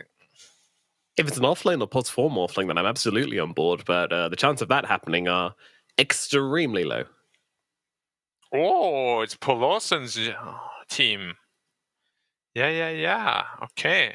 Our little Singaporean friend. Batrider. Okay, I like that. Batrider. Okay, now this could mean Morphling middle, DP offlane, and you pick a really good hero against Drow range, against Razor. Like what? Or Batrider. Well, okay. Now, if I knew the team a little bit better, I would probably know if it's Batrider middle or offlane. And then, all right. I still don't know if it's Razor middle or offlane.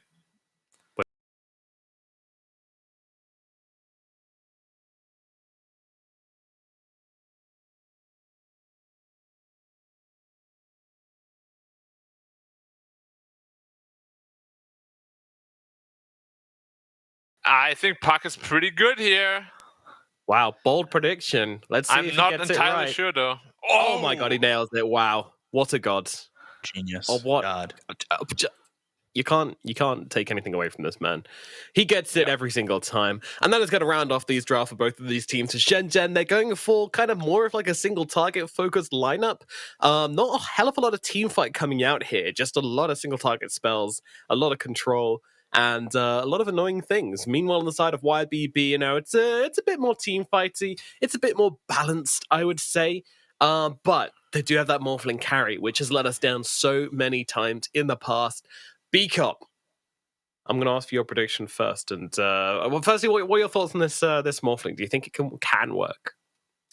I don't know. I'm not a big fan of the Morphling. It's obviously not Fly in the Morphling, but it is Sinful Soul, aka IDC. I don't know. I just haven't seen a great Morphling game. I feel like I have a lot more faith in what SHENZHEN have, truthfully, over this Morphling. Anyway. Alrighty, that sounds like a vote for YBB, if you ask me. Black, which way are you leaning for this one? Do I need to ask? Yeah, I think Terrorblade is just too big of an issue, honestly. Once BKB comes out, they have like nothing against him. So I'm going to go SHENZHEN as well. And also, last season, YBB, unfortunately, they made me pretty mad a couple of times with their gameplay. So it made you mad. Wow. Okay, well, I mean, I'm sure you can't get away with that. Do you know that? You make me mad, you're done. Yeah, you don't want to incur the wrath of Black, that is for sure. Well, for me, I'll just balance the scales and go YBB. I don't really know if they're got what it takes, but I recognize more of the players, so I'm gonna go off that. That sounds like good enough reasoning. Sure, why not? Let's do it. And let's get into it. It is game number 1 of YBB versus Shenzhen here in China Division 2. Let's jump into those matches. We are getting started and enjoy this roller coaster ride. I just want to say that you didn't really balance the scales. It's still 2-1. Yeah. So, I mean, you know, math, not the. Everybody likes to say NA math, but that was some EU math right there. no, UK is not part of the EU anymore. It's true. UK math. They still play in the EU, Western Europe region. Honestly, no, Vico. NA geopolitics, Omega lol. They should get banned from EU. You know, I had an amazing job opportunity over there in London. And you know what they told me? No, you're German. You can't work here anymore. I'm like, all right, thanks. Get wrecked. Yeah, basically. But it's worth it because we've got blue passports now. Yeah, That's right. Yeah. Our passports change color, so it's all worth it. It does balance the scales, by the way, because my vote is worth 2. Meanwhile, each of your votes is worth 1. Oh, okay. So there you go. What about How full these lanes bounty gonna rules for go? YBB though? Oh, game over. Yeah, what a prediction actually, from that's you. such a big deal. It's almost like a 1k gold lead from the get-go. But, you know, Terrorblade against Morphling, the answer is already written in the stars. You just need to look up and read into it. It's actually, Go for it. if you get all the bounty runes, it's a 20% gold advantage to start off the game. Wow. It's pretty massive. Isn't that crazy, everyone? Isn't that It just is. blow your noodle? From a noodle. Quick little bushwhack action bottom. I love it. I'm a Yeah. big fan of Hoodwink. Ever since TI quals, I feel like China's kind of gotten a hang on this hero. Yeah, it's very strong here, especially level 2. The Acorn shot did so much damage. And you have also the buff Terrorblade Metamorphosis. There's definitely some kill threat here. Mid lane is boring, of course, as we all know. Top lane, though, if Bad Rider, you know, gets a couple of stickies on you, you get tossed back. Like, you can die, even as a Morphling. Bad is one of those heroes that deals, like, infinite amount of damage. Yeah, avalanche, toss, and then all of a sudden you've got a couple stacks of sticky napalm. Either go to the Firefly, throw a flame break out there when you get the levels. That feels like it could be nice. Yeah. But that's just why Tiny is such a strong hero, right? When you put him together with these offlaners that usually have a very hard time sticking on top of you. But yeah, Tiny is like the best hero to sort of make sure that they have to stick on top of you.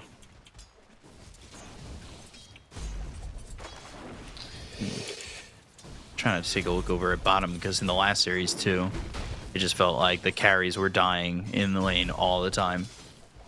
Like, Yeah, I saw that. Lots of deaths. it was rough. That's the thing. The Everyone's entire like, game.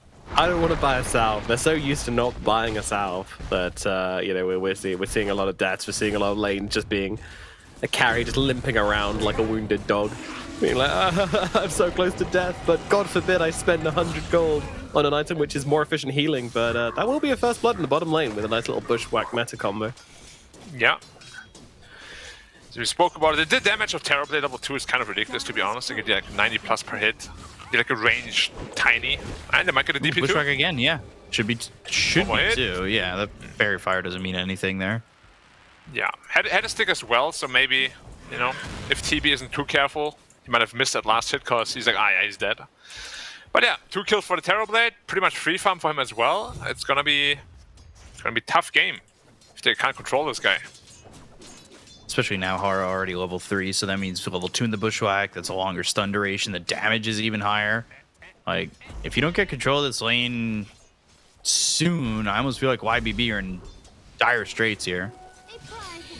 Yeah, they don't have the best rotation heroes other than Puck, really. And Puck doesn't offer the most amount of damage, as we all know. You know, if you get like a Sunder off, potentially, suddenly you turn the fight around.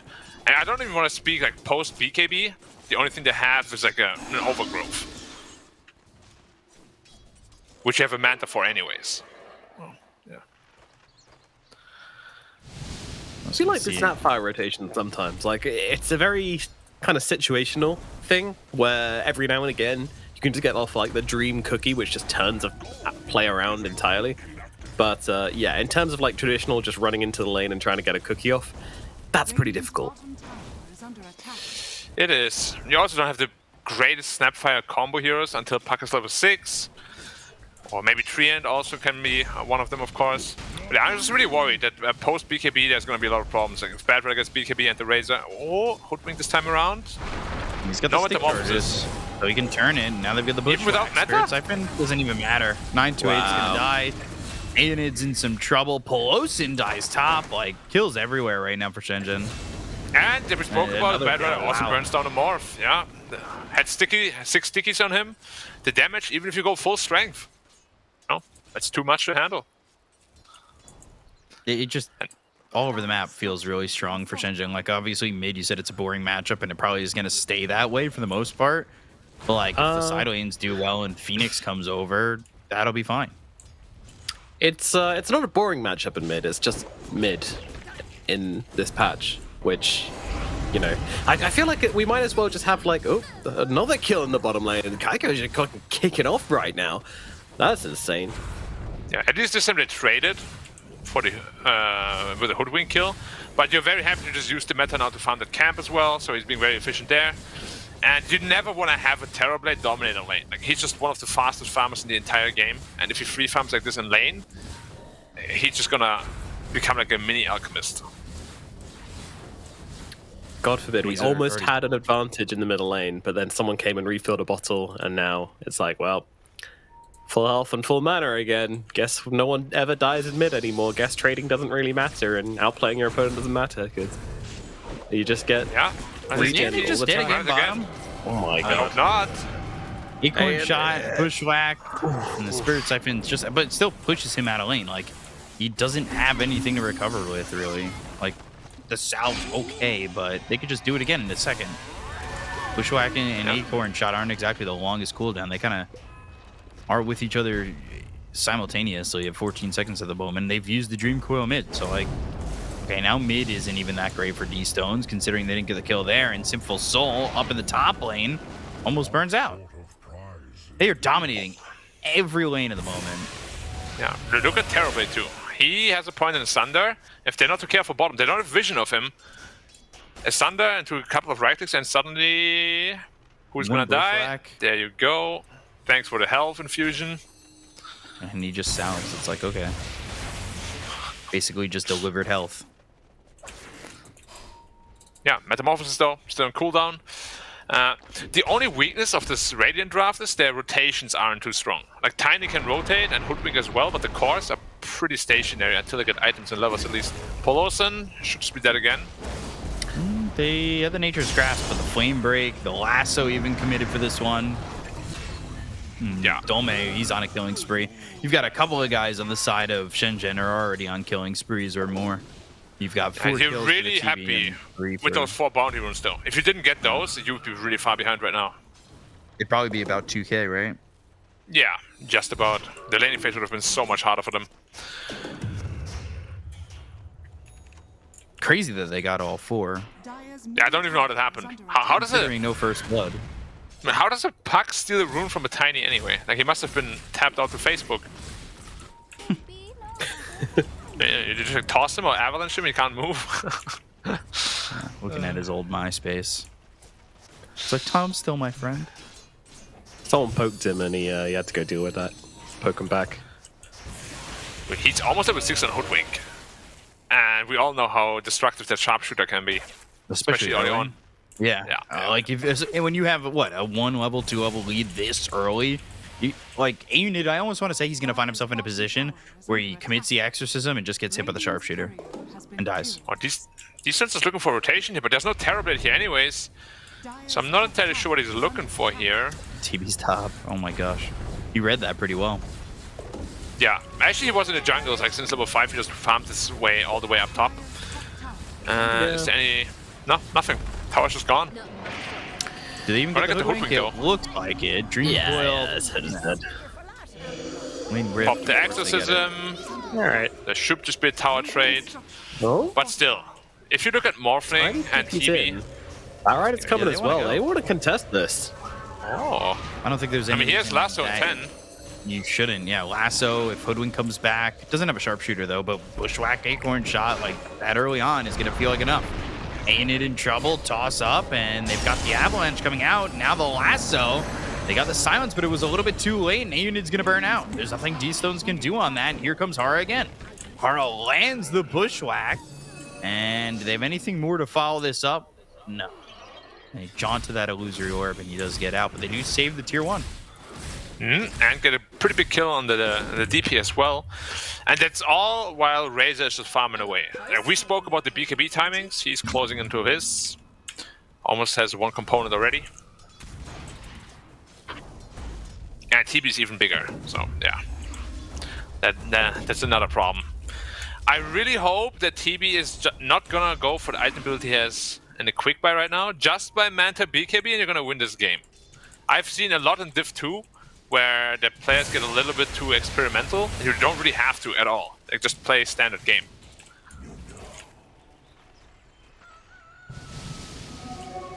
Black, when is it going to be Morbin time for Sinful Soul? Radiant's bottom tower Right. is under Probably never. Wait, yeah, he has a butterfly queued up. There's no way, right? I don't know. Well, Maybe. bottom tower. Maybe I that's mean- Morbin time after that. it's a lot of physical damage. So Dude, he bought Mask of Madness on Morphling? this is some new hell? meta. Bushwhack, Plasma Field, Aeonid. In trouble, bottom. It's a lot of fire damage snap, to the Razor. not going to land. Phoenix, he's not going to be in much trouble initially, but taking a lot of damage. The overgrowth is there. Still, though, surviving it all. Wow. 3 heroes trying to get a kill out onto this Razor, and they're not able to get just that. It's a Bushwhack that lands on 2. Dome takes care of the rest. He's on a mega kill streak. The double kill that comes out afterwards. I'm so surprised with how well the game has been going for SHENZHEN, but we spoke about the damage problems coming in, right? Without the Snapfire ult. They gave the Tome to Treant, I believe. Oh no, never mind, they just didn't buy it. Now he has double 6 with Snapfire. Why is it so late? If they had that there, it's like 2-3 kills easily. Yeah, they would have killed Razor. A Huh. quick little review on the laning phase. Everyone's pretty much on average, except for the carries, who are both dramatically over their average. Kaiko, obviously, you know, Even the Morph? significantly. Yeah, Morph is doing well for a Morphling. Unfortunately, I think that's just because. Yeah, he's doing well on last hits. Not so well on. I mean, this is just on CS though. So you know, if he's okay. jungling a lot, then probably not. And also, we have to take into account that TB's had like 20 kills at this point. I'm kidding, it's 4. But a lot of kills. He's taken a tower, and he's just generally been like, you know, involved in a lot. So his net worth is absolutely huge. So the last hits don't really mean anything in this kind of game. So, you know, stats don't. I mean, they really still tell do, the truth. because it means he free farmed while still getting all these kills, right? Yeah, pretty much. He almost has like a minute, what, 12 Manta style? That's kind of ridiculous. Smoke getting broken by YP, although he whiffs the Avalanche. Yeah, Coil will be Commit used to here. Dream Coil. Coiling for a support, like it doesn't feel terrible, but you really don't want to be forced to, because you still have that combo of Snapfire Coil, of course. Dire's middle tower is under attack. But yeah, Terrorblade, Manta style, pretty much done. Minute 12. He is going to be so hard to kill at this point. Let's see. What's going to be the exact timing on the Manta? Don't almost has Probably Blink by Dagger too. 13 minutes or so by the time it reaches him. Technically, it was done at 12:43. Okay. That one we no, it's the combining time which that Dota goes on though. So Yeah, I know, but that's kind of fake. He's Yeah, but walking we- Advance back. for the DP again. Hello. And Lasso. Bushwhack. Unit, Bushwhack, and they have to avoid the kisses. This is the difference, though, right? Like, now he's got kisses, now they can't just charge in. Yeah, a lasso for kisses. I would say the kisses are much more important for the Diet than the lassos for the Radiant, though. So, in that sense, maybe even a little win for SHENZHEN. Yeah, Lasso's just got a pretty long cooldown. Well, at all levels, it's pretty long. It's nothing too crazy, but, like, 2 minutes is Yeah. quite a bit of time. It's the same as the Snapfire ult, though. average timing on Manta Style for Terrorblade on this patch is 19 minutes, pretty much on the dot. And so yeah, Kaika gets it 6 minutes faster than average. Very pod. A lot of them like to go for like a Dragon Lance and stuff first, though. Sometimes even like a BKB before that. So, but yeah, it's still incredibly fast. And now I'm just gonna take the mid tower as Metamorphosis. I don't even know if they want to fight into this Terrorblade. They have no kisses. He's way too strong. Oh, no kisses. Same, to be honest. No Nobody kisses. wants to kiss me. Same. Press X for doubt. Me? Oh. Very same. No, I'm not singling out a single person, you know? Both of you said, whatever you said, whoever you want to doubt, you know, Twitch chat, they will have their own reasons. Don't give me the reasons, Twitch chat. Just let me... Yeah, don't give them the reasons, of course. Just let me die here in peace, please.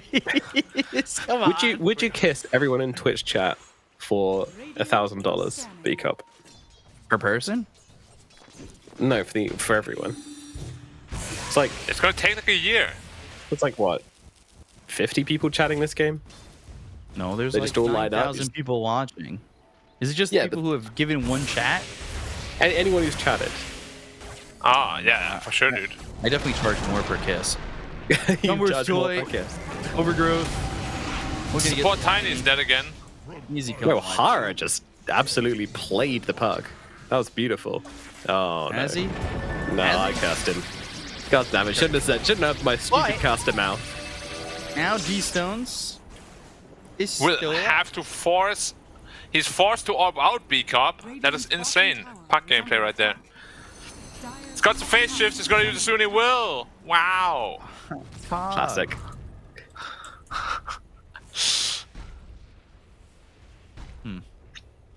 That is one of the annoying things, like, about some of the mid laners, you know, Puck, all the spirits, Lasso. you know. Ooh, yeah, they're gonna get Paulson. It's just another tree in there. But yeah, the annoying thing about like a lot of these mid laners is like, if you're playing a support hero like Snapfire or Hoodwink or something, and like you absolutely outplay something like a Void Spirit or a Puck, it doesn't matter because they've just got so many spells. They can just vomit spells at you for like an hour straight, and so like you can use your spells perfectly and escape them, and then they'll still be like, oh, I've got a Blink Dagger Orb, I've got Waning Rift, and they're on super short cooldown, so you're dead anyway. Feels bad, man. Like this bad rider. Kisses, barrage, bam, bam, bam, bam. Beautifully done. Holdwing snipe. Wait, week 3.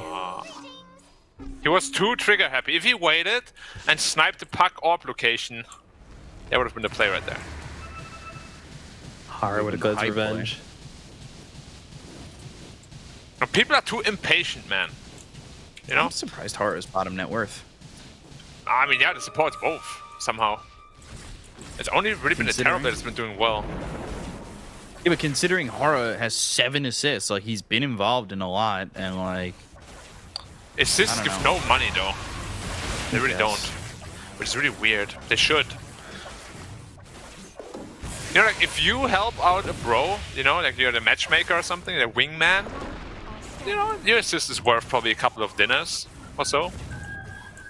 Couple of dinners for wingmanning, wow, that's a high price. Wait, you don't think it's worth it though? Like, imagine I give you your love of your life, okay? I'm sure you would treat me some dinners here and there. You give me B cup? Okay. Yeah. Yeah, I guess so. Right? I mean, I feel like that's kind of what. Yeah. I don't know, maybe one dinner. Call me stingy, but like. One dinner, okay, at least 2. Like, that's an unspoken contract. What kind of dinner are we talking about here? Are we talking like just like pleb dinner next time Chipotle. Wining and dining? Oh right, pleb dinner. Yeah, okay, that's. Yeah, I'm not a fancy guy anyways. I'm a plebby. I like peasant food. And Bedra likes water, apparently. Top Grabs lane. him. He did morph up. He didn't morph up. And, sharpshooter misses, but not enough time to morb into something livable. He does have that butterfly, though. I can't believe he just went butterfly first item. That's so bad. Like, no offense to him, but it's just so useless. But didn't you see the TB miss him like twice? Yeah. Pretty sick. And the Bedra was just burning him up. You know what Butterfly should be changed to? Not 35% evasion, but 35% chance to just backtrack damage. That'll be OP. Oh, right. TB doesn't have BKB, so it can maybe burst him. Bong, bong, bong. Or they just run away. Okay. Okay. All right. That's And exorcism got used. That does not exorcism feel and good. Mortimer's How kisses. come are they these just- stones doesn't okay. go in? Like, the puck You- needs to go in there and coil the Terrorblade, for sure. He's waiting. He's waiting for the perfect moment. And now they know it's Waiting up. for Morbius We too. used exorcism, guys. We gotta go in. DP also had BKB. They had Oh, everything. they're gonna get scanned out as well. This is. And- Sus- All right, they're gonna forced try to for grow. Roche, but exorcism doesn't have that long left on it. There's no metamorphosis though, so TB is pretty weak right now. There's Okay, BKB on the Razor ready to go. A Bushwhack that I guess is just gonna freely land here on the Morbius. I mean, They're the out. Morphling. Same thing. Speak up. We need to get you help. I'm in a bad place. I can't stop. Wait, did you watch that movie or what's going on? I watched it on Twitch like 800 times. I watched it as a GIF on Discord. The entire movie. I I don't know why that was a thing, but someone posted it. are we talking about this bad dude? I don't know. Don't worry about it, Black. It's Nah, internet I'm You're never gonna up have to watch that cinematic masterpiece. Yeah, Whilst so you we're were talking about the studying the movie, weight. right? Whilst you're at the Morbius- gym studying the weights, we are studying the morb. Hey, That's what we need to I know. did watch that movie and it was absolutely awesome. Thank you. Yeah. Well recovered.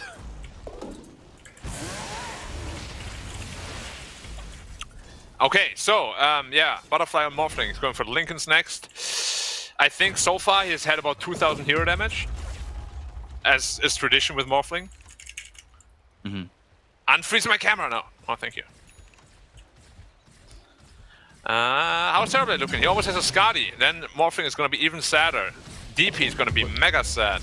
They really didn't try to pressure him whatsoever. Minute 20, 40. Manta style, Skadi. That's filthy rich. Yeah, what's the normal average Scotty timing? No, don't make me do this. All right, give me a sec. All right, too late. I've already done the ask.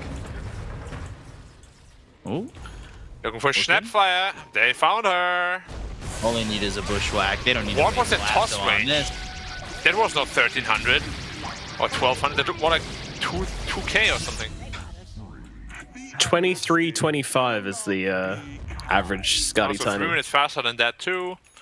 He doesn't even Yeah. go for Right, BKB safe at timing. all, man. Like he's Yeah, feeling more so safe. safe this game. That is crazy to me. What is Morphling building now? Lincoln's. Okay. Yeah, it's just it's pretty Sasuke. Don't All you want right. like a dispel against a Bad Rider, like Manta style or BKB? No. Guess not. Let's place some bets, guys.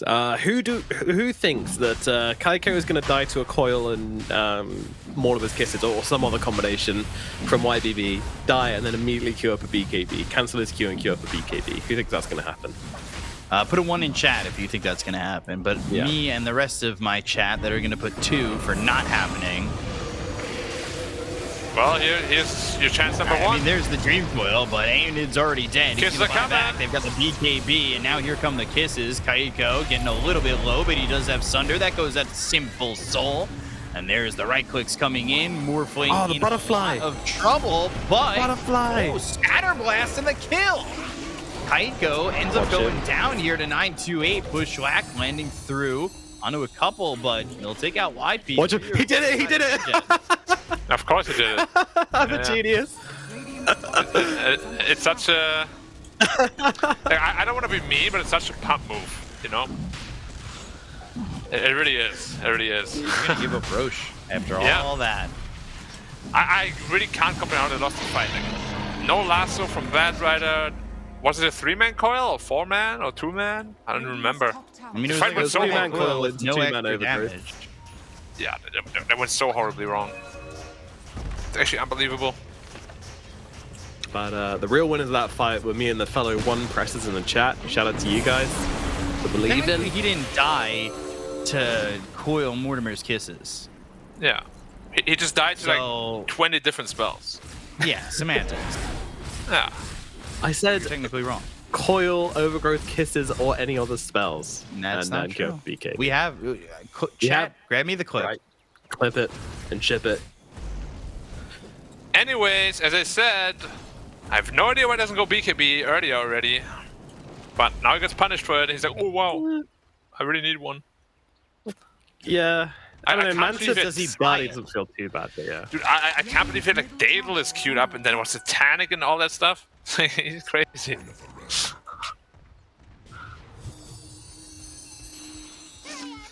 It's crazy. Tiny gets coiled up again. Gets punched by the Invistrian. Bam. Avalanche. And now you can just TP out. walk away. But he doesn't have TP. He'll be fine. No Well, doubts. You can sit here no and doubts. think about what he's done. May you ride on nether zephyrs.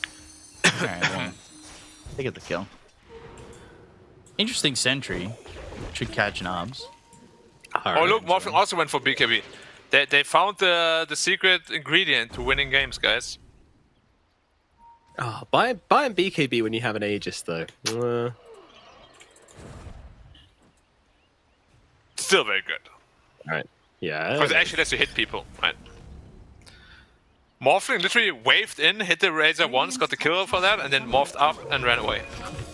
He also gave the Terrorblade a thunder target, let's not forget. True, otherwise he would have died way sooner. Yeah, kind of waveformed in front of him and said, here you go, have a full health target. And TV said, oh, thank you very much, Sinful. True, I did forget that fact. Thank you for reminding me. Ooh, Pelosin. Oh. Was looking for the blink overgrowth, but never got him there. You know, you can also just blink from a tree line into the middle of a lane and still have that invis effect. It's like lingering. So you just punch him after. Fade. There's some things that have lingering effects that are really frustrating, like Upheaval. The lingering effect on that is obnoxious. Yeah. Lingering effects in general is super. But BKB and Terrorblade is just around the corner for 100 gold. And he should be feeling a lot more confident. If he buys it, let's see. Maybe he's gonna go just straight no way he MKB. doesn't buy it. There's no way. All right, Chad. Because Here's your time to shine again. 1, if he skips the BKB and goes MKB. 2, if he doesn't. Come on, Chad. I need some ones. Trying to get one back on me? It's not happening, dude. I mean, technically, you're not right. He didn't buy the BKB yet. I said queued up. I never said he would actually. Okay, Well, no. you you know, well, actually. Ah, Said God. overgrowth, Mortimer's kisses, and things. God, okay. Radiant's top tower is under See, this is why you don't get into semantics, because I'm deliberately extremely ambiguous with anything I say, so I don't have to be held accountable for anything I say. Zero responsibility. They have a 4K lead on YBB all of a sudden. Like, it just felt like SHENZHEN were rolling for so long and just have not found any semblance? Yeah, of a bigger lead than about 1 or 2K.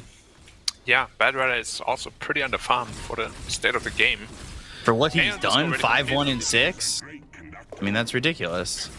Avalanche. Oh, these stones this time Tossed. didn't get the lasso though. And then he silenced Dream Coil, and away he goes. There's the kisses. Took some time, but they get it in the end.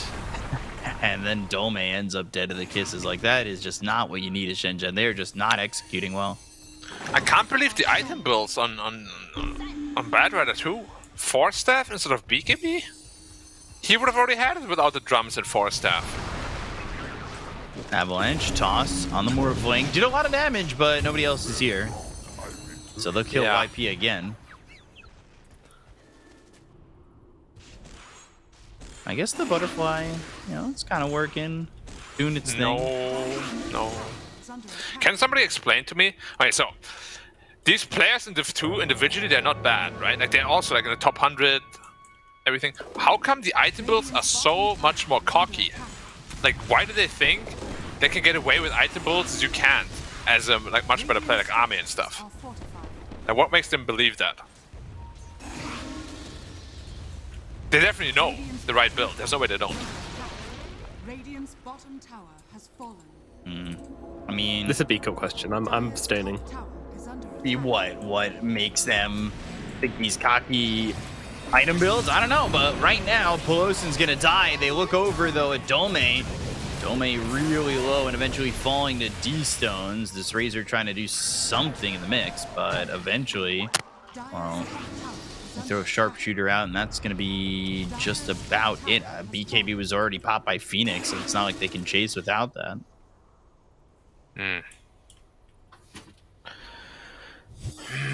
Well, this is somewhat turning into a 4P1-ish. I guess Razor still is decently farmed. But yeah, he's starting to lag behind a little bit as well. But once that MKB is up, Morphling should just be food for the Terrorblade. Has Puck gotten too much back, though, where Morphling's food, but even if he's food, Puck's able to control up everybody enough? Yeah, it's going to be a big problem killing the Puck, actually. They don't have great catch. And TB hates getting kited by heroes like Puck. Yeah. He just wants to get on top of some heroes without escape, use that scouty, slow him down, beat him up, and then just A-click through team fights. Yeah, TB has the like real bully mentality. He does. He does. Let me. Would you still give an advantage to Shenzhen though, with where TB's at, or even though they're down 5K, or yeah, I think so. TB is still pretty much untouchable. And once he gets his MKB, he'll also just shred through the Morphling. The DP won't really deal too much damage to him. But yeah. But again, it will all come down to, can they really catch the Puck or not? That would be bad Red's job. But without BKB, I really can't see how he's ever going to do that. Through the power of friendship, anything is possible, Black. True. Well, that would imply that people have friends. True. Dota players don't have friends. Yeah, definitely not. Don't even like you guys. I'm just kidding. I can't hold to that. But I've already said it live on stream, so I guess I'm in trouble. Yeah, I'm clipping that. You're being judged right now, sir. Yeah, I feel it. Don't worry. I can sense it. 5-man smoke from Shenzhen. They're going to try and make a move here with Roche respawning in a second. Maybe we can catch Puck this time. No. Wow, that was really late from YP. Yeah. Either rock, give him a break. They're not known for being particularly agile. Oh, kisses! And the coil coming out onto Haru. He's gone. That's a dead squirrel. Roasted squirrel. Ever eaten squirrel, Black? No. Can't say that I have. Surprised. I should though, probably. I feel like Have if just you? one ran past you in a park, you might just like... Oh, yeah. Just shoot out and grab it. Just take a bite. Shoot it? You mean... Well, okay. Yeah, I mean, like, If you know wanna when be- people, like, kung fu experts for, like, their kung fu grip, just, like, their hand just shoots out and grabs something. Oh, you mean like that? Yeah. Yeah. Like, In Roche. what I'm like talking to you on the side, I'm like, Ooh, Exorcism. alright, you don't want to get this Roche for free? Terrorblade, go in now. EKB very early from Sinful Soul. Whoa, what's that? Getting really low. Kayako jumps in, but they've got the Hey, Terrorblade, just look at me, hey! Fires the Pookie, and now we'll go to the Overgrowth. They're trying to kill this. Oh my But he God. gets Under off close. How'd he get away with He's that? gonna buy back immediately. They've got the Aegis on a Sinful Soul, and this gets popped on Aided. He'll try to TP out, but Kayako still enough damage to get that kill. They gave up the Aegis, though, into the hands of this Morphling, and I believe the Shard, too. That Shard does work on Snapfire. I think they gave it to Morphling, actually. Snap Yeah, already had well, hers. No. Yeah, Snap already had it, but it did work, stunning up. Oh, you mean like, was yeah, getting the kill. Yeah. For sure. I don't know how you run into the pit not activating the BKB preemptively, man. That is like some baller move. Morph used his so early, too. Oh yeah, It was that the one I stark don't even difference know. between the two of them, wasn't it? Very, yeah. It felt like the Morph got bashed by Roshan. I was like, oh no. I don't want to lose this Aegis. And then Kaiko, no fear. No BK. But as you can see, used. Like, just need if to train Terrorblade actually together, hits you know? you, like you die. Fast. Very fast. If only YBB had the proper voice line. The if I go in, I might die. Dream Coil, 4 staff. And survival. All right. Double 4 staff there. Wait, still no BKB on the bat. He's going to Refresher next. Man, I really don't know what's happening. Well, yeah, I mean, I kind of see why he's going for the Refresher, but at the same time, yeah, get yourself a BKB, boy. Also, I hate these games when there's absolutely no team fight on one of the other teams, because it just feels like if more than 3 heroes come into contact with each other, we know who's going to win And the fight. here comes D-Stones. Waning Rift, Phase Shift, Waveform, going through, but there's the lasso committed to Pelosin. He did buy back, so he's dead for 78 seconds. The Avalanche and then the 4 staff out. Somehow the Tiny survives. It's just a sliver of health.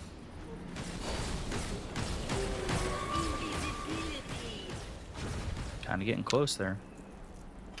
Impressive. Wait. Okay. So, super late game, right? Like, let's just say the game goes minute 50. Is that considered super late game these days? Ish. Then we have extreme late game after that. Ultra late game. A mega ultra late game. Yeah. Morbius at late game. Do we give the advantage to Radiant, right? I still think the lack of team fight makes that game really difficult. Yeah, there is no save for lasso though. They're severely underfarmed though, like compared to the. They top are two really cores of underfarmed. That's YBD. a big problem. Yeah. They really want to be able to use his Terrorblade power spec. He has his Satanic now. Like, he's literally untouchable and he's shredding everything. You gotta go make a move now. This morphing ages does not matter. The longer you wait, the harder you make it for your Terrorblade. Looking like they're gonna 5-man smoke, and they will immediately. And They're gonna find the Kaiko is not Terrorblade. only Dire are scanning. he's running behind right into levels too. Oh boy. And he's fast. There you go. BKB they can't kill. They actually went right by him, and they went for Har. They get the kill to Har. The right click's coming out on a Sinful Soul, but they've got themselves the disarm with Heaven's Halberd, so they'll continue to run to the TV. Ooh, Lotus, and toss back towards YP. Interesting move, because it got him into a better position, but they've got themselves the last out of the puck. Now, Overgrowth. Oh, the right click's in on a Dome. They get the go to the Batrider. Kaiko still hitting away, going after Aiden. They've got themselves the Avalanche coming in on a 2 from YP, and they look for this puck, but they don't have the damage. Kaiko needs to be careful. That Metamorphosis is going to run out in just a 4th of its duration. And YBB kind of feeling that they were on the back end of that fight, just disengaged. Yeah, the Morphling felt pretty useless in that fight because Terrorblade just laid into him for a good 2-3 seconds. He needed to morph up all the way to strength. And suddenly your most farmed hero doesn't really deal damage anymore. I mean, Puck is also here that does have damage problems, right? If you itemize like this. So the Razor is also gonna get much stronger once the Refresher comes out. I just want him to, like, as soon as meta's up, take the next fight. Like, Terrorblade, as you just saw, like, he's literally untouchable. Yeah, Terrorblades. I mean, he even like popped the BKB and Satanic at the same time when he was on like 75% HP, which I thought was kind of weird. But I guess he thought he was about to be attacked from like many different angles. That's why he does that. And also the Purge on the Satanic, I guess, is quite nice. But when you use a BKB, you don't really need it. But either way, he popped both at the same time, and then they just can't approach him anymore. And he just feels confident enough to keep use the that. spell. Doesn't he? For sure, for the Overgrowth. You have Satanic, you have Manta, you gotta keep one of them. If you Satanic too early and you get Overgrowth, that's how you can die. Right. So, gotta be very careful. Also nice patience from Paulson to wait for that. I thought what was very interesting in that fight was the fact that YP tossed the Snapfire onto the Terrorblade, and then because of the Lotus Orb, Terrorblade went back towards the Tiny. Yeah, that was a weird one. And it just positioned him so much better in that fight. He was like, oh, thank you. This is handy. Like, all right, I'm out of the middle of this. This is perfect. Well, Phoenix is about to hit a very strong timing. He's about to finish off this Refresher Orb, which is honestly huge.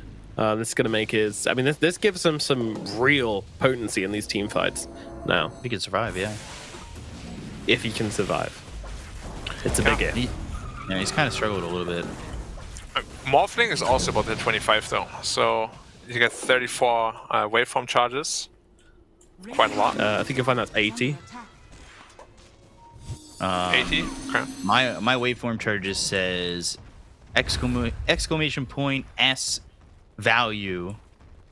Oh, that's the best one. It's Well, 100,000. yeah, super waveform charges. The fight breaks up. It already caught up and gonna pop that Aeon Disc immediately. They put the Lotus Orb on him. They dropped down the Dream Coil, Dagon on the way out, and that's just to escape. They can't fight this anymore. You committed your meta, like, you really just gotta go in. Like, into the backline. The backline needs to jump in. Like, there's a very glaring lack of initiations once you committed something. Like, the Puck top lane, now this fight, it's like they don't trust themselves or something. Like, they're looking for a fight now, but there's no way that they're gonna give it to you. They're just gonna keep running away. And a smoke up and a re-engagement the moment they've... You wanna go high ground with this? No way. Your meta's over. It's almost done. I think they were maybe waiting for the Puck to potentially make that jump on the Illusory Orb, and then if not, just do this. Dire's middle tower is under attack. Maybe, but yeah, they get caught a little bit off guard there, SHENZHEN. And YBB have a huge window to punish this. Yeah. Terribly without Metamorphosis. Well, now he's... Yeah, he's got Demon Zeal. Dire are scanning. So it's not like he's gonna have no damage, right?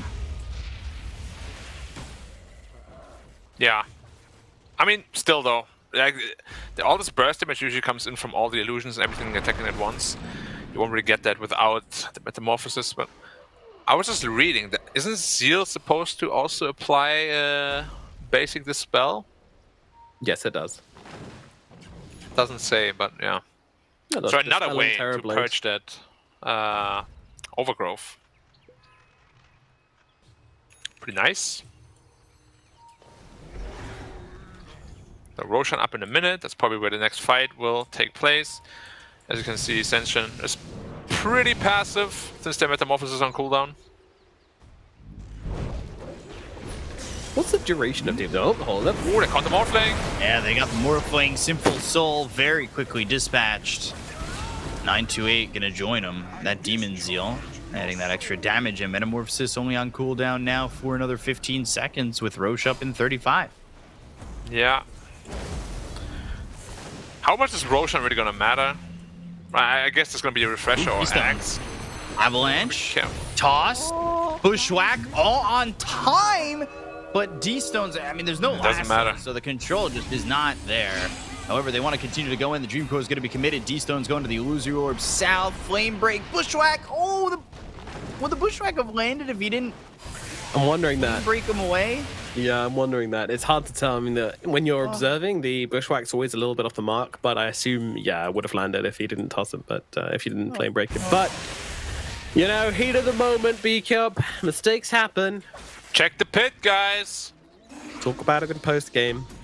You gotta check the pit. That's a free Roche right now. Kaiko knows. He's ready.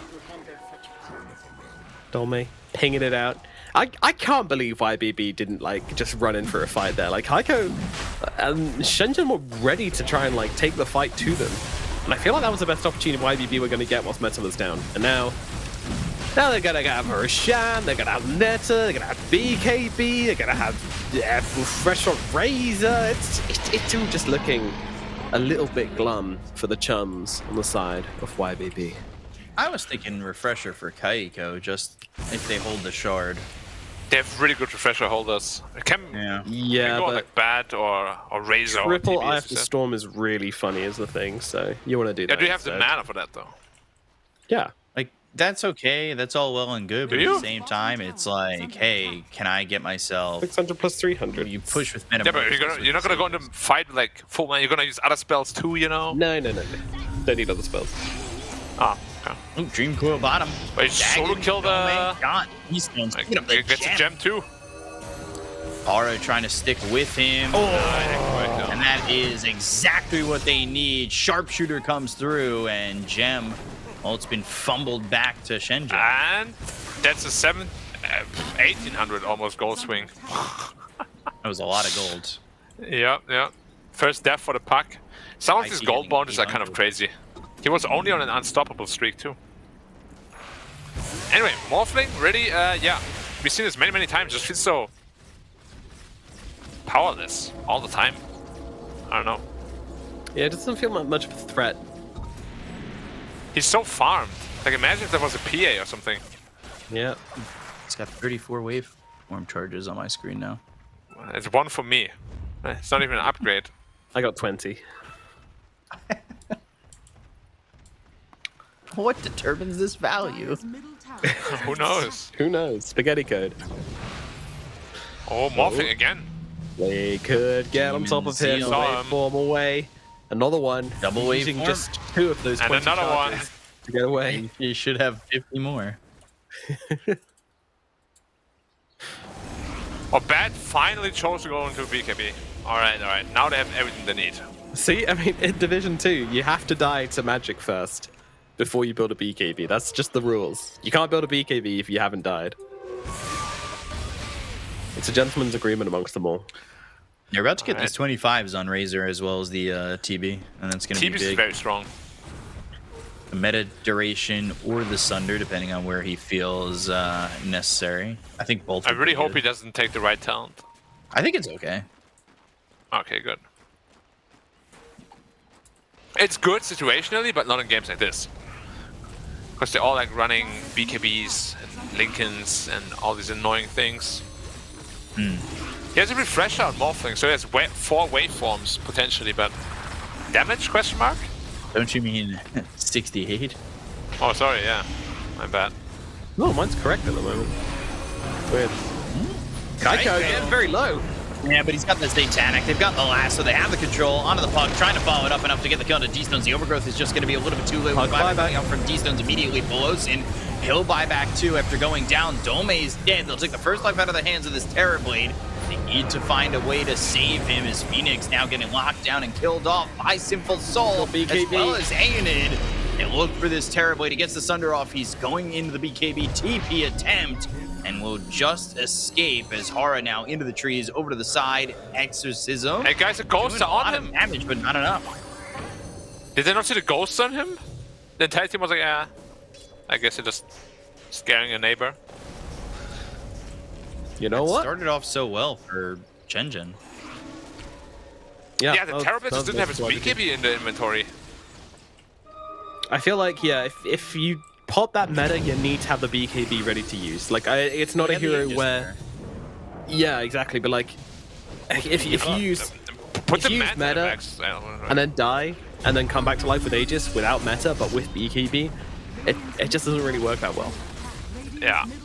It's definitely the meta that goes in the backpack. Alright, give him the Sunder, okay. Now it looks like they're gonna be the first to take the Rex. Morphling at least is very good at hitting buildings. Especially with the leveler. Yeah. Everyone's good at hitting buildings with a leveler. They choose to not go. Wow. Overcautious, Black? Yeah, but that's the YBB special, right? From last season already. Which is why they made me mad a couple of times. But you know, Well, that's because, I've become a different human. I went to yoga, lots of stretching, lots of peace. YBB actually stands for YB Brave. So that's why they're being a bit cautious. Why be brave when you can be careful, Black? True. I mean, I disagree, you know. I wouldn't ever go bungee jumping or jump out of an airplane. Sounds kind of crazy. I think I'd go. I used to be a little bit afraid of heights. And my partner actually bought me a bungee jumping experience once, and I was like, no, that sounds terrifying. But I think I'd do it now. I think I'm better now. Oh, but back then you were like, nah. Yeah, back then I was pretty scared of it. Yeah. It's great. I went cliff jumping a couple times. It is super fun. What's cliff Especially if you land on a jumping? cliff. That's why you got to jump outwards. Yeah, no shit, but if you make one mistake, you're just gone, dude. How big a cliff are we talking? I mean, I was told it was like 80 feet, but 80 feet? Into water? That sounds... yeah, in water. No, into water. Onto solid ground for Black. No, but like, doesn't the water pressure if you disabled land from the wrongly waist down, also but totally worth destroy it. you? Dire's top tower I mean, it definitely hurt. I remember like knocking the, the breath out of me. Did you? How did you land? Like properly or like on your back or what? Nah, pencil. I feel like if you land in your back or stomach, they can like rip you wide open. Oh, it would hurt. Oh yeah, for sure. I think it would. 'Cause I got- probably yeah, some I internal got- bruising, but I don't think it would rip you Yeah. open. You have to I got get shin splits. It hurt. Final Destination style. Final Destination style, dude. That movie is. It still scares me. That elevator scene. Ooh, they're gonna go for Better it. get the Lasso lasso coming on. through on Aeonid. Dream Coil's a complete whiff. Double damage Terrorblade too. That's pretty big. They're gonna go for Aeonid after the Aeon Disc. Continue on. Sharpshooter hits him, and they'll get themselves at least that one. Right, now with the Metamorphosis talent, it lasts so long. So you have a lot of time to make something happen. And they really should, at least force the buyback. Did Razor use that refresher shard? Yeah, he did. Okay. Yeah, that triple Eye of the Storm didn't do that much. Middle tower is under attack. Looked cool though for a second there. And that's what matters. Yeah. Radiant's bottom tower is under And the Terrorblade says hello on the high ground. Like you cannot be scared. You gotta go and poke at least. No. It's hard to poke, right? Like with the living armor. Yeah, but you can also just destroy it, or get the force a glyph out of something. Roche is up pretty soon. I don't know. I feel Why like be you- brave, guys? Why be brave? No, it's not the same team. Oh yeah, you're right. What does Shenzhen mean? I think I have to look this up. I actually don't know. Is it like a brand? Oh Like yeah, LGD is a brand. Yeah, no, Shenzhen is a. Well, LGD used to be a brand. It was originally like a Like the Chinese Amazon, no. I believe. What? Maybe. I don't know. I think it was something else, and then they kept the LGD name, but they no longer based on that brand. Are they still Wow. affiliated with LGD? I mean PSG. Yeah, Yeah. of course. It's in the name, bro. I know, but maybe they just want to keep it for good old sake, you know. Just for giggles. It was Getting lawsuits like, please remove PSG from your name. They're just like, nah, we kind of like it. It's kind of cool. LGD We was will a food ruin company. you financially. We are already ruined financially. Don't worry. Oh, okay. Hex on the Tiny. Pretty big pickup against the puck. He has an Aeon Disc though, so. This is everything on the Roche. Aegis, Cheese, Refresher Shard, Ags. Ags Blessing would be nice on Terrorblade to get the Terror Wave out there. Wouldn't it just? But this is what we always dread, though, right? Like the average YBB game time. I still remember last season. Like hours? me and Black have covered like all their games. Like we were did you poking piss fun off? at it, but it's actually so long. Blink. Here we go. Oh, Lincoln's pop lasso out. Lotus Orb is there, but not in time. So they've got the damage to get the kill on a Sinful Soul. He's there for 100 seconds, and with that, No they buyback. probably just go right into Roche if they want to. or high ground. Either or, but it's a No. Don't want to rush It's a things, road. Black. Don't want to rush things. In fact, this rush might be a little dangerous. Maybe they should get themselves out of here, Shenzhen. Maybe they should. Yeah, don't want to be risking anything against that puck. Might want to How much hero damage did Morphine deal, guys? What do you reckon right now? 15k? 12.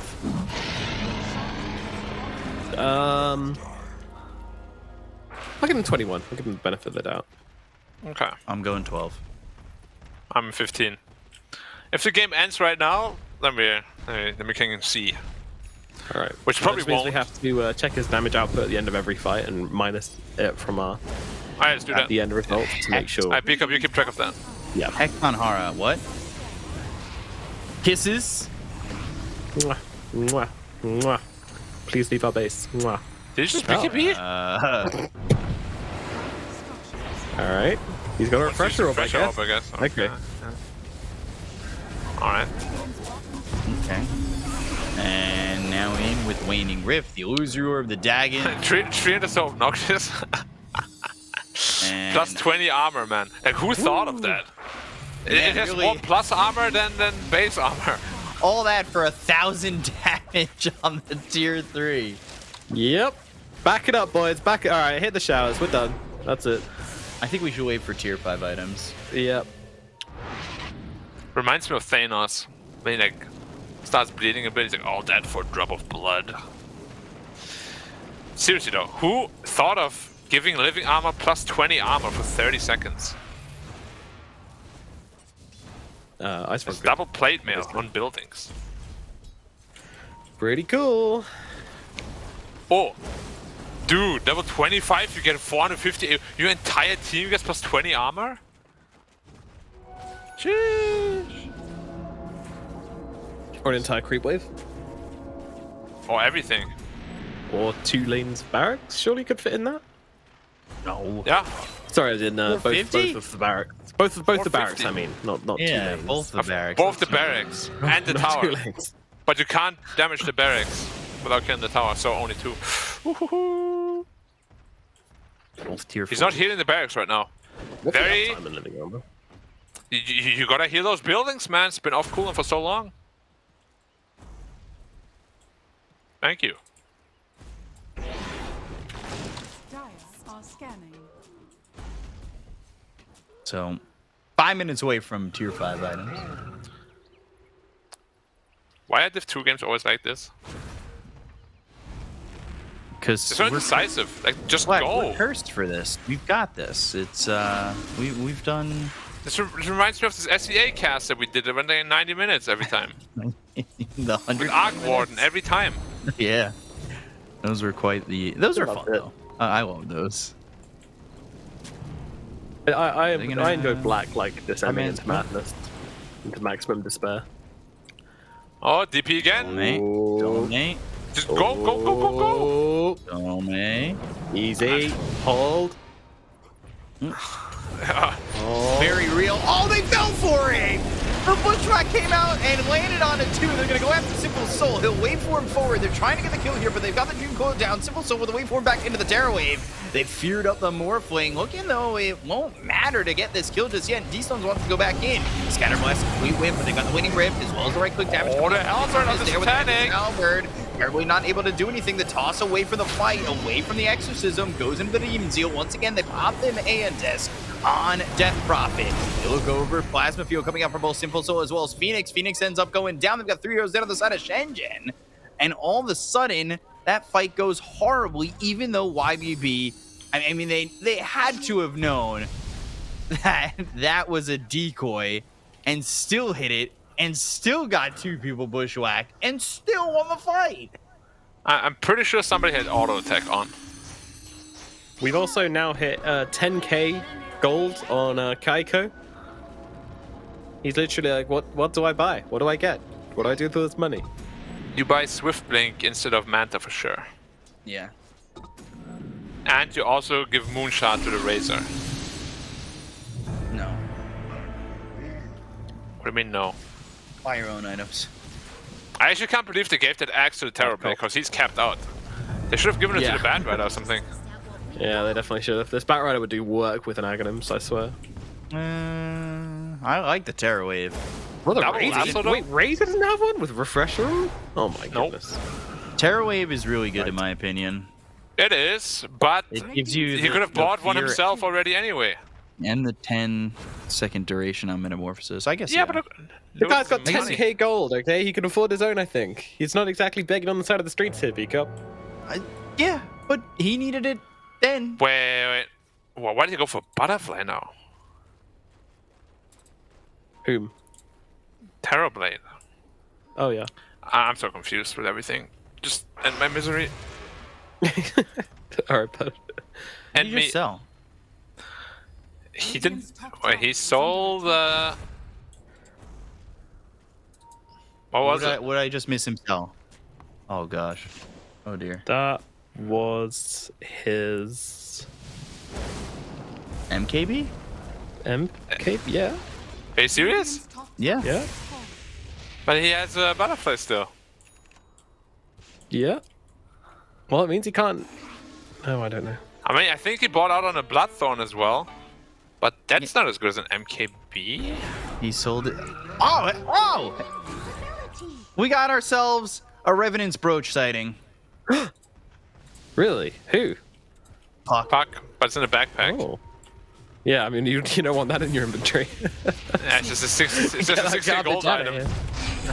Oh, overwhelming blink into the Dream Coil. They're going to go to the BKB immediately on Phoenix. That's the Razor I'm talking about, actually, with the right clicks coming. Hey, you're gonna pop this attack That again? clears up a lot of Dude, that. you just missed like 5 hits. Oh my god. Right, though. Take out this Terrorblade. He's going to be forced to buy back immediately. Now they're going to look over as Aeonix going forward with the Exorcism. Overwhelming blink as well as the silence out of Kayako. He's going to pop that Manta, continue to move forward, looking for the kill out onto the Death Prophet. Takes out one at least. Does have buyback. Dome pops the Lincolns. Now gets the lasso. It's out to the Morphling. They're doing so much damage, and they'll take out Sinful Soul. If you're a sinner, you're going to hell, and that's where Morphling's at right now. As the Illusory Orb comes up from D-Stones to try and get some distance between him and the side of SHENZHEN. But all of a sudden, YBB, they force the buyback on Terrorblade and Kayako. He's going to have to start playing a little bit more careful for the next few minutes. Yeah, like he definitely just needs to item swap a bit better if he buys that many items. Like you need to pop your Satan again as soon as you use that BKB. He gave a Moon Shard to the Tiny. Right? The Tiny. Yep. Oh no, he didn't. He gave it to the Razor. The Razor, I hope. Oh, he gave it to the Razor. I thought I saw him look at the Tiny. Yeah, the Tiny was literally standing next to him like, Lisa, may I have? Lucha? I'm so poor. I swear I'll buy eggs. I'll get a shot. Bottom barracks are under attack. Spare some change. Call me silly, but You're wouldn't silly. you just give him an axe? Like why Revenant Brooch and not axe? Well, the axe is the weird waning rift thing. I don't know how good that is. Ah, it's better than the backpack item. True. Giants ring. Like, whoa, Giants ring Razor. Holy Giants poggers. ring. Oh, he sent it he's back. throwing it back. Pirate's hat for the Death Prophet. She doesn't look like a pirate though. Our Fidelity. To what are you doing, a pirate's ray? You know what they should do with tier 6, tier 5 items? They should just make them bind to whoever finds them every time. Apex? No, because if Wow, then DP has like 3 of them. He's like, okay. Yeah. No, you can only find one each. That'd be Who's hilarious. holding the Giants And everyone ring? gets Is it one. Tiny? Tiny. Yes. Oh my god, he's huge! Whoa, he's a big boy! Holy crap! Oh my god! Oh god. Look at Hey guys, it's Barnacles. Smoke Gang with a Tiny. that starfish is huge. Jesus. It reminds me of what's the Attack on Titan, dude. Suicide Squad. no the other one. Ooh, The one with Pirates. the robots that fight the monsters. Oh, that one. Pacific Rim. Okay. Oh. Yeah. Not that. Not the other one. That Oh, one. I thought you said robbers. Robots. Robbers. I said robots. Okay. He needs a BKB just to make him bigger. Okay. And pieces Bloodlust. are down.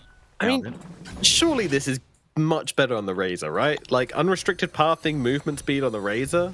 Yeah. Also Sounds- 800 health or something. Ridiculous. Making good 700? decisions. Priceless.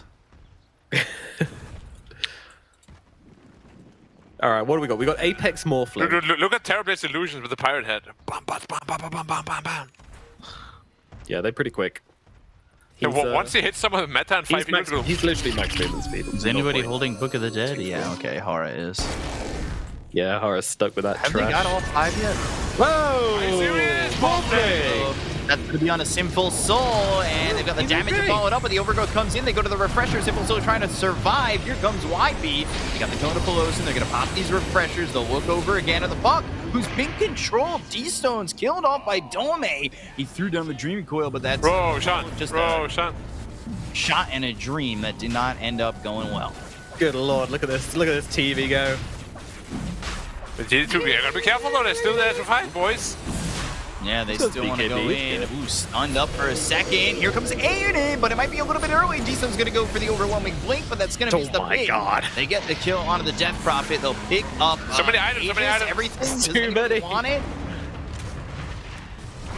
Scatterblast 928 in some trouble. The Lincolns is popped though on this got morph. Hex. They have the Hex. They have the control. They've got the Flame Break, and now they just need to get the Throw kill. fire back. There's the What toss the- into what the the- Terror. He's stuck in the air, wait. Right click, and he is Stick. dead. They still got another metamorphosis too. No, Tiny's not even using the Ag's Blessing. Yeah, he wants to give it to the Razor or Bad One probably. Yeah, but he should, you know, be greedy. No, you want to win the game. No, look at Terror. No. Dota gets so silly in late Well, the game. Axe Blessing went to Hoodwink, just FYI. Oh, it did? Yeah. Why does Raiden on 1-1? I don't know, dude. Unlocking that Hunter's Boomerang. Dire's middle Wow. Man, just look at this, like, anime TB. Oh my god. Buildings are late game Dota, so... I want to see Paulson attack something. He's the one with the Pirates hat on the side of YBB. Let's go, Let's go, Trian. Be the carry There you you want go. to be. Drop down the Dream Coil. Wait for him in. They're going to try and get the kill on a Phoenix. They'll take out this Razor immediately. And now they're going to go after Kaiko. Kaiko trying to survive. But not even the Satanic looking like it's going to be enough. They've got themselves the break. They go to the Overgrowth. That's going to be enough to get the first life out of the hands of this Terrorblade. Now they look over as 928 trying to run. Flame Break not pushing him back towards this Bat Rider. But I guess the range is ridiculous. No buyback on Trian. Anyway, you're going to steal the team to move up for this Stun out. event. They've got the silence, but they're Hara. It's on a two of them. They've got the damage to get the kill on a 928. They'll take out the Snapfire, who is not going to be able to survive the Terror Wave, and neither will the Ancient, as YBB drop game 1 to SHENZHEN, who finish off their victory.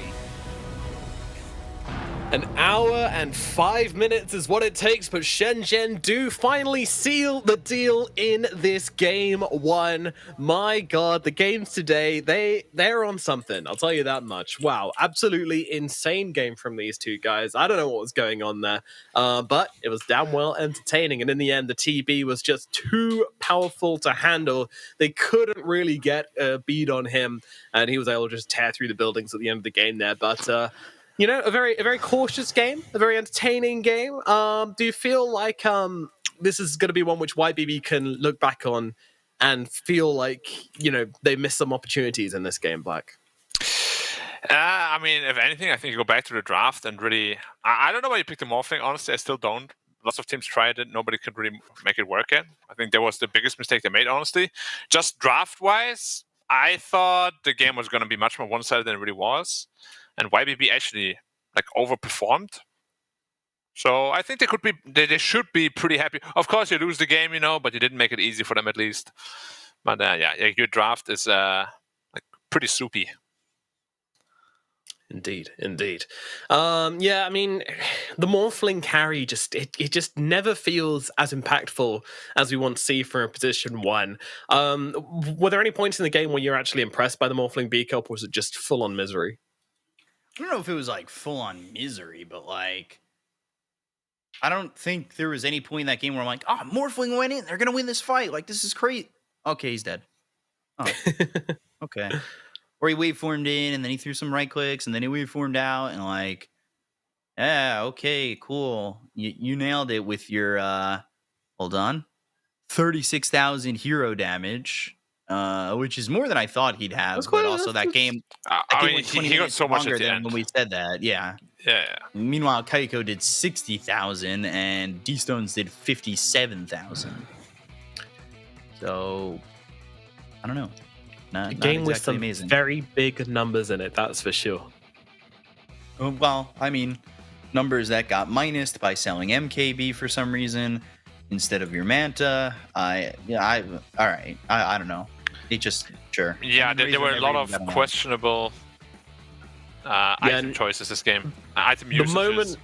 The moment he sold that as well, he went into a team fight and he tried to pop the Satanic and heal up off the Morphling, and they just missed like 5 shots in a row. Like, not even kidding. It was literally like miss. Then he died. And that was his like dieback. That was the point where, well, that was his buyback, sorry, and the point where I actually thought that YBB were going to do it. But they didn't push the advantage yet again, and I feel like, you know, for both teams, there were so many opportunities for them to come forward and try to like just maximize the little victories they had, and they just didn't. There were so many points in the game where Kaiko like popped meta and didn't get anything for it, and then YBB just let him chill. Like they just let him sit with his BKB and his meta both on 90-second cooldown, and they didn't go and do anything about it. Like that to me is just really concerning. Like you can't let them get away with that. Yeah, but at the same time, that has been a problem of theirs since season 2, right? That's True. what we've been criticizing a lot. And yeah, as I said, I don't exactly know why they're so scared, timid, but they've had, as you said, so many opportunities to actually force something You know, like Dota's a game of mistakes. If you don't force any mistakes, nothing will happen. Yeah, true. And aggression always leads to, better team play in the long run. It might feel bad to be really aggressive as a team if you're not used to it because you're just playing out of your comfort zone and you get punished a lot and you end up losing really quickly. But like, it's the best way to learn how to play more. You make more moves, which means you learn which moves are good and which moves are bad, and then over time you can adjust and then you become a better team. And I think that's something which both of these teams could learn a lot from. But all the same, it did lead some very entertaining Dota, some very nice plays, and some very surprising moments, such as this one here, where this was actually the fight which YBB won somehow. Avoided that terror wave with the waveform. Very important. I mean, he would have been feared. He probably dies there, right? Yeah. As you said, the game was definitely very chaotic, and then you could tell the players were feeling the pressure. This all started with like a double bushwhack from a hoodwink illusion, right? Oh yeah. Yeah. Well, here's the most important part in the game, where Tiny's morbed. Did Morphling ever He's so turn big. into another hero? Did he ever use his ultimate? Yes, definitely. He became Tiny once, and he Terrorblade became once. Razor. Oh, and Razor once. Okay, so like, he tried nice. all the delicacies. He tried all the goods, and then said, Yeah. "Nah, not for me. I don't like just any wanna of be you." myself." Which, in a way, is quite empowering. You know, he doesn't need to be anyone other than himself. Yeah, we can all learn but from. if you pick a Morphling and there's no good hero to morph into, then that's half the hero, honestly. And that's why the hero is so strong, right? You pick it against the lifesteal, you get this rage. It's supposed to be really strong against Morphling, against Terrorblade as well. Mm-hmm. Oh, Yeah. 1,009 GPM on the TB as well. Wow, It's a lot of gold. That's a lot of gold. That's a big old number.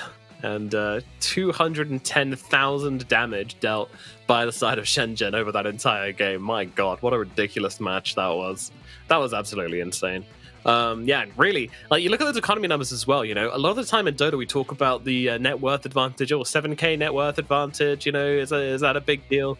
No, like that is such a tiny amount. Like it's less than 10% of the difference between the two teams in this game. Like it's pretty insane. Yeah, especially at that point in the game, right? When you get like a pirate head dig, that's suddenly like 2,000 gold. Very nice, very nice. B-Cub, what are your closing thoughts on this game before we throw it to a break? Push your advantage, please. Push And your also, advantage. my boy Kaiko, aka Ego, aka Cmu, killing it. I love it. Big fan. Kaiko killing it. Hashtag killing it on Kaiko. Yeah, well, that was a hell of a series coming out between these two teams, and we're going to take a little break to recuperate, to recover, do some yoga, do some meditation, and you should too, or, grab yourself a drink or whatever you guys feel like doing in the break time, but make sure you return to us as quickly as possible, as we will have game number 2 on the way very shortly. We'll see you then, but right now, thrown over to a quick break, and we'll see you in a bit.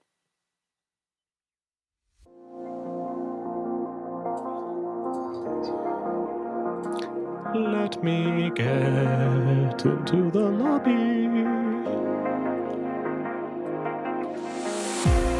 Kill me, please. I'm so hungry. Please don't start the match. I'm gonna go try and eat something. You're back.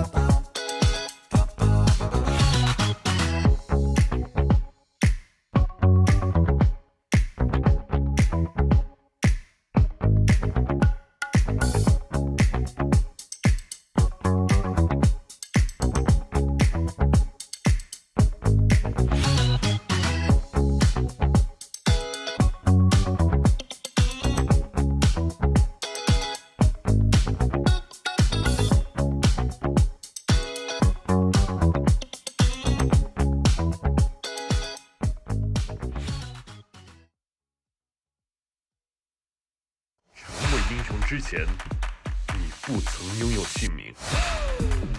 通向终点的路很长，但谁也无法预知结局。有人前倾暗影，谋而后动；有人拼尽全力，克敌机先。没有对与错，只有速度是唯一的答案。奔跑吧，在到达终点之前。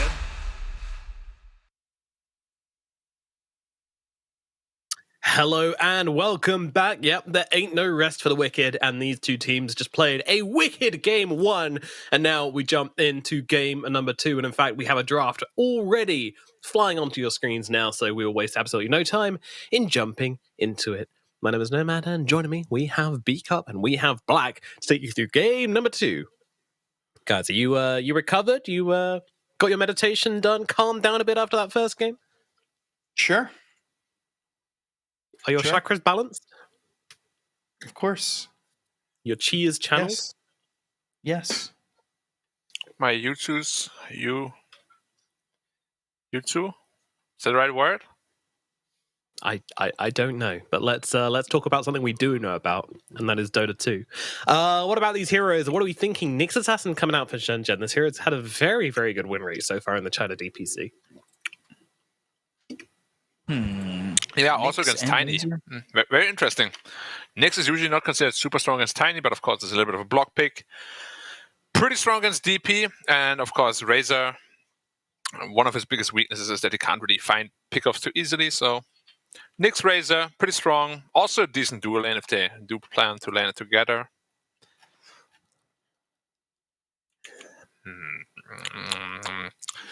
Medusa is banned out already. I would like some more lane push though, because Nyx Assassin's biggest weakness is just he can't really push out lanes. And the faster you push out lanes, the more opportunities you're going to find with Nyx Assassin. Yep, so Nyx has been picked 4 times so far in the China DPC, and he's won every single game. Wow. Yeah, I mean, honestly, is it like both divs combined or just div 2? Yeah, that's both divisions combined. Okay, yeah. I mean, he is in a very good place, I think. He has 2 stun talents too, so the amount of stun he can put out in a team fight is absolutely amazing. We spoke about the pick-off potential already. Even just like this invisible pressure, as we call it, having to buy a lot of sentries and dust and stuff, can make a team economy pretty poor.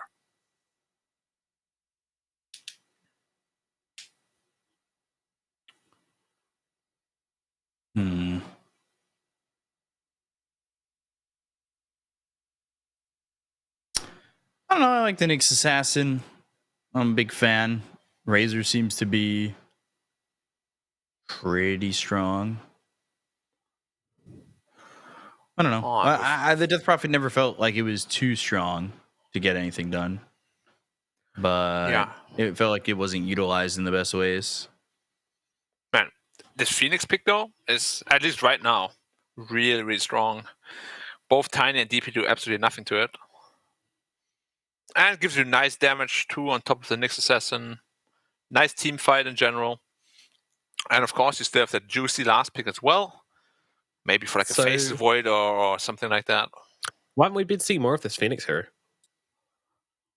I'm not entirely sure, to be honest. Like, his laning phase is not as bad as it used to be. Got buffed quite a bit. His team fight is very strong. You have sustain. I think when we see Phoenix, it's usually performing pretty well.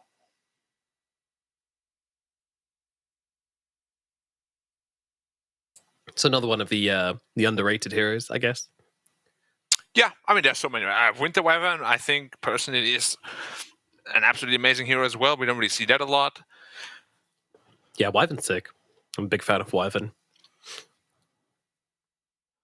Grimstock Jug, okay, so our cookie cutter dual lane that we've seen lose quite badly yesterday, though. Yeah, but when you don't use your spells, you tend to lose that lane, but that goes for a lot of lanes, to be fair. Yeah, but I don't know why they didn't use their spells, so if they don't use their spells again... and it's not as easy to use your spells against a hero like Phoenix, if they lane it up there.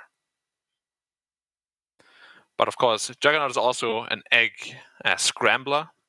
Ooh, I haven't heard that in a while. I miss the Yeah. days of hearing you say the egg scrambler, like Lena. Yeah, Lena, Juggernaut, Lifestealer. There are a bunch out there. Even Marcy, honestly, can scramble a good egg. Over easy? Fried egg on your burger? I Scrambled? think they all have lots of styles, honestly. Ooh. Yeah, they're very versatile when it comes to scrambling.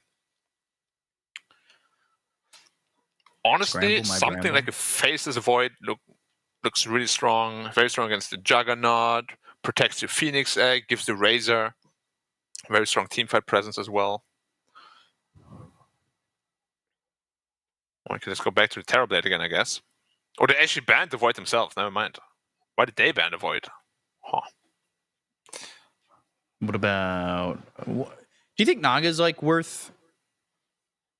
I like Bring it Naga. on. I think it's very underrated, but lots of teams and players. You need a player that's really good at the hero, and you need a team that knows really well how to play around it, and it's very hard to find.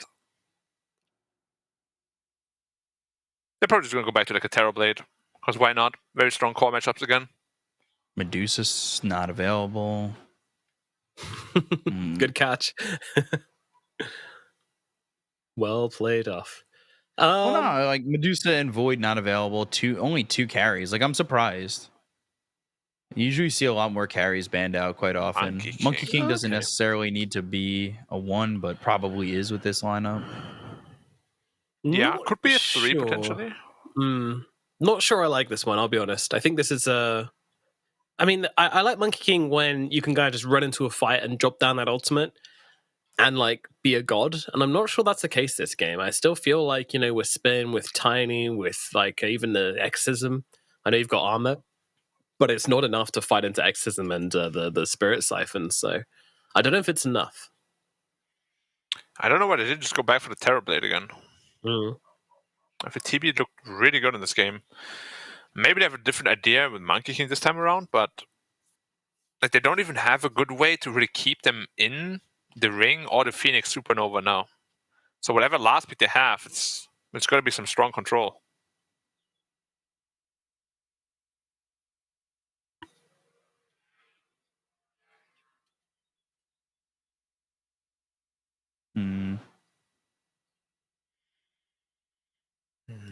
Final 2 bands coming out, but yeah, I'm glad to see SHENZHEN getting themselves a little bit of team fight this time around with the Phoenix, and you've got the Nick Saturn as well to give you like a little bit of stun. You know, they've got spells they can use. I felt like last game they would have been able to run over the game if they just had like one team fighting ability, and they didn't, and it made all of their team fights just look a little bit awkward, and YBB were able to get away with so much more. Like when they were behind, they could still take team fights just because they had those spells.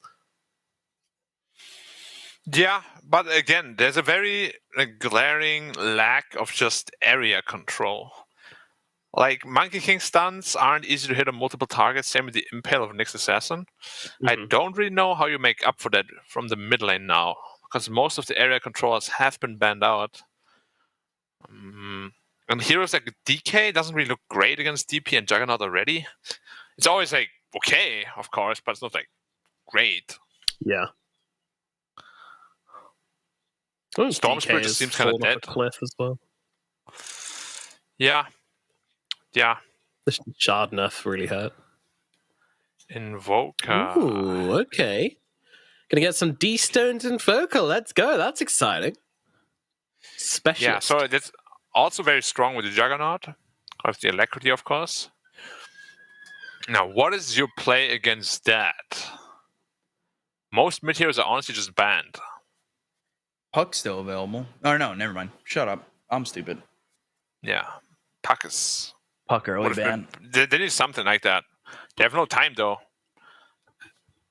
I And they have tried to be smart. no great options, I feel like.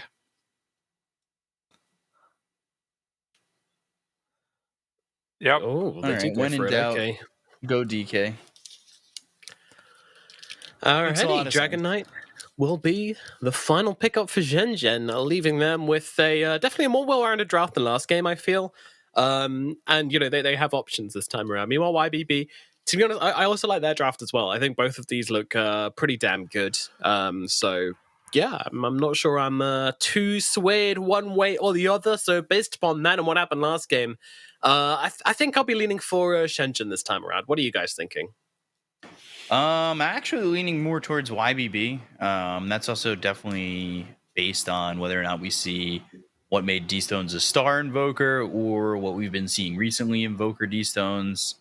I think they line up pretty well with like what they can do with Inkswell, what they can do with the Jug.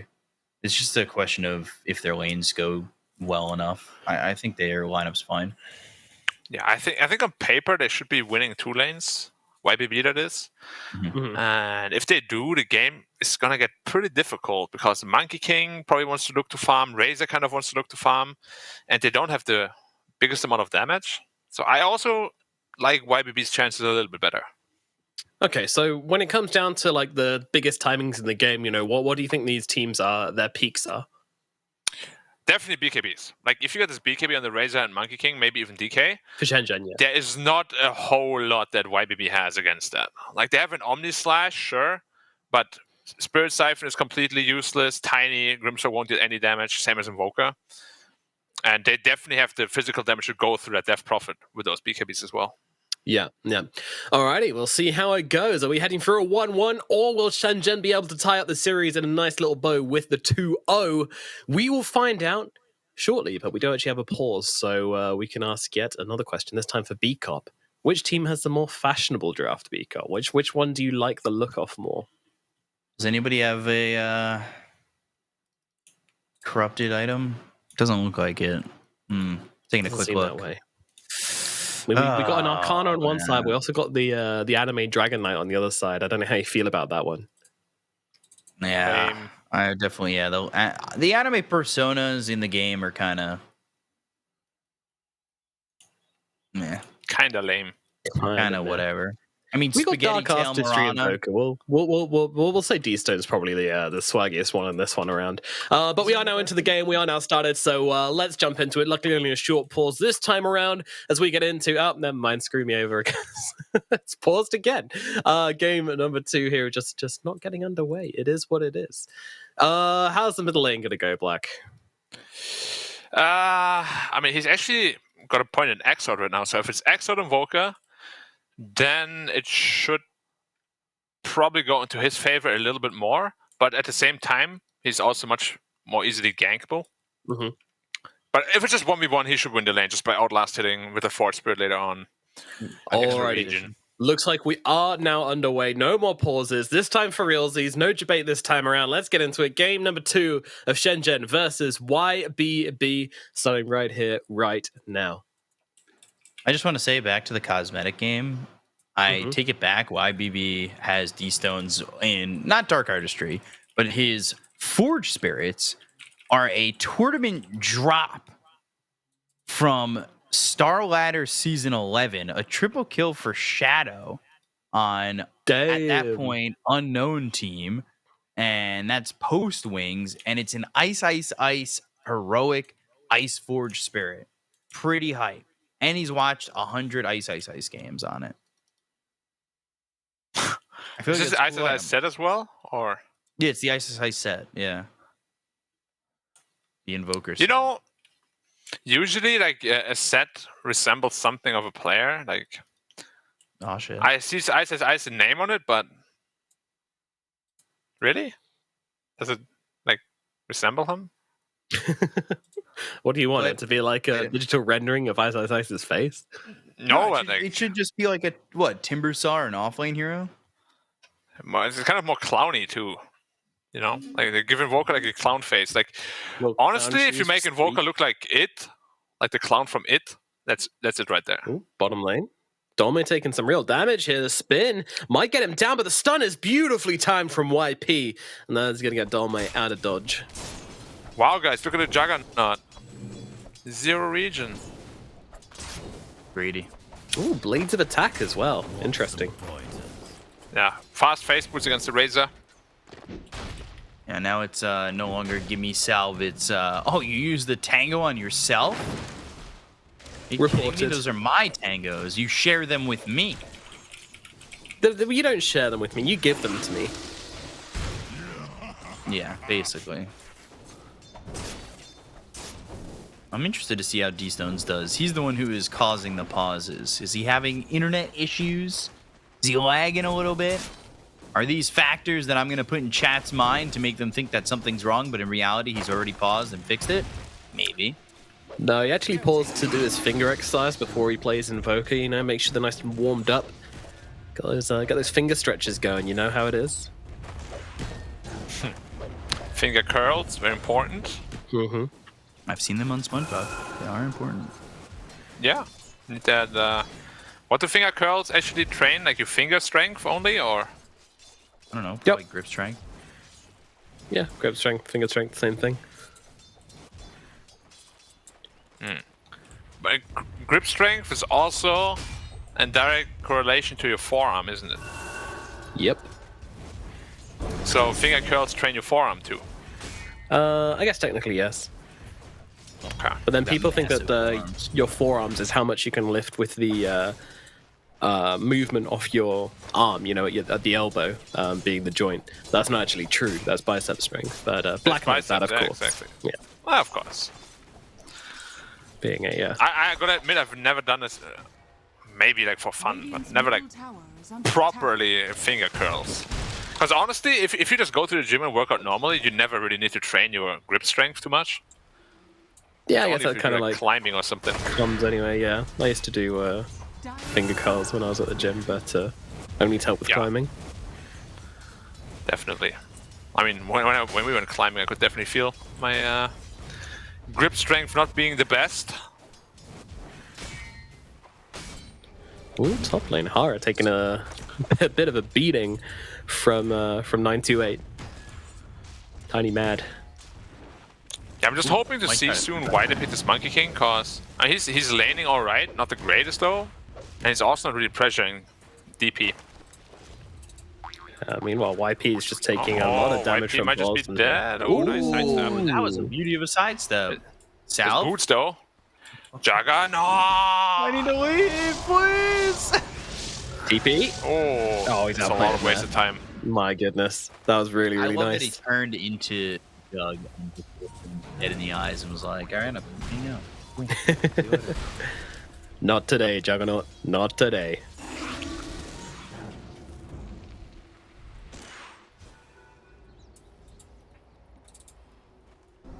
How's our famous mid lane looking? So How do you think, Black? How do you think? He actually went into a pretty interesting Invoker build, you know, Exort plus Vex right off the bat, just for Alacrity. And when do we really see Exort Invokers ever? Like, almost never. Never. Maybe we get to see some fun Sunstrikes coming out. That'd be cool. A little bit of interesting things happen in the mid. Well, not in the mid lane, I guess. I'm just gonna say, if he Sunstruck the Nyx, he was dead. I don't know what he did. Maybe not communicated properly, but if you do Exort Invoker, that's what you like need to abuse. Maybe on Hara top? No. They're not really trying at all. Very interesting. Oh, that... Alright. That's just not cricket, is it? That's just not fun when you lose your boots like that. Should they just get rid of the middle lane and just replace it with 2 cupboards which the heroes go and get in, and they just get all their XP and their gold from that instead? Might as Wasn't well. the Armor's idea another lane? Another lane. What did he say? I don't in the remember. interview last time. Yeah. Did you say another lane? Jungler? Yeah. Something like that. Because he said he hates the mid lane, and how everyone's just in the mid lane all the time. Meteor down, toss up into the air. Phoenix burning, but Sunstrike off the mark. Phoenix. Yeah, Phoenix saw it coming. He was ready for it. D-Stone. You see how smart, but like these ones didn't even try to fight at it. He was just like, he's running. This is, honestly, I'm sorry, chat and viewers, but there's a Phoenix in the game and a Phoenix by name. That Icarus dive, I'm okay. He just, I was gonna say he gets to survive off that, but instead, Wilson gets first blood. he was supposed to not die, but he right-clicked and gave him vision of himself. Like, that was pretty careless, to say the least.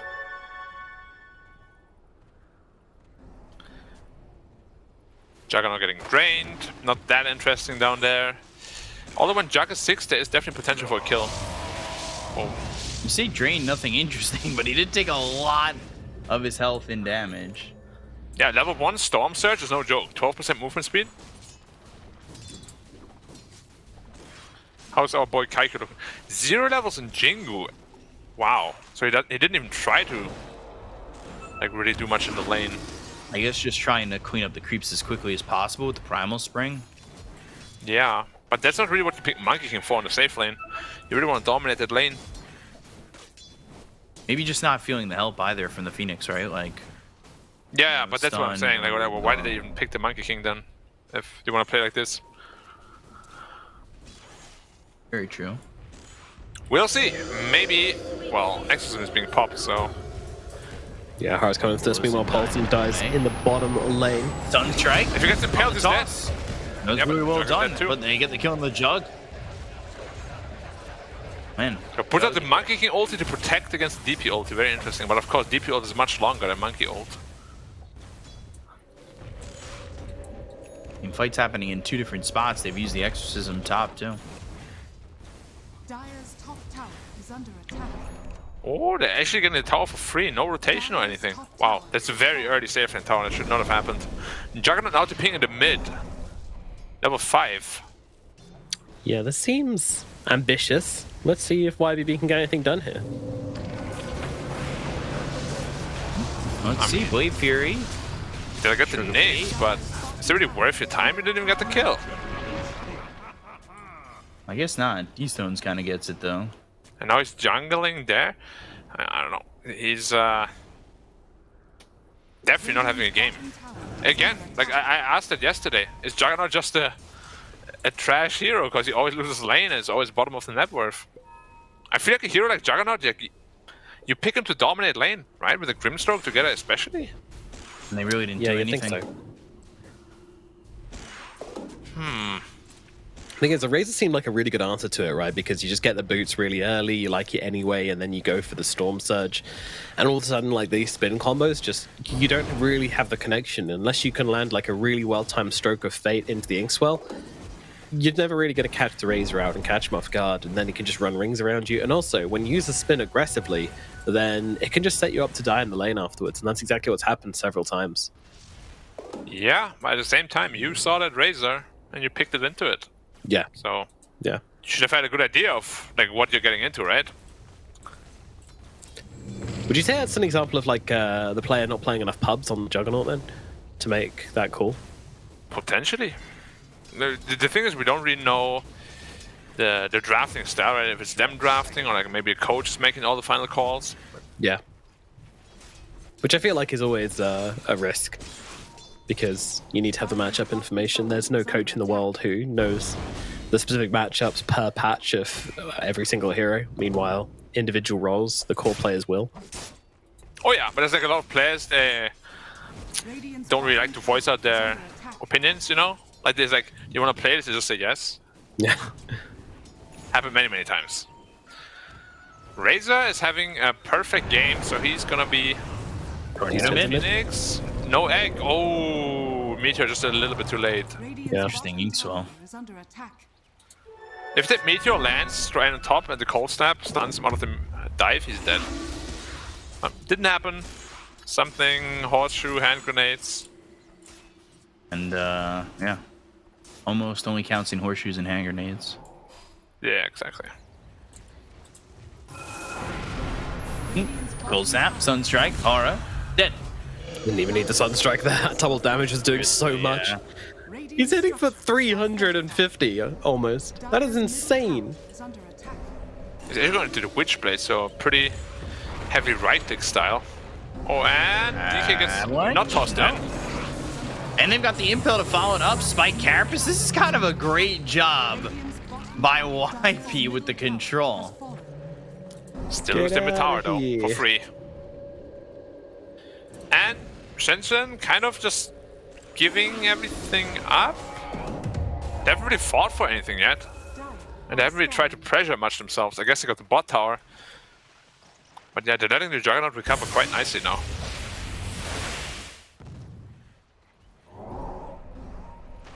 A white piece on the prowl.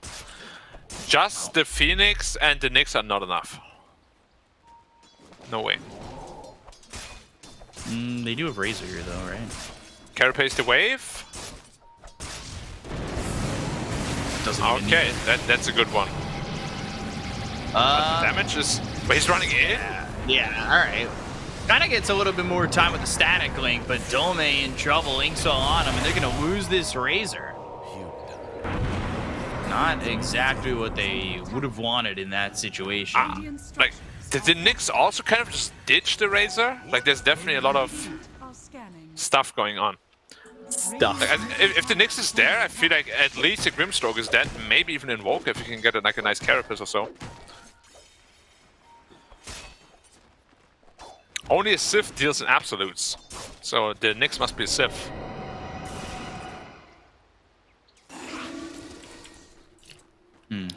It's definitely not what you want for your first Vendetta, right? Like, you want to make that into an advantage. Monkey King, by the way, Battle Fury soon-ish. Yeah, and he's farming well because he's maxing the 3 dance, of course. But again, it's not really what you pick the hero for. Might as well just pick an anti-mage then. He's farming okay, honestly. I mean, Jug's been struggling, and he's only 300 gold behind. Invoker, Witchblade is up, so a lot of damage potential there. Or he breaks the smoke, but they see the DK. Oh, they're barely out of vision. Oh, DK doesn't know. Avalanche, Ink Swell, Stroke of Fate. Good toss back. It's on to Poison. And now the Tornado lands on 2 Spike Carapace, and these heroes are in some trouble. However, Phoenix surviving it all for now. Balance Strike comes out. They get the kill on a 928. These heroes are so low on the Dire as they're running away from the Exorcism. The Ghost! Hara, so close to trying nice. Sunstrike on the mark. Dome goes out to D-Stones. They got 2 kills. Hara's still trying to run. YP in the Vendetta. And there's the Omni. Okay. Making sure that he can get that kill. Screw that guy, I guess. But yeah, super nice fight from YBB, just finding their momentum and able to catch him out behind the tower. Luckily, the Monkey King not really involved still, just farming up that Battle Fury, and he is quickly becoming the final prayer of SHENZHEN. But yeah, I guess the other cores aren't out of it yet, but I still feel like this is going to be another Kaiko versus the world game. DK is going to start to gain more farm when he gets that shard, right? Like, when he's got that fireball, drop it down, his farm will excel a little bit. Blink, Dragon he jumps Tail. past the Tiny. And 928 stunned up. Sunray still on him, but they just don't have the damage. And again, still without the Monkey King. Again, that miscommunication. Like, one jumps on the Grim, the other 2 go on the Tiny. You don't really have a lot of damage, so you really gotta concentrate your power. They're looking for the Jug, he's not tipping out. Blink, Dragon Tail, Spike Carapace on the Avalanche, and the double stun. Well done by YP. They just got to get some finishing shots here, and they will on pull us into 928. Dome gets 1, Phoenix gets the other. And Battlefield Online as well for the Monkey. Sunstrike! Sunstrike. Keystone again on the money. And I don't... That's a D-Ward though. Yeah, they got the vision. D-Ward, a little gold. There's another Observer down here on the low ground too. They don't even catch that sentry. That feels pretty bad, actually. Like, yeah, you get that 1 obs, but they're still holding some decent vision over there. Yeah, pretty deep vision as well. The problem is DP is so scary right now. BKB is almost done. 200 gold. Level 12 will be online at the time as well. And you don't really have the greatest answer, honestly. Like, the best thing you can do is kill her before the BKB goes off, of course, but if he's very mindful of that, it should be pretty easy team fights. Invoker running in all by himself. 928 by Tiny.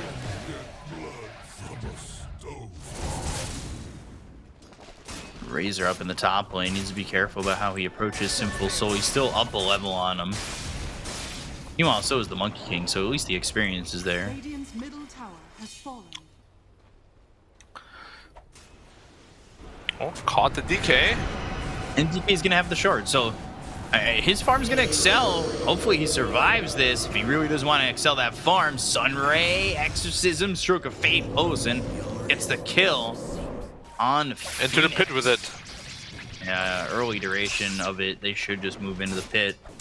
The question is, can they come and make something happen from SHENZHEN? They don't have the Wukong, so I doubt it. How's Supernova though? I don't know, I would have liked them to do something here, but they're too slow. These stones are doing way too much damage. You say that. I do say that. If they had just come over right now, they would have made it there in time, but it's just the two supports. Oh, the No way it's Sunstrike! Oh my god! Oh my god!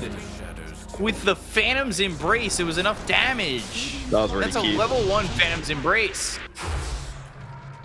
Ridiculous. That was insane. He didn't bother to hit it off himself. Going the other way. DK's jumping in, actually. Onto DK, Omni Slash bouncing around. BKB's been popped. Dome taking some damage, down to half health. Now they've got the Spirit Siphon. Phoenix walked in there himself. I'm not entirely sure why, but okay. Space, speak up. Space. You don't need to give it like that, though. Sunstrike again. Aura going down to D-Stones. He's now 6-0-6. He's had a couple of Sunstrike kills that have looked real good.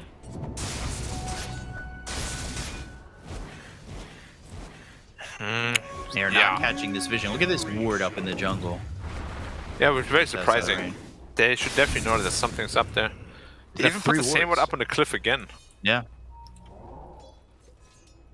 They value it that much. They know how to get dewarded, but they feel like they can get the value out of it before they lose that area of the map, I suppose.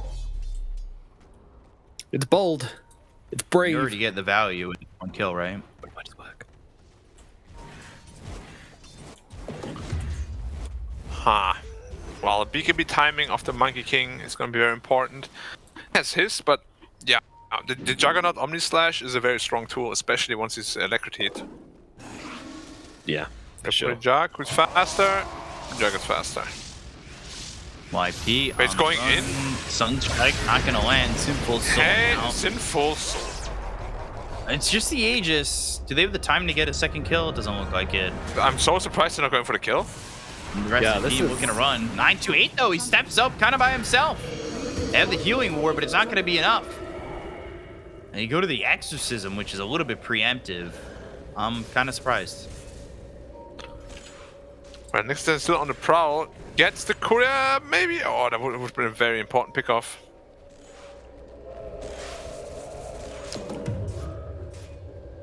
Monkey King farming the whole time. He's He really Yeah, he could be very close. And they need it. They need the Monkey King's damage. Radiant are scanning. He hasn't really included himself in any of these fights, right? No, which is interesting. I mean, oftentimes when we see a carry monkey, they do get quite involved in the early game aggression. Black, why do you think he's chosen to take a more kind of passive route on this Monkey King this game? I'm not sure, actually. Might be gone. Phoenix going in. D-Stone's actually dead. Falls down, and they get the kill on the D-Stones. Omni Slash, I believe, is bouncing around. They go into the Supernova. That's going to pop and land on a Sinful Soul. Forced to go into the Blade Fury. They go the other way. Avalanche good lands up to you, Wukong. but here's the Wukong. Aiko. YP and Dome, though, they're dead. They'll take out Hara. 3 heroes gone. Grimstroke just surviving and just away from the balanced strike. Man. Somehow that still goes the way of YBB. YBB would have gotten crushed if Monkey King didn't use his spell just like 10 seconds earlier to farm the jungle with it. The Boundless Strike. If he has that while all the heroes are in the Wukongs, it's gonna go way, way, way different. Yes, it's one of those weird ones, isn't it, where you don't really think about it, but honestly, if you use Wukongs without having a Boundless Strike, it's a much weaker spell. Like, you need someone else to come in and give you that AoE stun, and look at this team. There's really only the next Assassin that can do that. Yeah, I really think though that that's definitely on the monkey because like you know your team is making a move in a lane that you can reach easily. You should not be throwing out that spell Yeah. so freely. It's like when people blink to get into smoke range. That's the small thing which really, really triggers me. I'm like, what do you think we're about to go and do? Like, Ooh, 928 spotted again, but the avalanche comes out. And DP this time didn't get the BKB off. Look at the Doesn't kill. even have it. oh no. Enid on the run. The cooldown. Pingu. Wait, there's no way to run away. What? Wow. They let him go. The cautiousness from these two teams is just, wow, mind blowing. Caution stonks. Rising. Yeah, for sure. He's going. Crystal is arcane blink. Tower is under attack. Is he? And Arcane Blink has been a thing because they just jump in and get the Wukongs out instantly, but usually much later after like your Abyssals and stuff. That's crazy. I mean, does it allow you to get off like the Boundless Strike before they're able to kind of like BKB it off, I guess?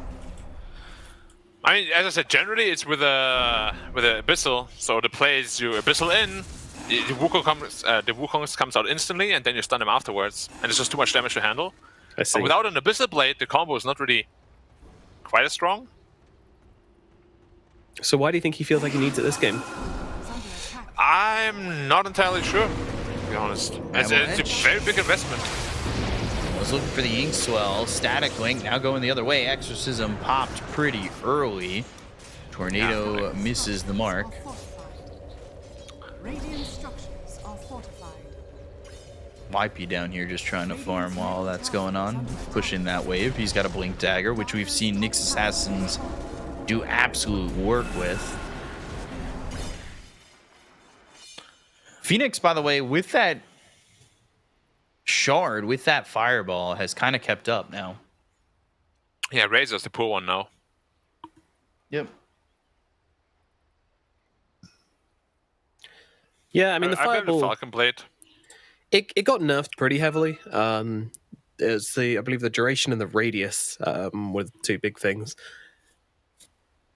Still feels pretty nice to just throw that down, get a creep wave. Toilet breaks? Okay. That would have been a fine in my team. A lot of stress. They need to get the Which team? little bins by the side of their desks like they have. I think it's Asta who have that. Definitely no need to take any toilet breaks with those things around.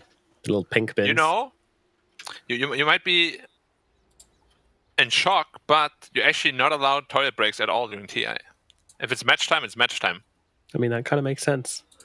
Unless there's like a medical Zero. reason for it. So Yeah, exactly. But that usually doesn't happen much.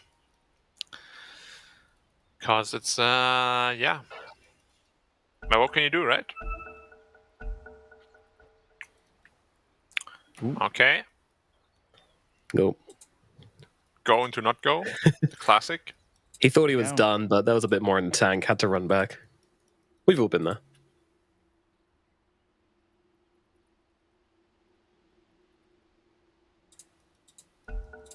Go. Again. Pause. Here Oh, we it's go even the again. Dire unpausing. Wow. Is under attack. They're like, we're done with your Radiant crap. are scanning. Literally.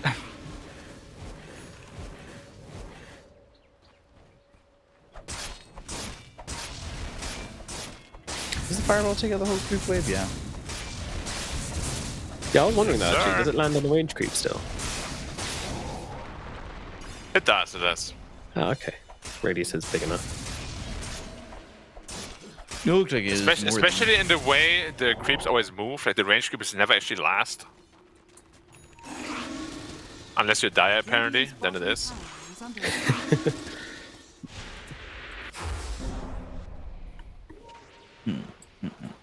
This game Radiant. stayed pretty close. I'm a little shocked. Yeah. Yeah, Monkey King is the big winner so far. With it. You will have to really perform on this Monkey King. You've been given so much space. And I don't know if this Arcane Blink right now is really Radiant's bottom the thing you need. He could almost have like a Daedalus if he wanted to, or an Axe. I mean, we don't know if he's going for the Arcane Blink, right? Or I mean, Just because he's got it Looks queued likely. up. just saying. At this moment, likely. that's the thought process. All right. I wouldn't be surprised if he went like Blink first, then Daedalus finished, then the Arcane Blink, but we'll see. 928 moving in, Sunstrike already thrown. 928 in some trouble, and by trouble I mean death. He's dead. 30 seconds. See you later. So 928 loves 264. Does that mean 264 loves 123, 75? You're just naming numbers. No. What gives you that idea? The amount of numbers you're saying? Oh. 928 is also understand what's happening here. 068. Oh, nice double impale, but they don't even know because there's no sentry. Wait. That's unfortunate. BKB, right clicks in, YP dead, very fast. Got a shard. That's a shard. I hate the Juggernaut shard, man. It's too It's good. So good. Way too good. Why does he have 150 DPS talent too? It's a great question, Black, and one which I don't have the answer for. That thing literally did 1500 damage. Yep. It's like, More actually, because you get an auto attack in every time too. yeah, you look at Juggernaut's damage breakdowns most of the time. He actually deals like as much magic damage as he does physical. It's Yeah, silly. if not more. Yeah. Radiant's bottom tower is under attack. Should that be okay? I don't think so. But, you know, Is do I look like a cold toad to you? Radiant's bottom A tower cold is under attack. toad? Ice Frog? I thought you said toe. Oh, no. Oh. I mean, he likes toes, but yeah. I really do. It's my secret. Blink, impale, miss. Oh, it's a big miss. That's unfortunate because YP is certainly dead now. And, well, yeah, very, very dead. Ooh, Considering good discipline. With Roche back up and the exorcism going. Question I know. if anyone Kong's fight. around though. A lot of teams would have run up that hill and got Wukong's commanded and died a sad, sad death. Oh, and Hara as well, just gamer sensing that one. Are they gonna Wukong's commanded?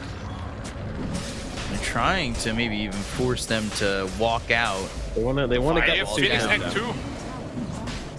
This is getting awkward. Stressful, stressful. 928 blink forward, did nothing. Sunray, now he's in Roshan blow. but it's all a distraction. It's a clever ruse to get the Aegis into the hands of Sinful Soul. Oh, what an omni. Coming in. Oh my, oh. Kaiko getting low. Down goes Phoenix. Down goes Dome. Sunstrike in, and Kaiko falls. 928 playing possum or stupid on purpose because he went in. He's like, "Ah, don't kill me. I'm just a rock." I'm just a double Simple tiny. Soul just takes the Aegis. I love that. It worked perfectly. Sometimes the best bait is the simplest one you can possibly think of. Blinking into 3 heroes' faces, being like, I'm just a double tiny. Structures are fortified. Radiant's That is a Nope. game potentially losing fight, honestly. SHENZHEN, yeah, I was Or a looking at game the winning first fight. proper fight which Monkey King really turned up to. And for that to happen, yeah, that's not cooking with gas. That's cooking with wet leaves. Charcoal is the insult Hank Hill wants me to make. Dire's top barracks has fallen. All about physical propane and propane accessories.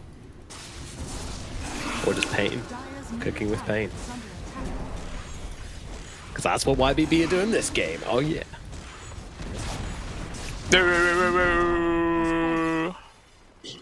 Was that your attempt at a? No. Except it was. fine. it's a nail horn which is really low on gas. It's like it reached the end of its shelf life. Compressed air in it. Yeah. I think that there was the sound of SHENZHEN in this game right now. Very deflated. Very deflated indeed, yeah. The Kaiko eggs that were all put in his basket are now all breaking one by one. Dire's The dream... I still don't understand this Blink Dagger. Hasn't done anything yet. Yeah.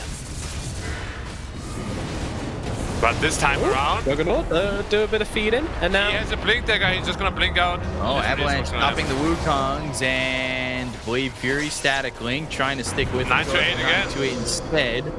But here's the Exorcism turnaround. BKB going after it, trying to chase these heroes, and it's looking like He's all there by himself. He's all by himself and too far in. Aeonid goes down. Dome, he'll fall. Wait, Dolme also didn't pop his BKB. Can people stop popping BKBs? yeah, he was running away. He got Avalanche tossed by the Tiny, and then it was just Yeah, I mean, what do you expect to happen? Exactly. There's a Tiny running after you, you know? Yeah. It's like, It's not an excuse.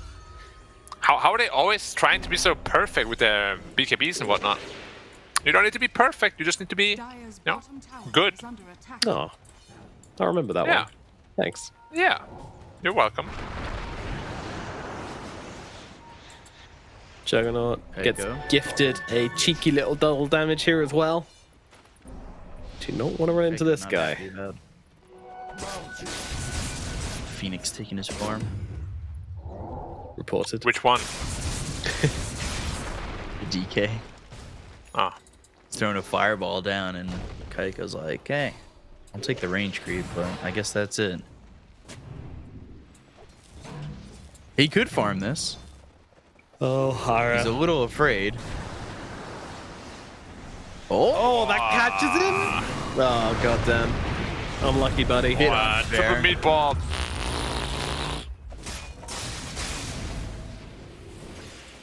You see the triple meatball coming at you, and you know that your days are numbered, that's for sure. Jump in. Wait, stun so out, almost right? if he has a gen. Yeah, they're gonna get this. And all right, Gem on the the courier. Yoink! Oh, Grand Theft Auto. As he Drive just by. swipes it. Almost felt like the courier should have had like a pistol or something, just firing at them as it went. Like, my neighborhood, bitch. Oh my god, that's hilarious. Turns. Is the it hilarious corner. or sad? It's hilarious because that courier came over, turns the corner, get in the car. We're out. No time to explain. We're traveling back in time. Who's building up to the Orchid? The Dragon Knight is. Okay. Wait, what? Did he bought the Arcane Blink recipe first? Okay. Yeah. He's still hot. Omni Slash, Dome, never stood a chance. Yeah, your refresher is cute, but jeez. That blade certainly isn't dull, Middle tower is under attack. May. Very good, very good. It's not made in dull. Dome in dismay. We're trying. If they can get a stun initiation on the Jug, they can kill They him. just need like that Blink Impale, but instead 9 to 8 again. 8. He's a mad boy. Ooh, Tornado did not land. Exorcism though, silence Trying out to out of the be DK. Icarus dive back. I'm just gonna give up another Rex for free. Do something. Monkey really King is just afford being a to do banana in so. the back lines. Uh, Quite literally. Supernova. Oh, they're going for the Jug. Tail Jug. lands, Balance Strike, 4-step back, Meteor's down, now the Soulbind's out. They get the kill into YP. He just walked the entire way with a meatball. It's like on a leash like a dog. Yeah, I'll walk you, Mr. Meatball. Sometimes you just get that Indiana Jones feeling, but unfortunately, you're not quick enough to be in front of the boulder, so... There was also no Dragon Tail follow-up. He had it ready the entire time. I thought he used it on the Jug. No, he didn't. Shame. He should have, though. Probably. It's a good spell to use. Stun. Agreed. It's a long one, too. 3.5 seconds. It's longer than 3. Not as long as 4, though. That's true. I feel like Kaiko Ooh. is just gonna die. Kaiko, Yeah, BKB TP. Tornado, and we'll take the He's going to get out! Oh my god, the damage is not enough. Still, 90-second cooldown on BKB. They can, I don't know. I'd run a high ground if I were them. Why not? 40 seconds, you got your Exorcism, they went up BKB to answer it. That sounds Yeah, like a good idea. he is gonna have his Arcane Blink though. That is very scary. Is it? No. Can never tell Good with you, Black. answer. Can never tell. Under attack. Good answer. Good answer. Let's see it on the board. Oh, don't do it. Don't wait, Phoenix. He's how he's securing it for his teammate. If they just go high ground now, the monkey has no TP. But he does have an arcane blink, Black. Dire's True. bottom tower has fallen. I'm excited. I'm excited. I'm ready to be impressed by this, you know? Kaiko, very committed to the idea. The arcane blink initiation. How good is it going to be is a question on all of our minds. And it won't be answered. But they're just losing both Rex right now, so if you don't do anything, Kaiko And his BKB's down. biding his time.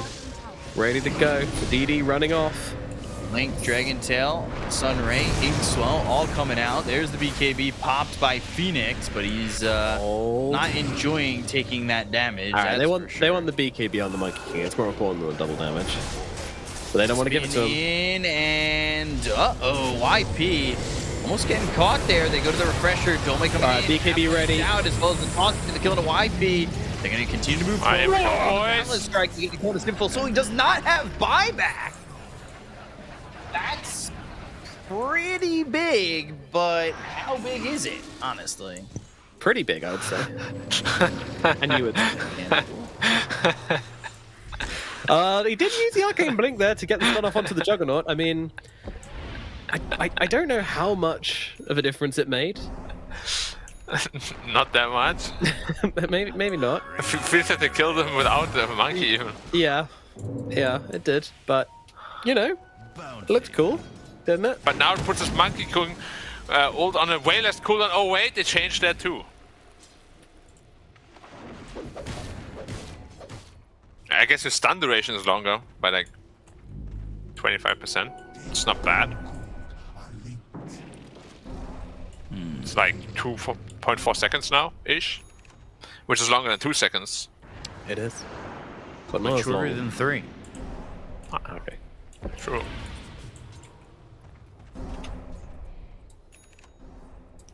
If you've just tuned into the cast, by the way, and you're wondering why we all seem to have lost our minds, then just look at the game time from game number 1, and you'll probably have a decent idea. And game You number guys say 2 that like soon. you didn't sit through 3-hour games prior to this. Yeah. You're just rubbing off on us, I guess. That other series Fun to was watch, insane then. as well. But Div 2 China is a back and wild forth. time. Wait, Monkey King's almost at 25. That could be the game breaker right there. 30 seconds to farm it. Farm faster. He's just bouncing around. Are scanning. Farm faster. How good is 0 Not second farming. Primal Spring? I hope so. Ooh, Timeless Relic. Not good, I guess. Oh, who gets it? The Phoenix. Phoenix. Give it to Phoenix. Oh, Phoenix got it. Here's the refresher too. Oh, we see that. Oh my god, the Primal Spring! Wow! And he didn't. I feel like he could have just initiated there. I don't know Blink. about that. You had it. You had Slash it. with the Alacrity is probably gonna cut your. Yeah, I guess. Impale. Wait, Monkey King is not dead, guys. And the mana burn. Monkey he's King farming not waves. even close to this fight. Wait, is he gonna go back or? He needs to. almost Roshan's got being level taken right 25. now. Wait, he wants the 25. At least do it then. I mean, oh. Go. Zags Ah, my God. He needs to come close. Gonna be a quick one, potentially. But they already got the kill on the green stroke. They're gonna look over 928. They put the Supernova very Don't give far him the from Aegis rest again of for the free, fight. though. And again, they give up the Aegis by going after the Tiny. It's a plan that's been working since the beginning of time. And like that time was different. Oh, the Shadow Blade. And he's still What the shot? Oh, the impale on the 3! The balance strike to follow it up. The Wukong's coming! You ain't getting out of this, Ring I Ironid. cannot believe it. Ironid's gonna fall. Beaststones is dead. Well, Tiny. Wow. That was mightily impressive. Maybe not enough, but still, it salvages what could have been the end of everything for them. Look at Doma go. Gas, gas, gas.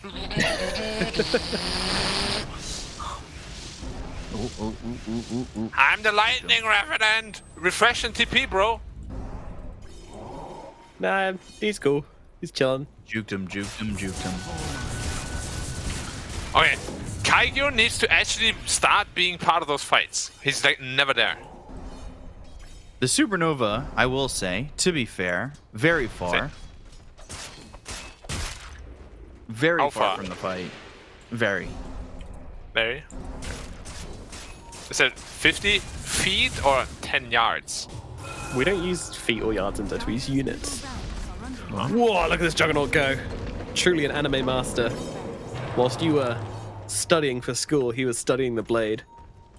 No, he wasn't. He was. He was taken over by an old ancient spirit of his clan. That's why he got all these powers. You can see, though, Kaiko was doing the damage. Now he's got a Daedalus. Was he actually doing the damage? He did a lot of damage. Okay, I mean, next fight for sure. Yeah. Copium. No, I believe. I think the next fight belongs to SHENZHEN. I mean, this is like Hot a super late take. game investment build, so that makes sense. But Refresher 2? No. Come on, Discipline. get a Skadi, my guy. You're playing against Death Prophet and Juggernaut. I feel like Skadi. I'm just gonna say, Muff. if he gets Omni Slash, he's just dead with that health pool. Yep.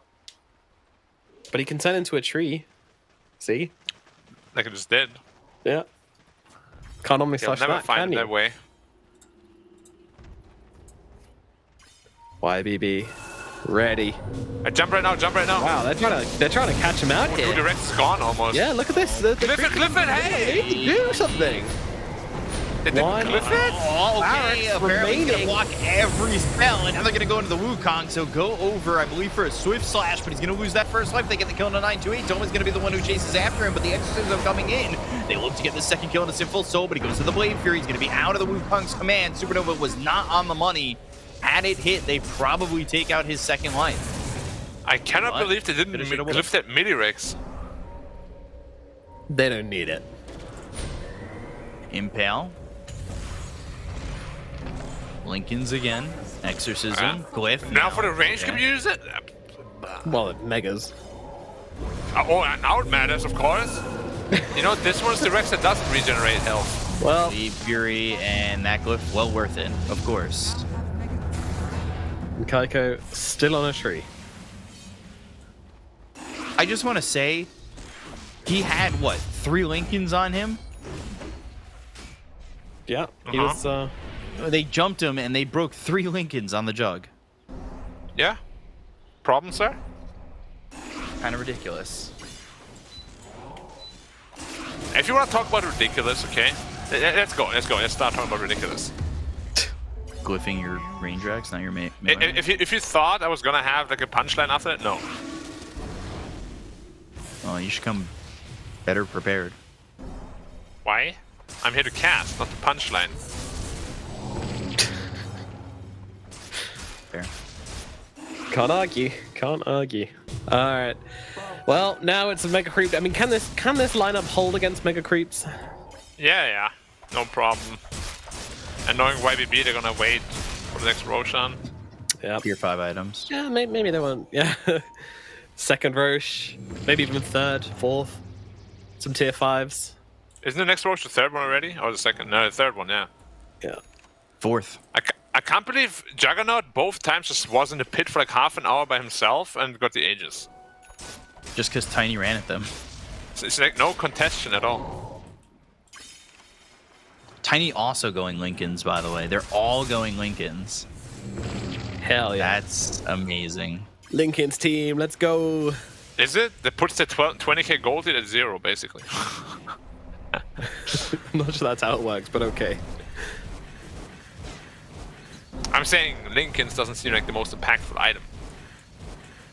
What does it block? A Link and a Mana Burn and a Dragon's Tail? Okay. Yeah, Dragon's Tail's pretty good. Yeah, but do you want to have 4 of them? Yeah. At least. No, you're right, actually. They should have 5. Good point, Black. Yeah. This Grimstroke got more farm. You know, he's only got 12k. Look at Kaiku cutting the waves, though. Yeah. It's very important when the enemy has Mega Next. Creeps. Oi! Can't take our ancient if they don't have creeps in their base. Is he gonna get scrambled? He's gonna get put in the scrambler soon. They're slowly losing their moon shrines. Not the moon shrines. What was it called? A dire ziggurat. Can we activate them again? Get some heal. What, the ziggurats? Oh, it's Yeah. fun. The shrine Must healing you construct touched more was ziggurats. interesting. More farms needed.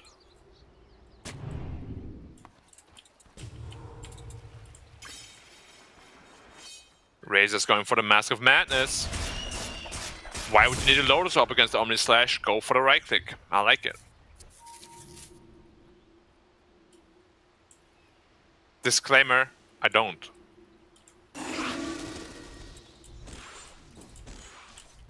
Oh, Juggernaut with his monkey is gonna win this fight. Okay, didn't even try. Yeah, I don't think they're going to touch each other. Monkey King going for the rapier. I mean, what else can he do? That's probably it. Yeah, Get it's actually a normal build, but usually you would have an Abyssal instead of the Power Treads as well. Yeah.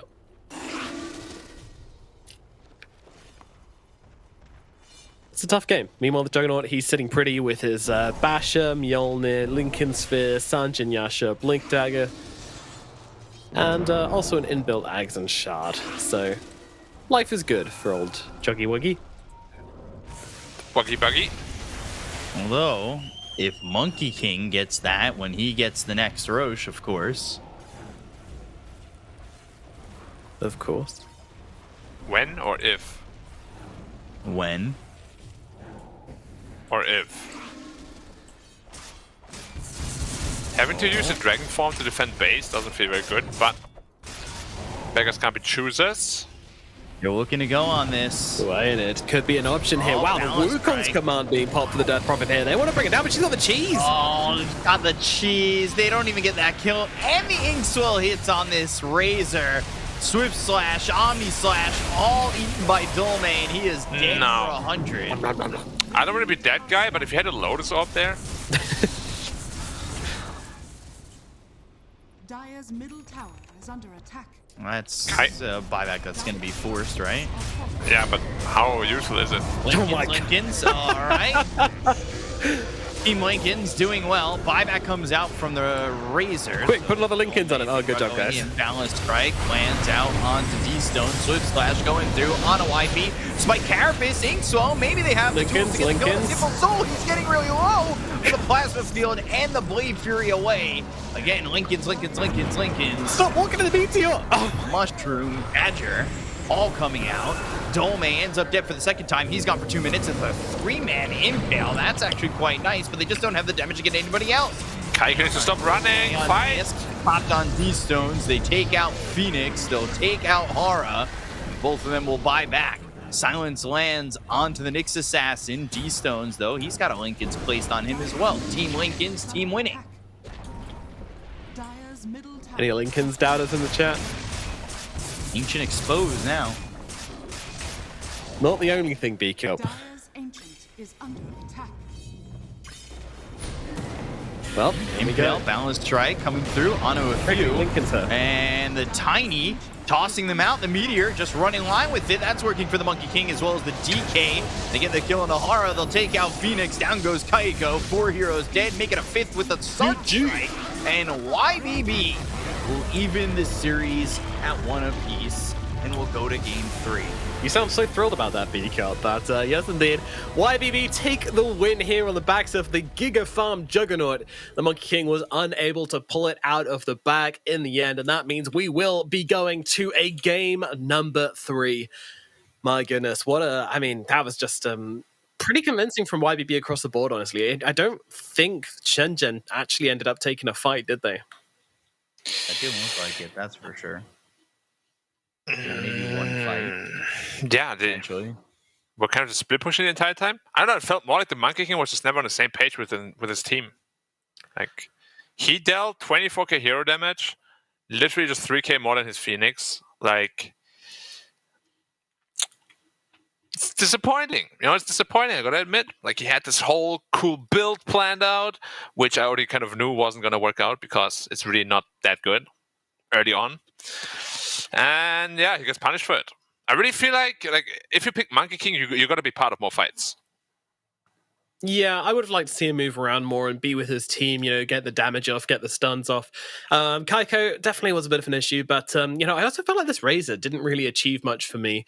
I was really looking for Dolme to be a bit more kind of bullying towards maybe D-Stones or the Juggernaut or something like that, but he just couldn't really enter the fights. Why was that? Omni Slash.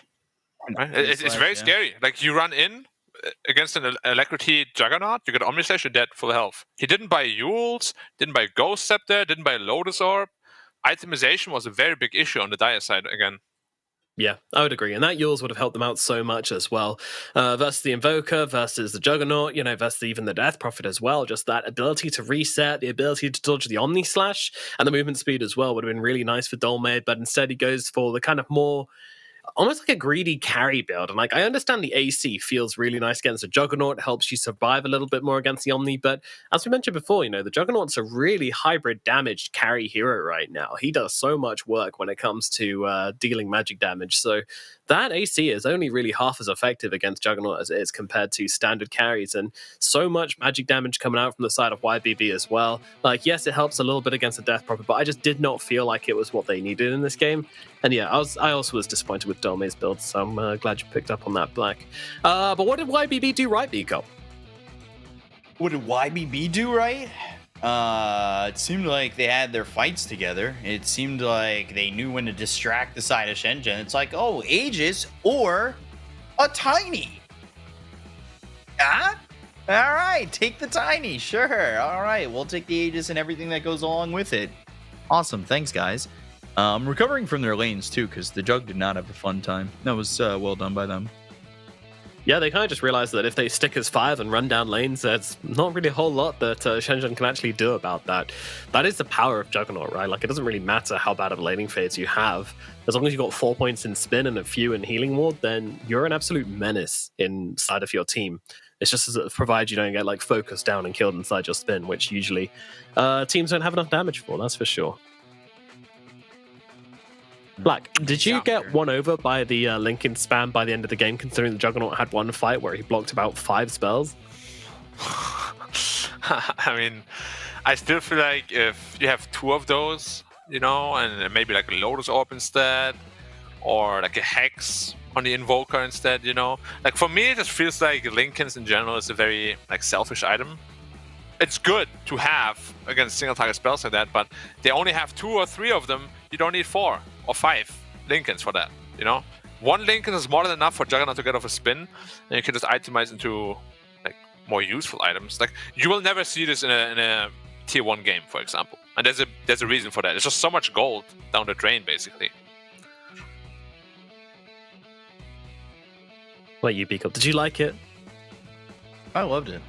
Loved it. That's all I was looking for. I thought it was great. Actually, I don't know. I think Lincoln stacking's pretty stupid at the end of the day. Yeah, I don't think it should be a thing anyways, but it is right now. Lincolns, it's pretty dumb, honestly. Yeah, I mean, at this game, it's not as impactful, but imagine if the enemy actually has 5 really strong single target spells that you can't win without. It can break games for sure. Yeah, I don't know. I mean, I feel like the Link in the Dragon Tail is enough to justify 2 Lincolns at the very least. In this fight here, he gets linked up, he gets stunned up, and his life is over pretty damn quickly. So just waiting to give him that extra layer of protection, as we all should. We all should. He wasn't just getting 1 layer of protection; he was getting 4. Yeah. They're good friends. I just think at the end of the day, maybe Lincolns shouldn't be shareable like that.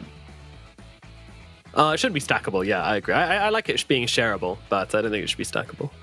I still think there should be. We had a discussion before. There should be a red link. Red Lincolns? I don't remember this. What's red Lincolns? A red Lincolns that instead of blocking a debuff, it blocks a buff. So it counters Omni Knight and stuff like that. Ah, I see. Or I don't know. I got nothing. I was gonna say maybe Lincoln's, if it's stacked, just extends the cooldown. Doesn't it give you 2 layers of Lincolns? Anyway, our MVP for this game is going to be D-Stones on the Invoker. Ripping a hell of a amount of kills. And, them Sunstrikes this game were pretty damn insane, weren't they? Yeah, definitely made Exort Invoker work. Laning phase went quite smoothly as well. Usually Exort Invokers get punished because they're very, very easily ganked. But this game you got away with it. Did a lot of work. Yeah, nice. Very nice. Very nice. And I mean, were you surprised to see him go for the Exort? And did it pay off? It did. I mean, obviously it did because like he did like a lot of damage in those team fights, right? And Yeah, I but feel in like the end Exort, again- you always like can go Exort and not get punished for it. I feel most of the time it's better, just because it gives you like more utility. If your Quas Vex, you're really just kind of locked into that vessel build with like Tornado, EMP, Cold Snap. Wow, I'm so good, you know. But he actually had like all his spells at his disposal. Exort Invoker, in my opinion, is much more difficult to pull off. Much more sophisticated also. Like it's just much more fun to play. It's a and classy watch. build for gentlemen. Yes, indeedy. Yeah. Well, SHENZHEN will be hitting the drawing room this time around, drawing up a new plan, and hopefully coming back into game number 3 with a plan in place to take down YBB. What do you want to see them doing next game very quickly, and what do you want to see them not doing next game very quickly? B-Cup, you can tell me what you want to see them do. You're the Well, ray of positivity. Honestly, I want to see YBB secure their lanes more. I think that they, even though they won that game, YBB, I think their lanes just need to go better. That Jug did not have a fun time, but for SHENZHEN, like, I don't know, it felt like Kaiko also just didn't really know what he wanted in that lane either, right? Like, he was going for the Primal Spring, like Jingu would have maybe been better. I think they needed a better game plan to come out of the gates a little bit better. You want them to pick a carry hero which is easier for SHENZHEN to play with.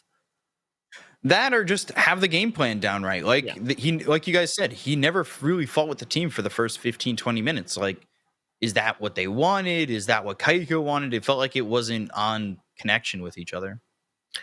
Okay, Black. What do you want SHENZHEN not to do? Don't draft heroes that are supposed to do one thing and then just do the other. Like, for example, as a Monkey King scales immensely well into the late game, but usually on the back of winning your lane. Mm-hmm. They got destroyed top and he just farmed for like 20 minutes. Wasn't involved in anything. And if you want to play like that, that's fine, but don't pick Monkey King. Pick like an Anti-Mage, pick a Terror Blade, something like that. Yeah, it does feel like these safe lanes have been the downfall of both of these teams. I mean, the new South meta affecting all safe laners quite a bit, and they do seem to be taking some time to adjust to it. And we will take some time to get into game number 3, as we will throw it over to a break, and then we'll be back with YBB versus SHENZHEN, game number 3, the deciding match in this series. We'll see you very soon.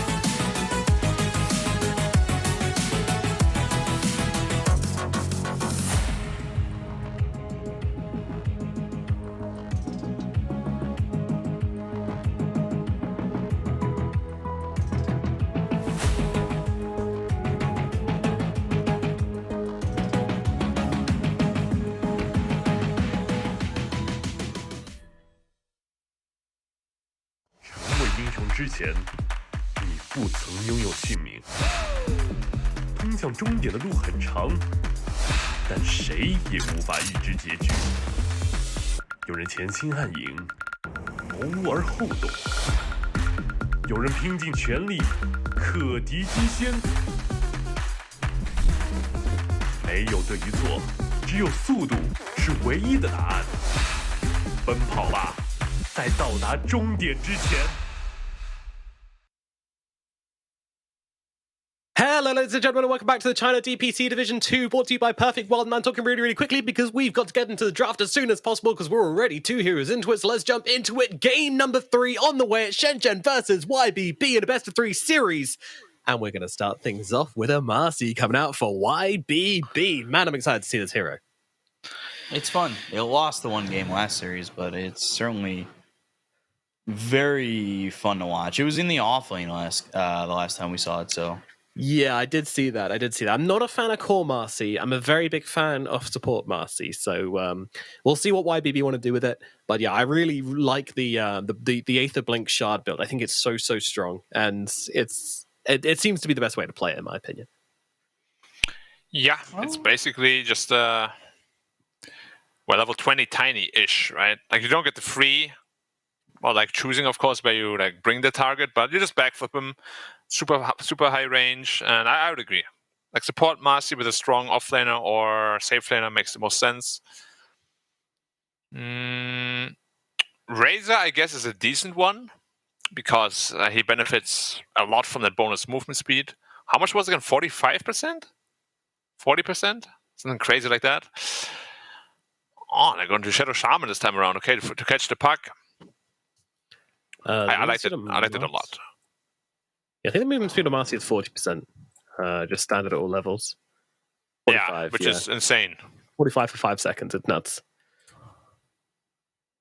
How does that justify that number? Anyway. Well, you see, Dota is a game of perfect imbalance. And that's why you can have crazy shit. Like Chronosphere and Hoodwink. Both very, very strong. Why does the port have a plus 1k damage nuker standard without any amplification items? Answer me that, Black. Huh? Wait, I'll give you a better thing to think about. Give me a thing. Why can you dispose people out of Chrono? Well, you see, there's a hierarchy in the Dota universe, right? So first we have the power of gravity, right? Extremely strong black hole. You know, it's an immensely strong ability. It is insane. But then the power of time itself freezing, which is what Faceless Void has, is also, you know, a fundamental force of the universe which can't really be contested with, except for Marcy's lovely hands, which are stronger than both of those combined, and can pull people out of both. So, yeah. Is there anything stronger than Marcy's lovely hands? Don't think so, no. Don't think anything can... Oh, actually, there is something which is stronger than Marcy's lovely hands. Do you know what it is? My hands? Primal Beast's lovely hands. So yes, also yours. You can't dispose anyone out of Primal Beast's ultimate. Oh, that's pretty obvious though. Like, have you seen this guy's hands? Yeah.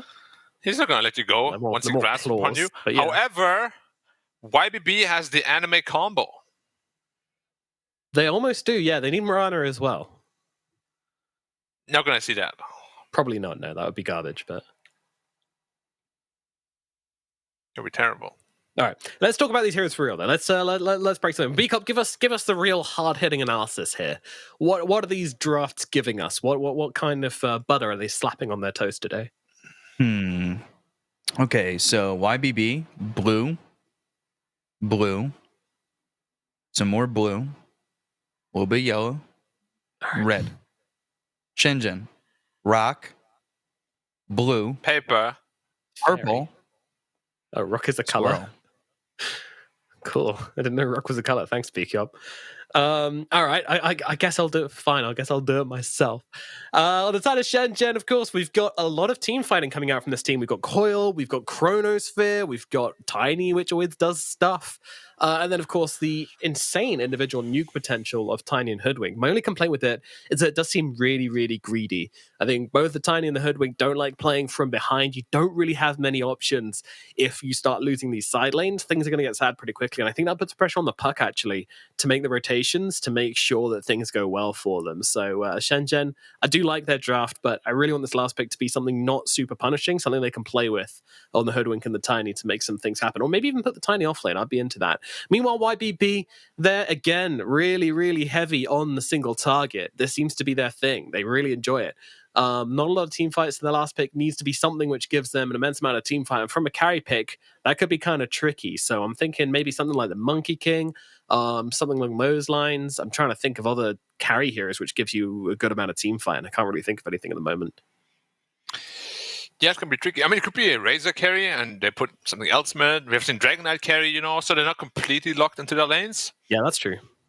But I'm pretty scared for SHENZHEN when BKBs come out for YBB. The damage is very lacking. And now BKBs are even stronger. Yeah. Yeah, you've already got an inbuilt BKB on the Pangolin. Like, what do you do, though? Once YBB gets 1 or 2 BKBs, you literally have 0 damage.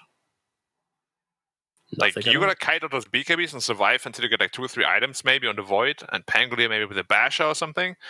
But the BKB timings on YBB might just be way too much this game. And final pick from them is going to be the Night Stalker. So it's going to be D-Stones on the mid DK.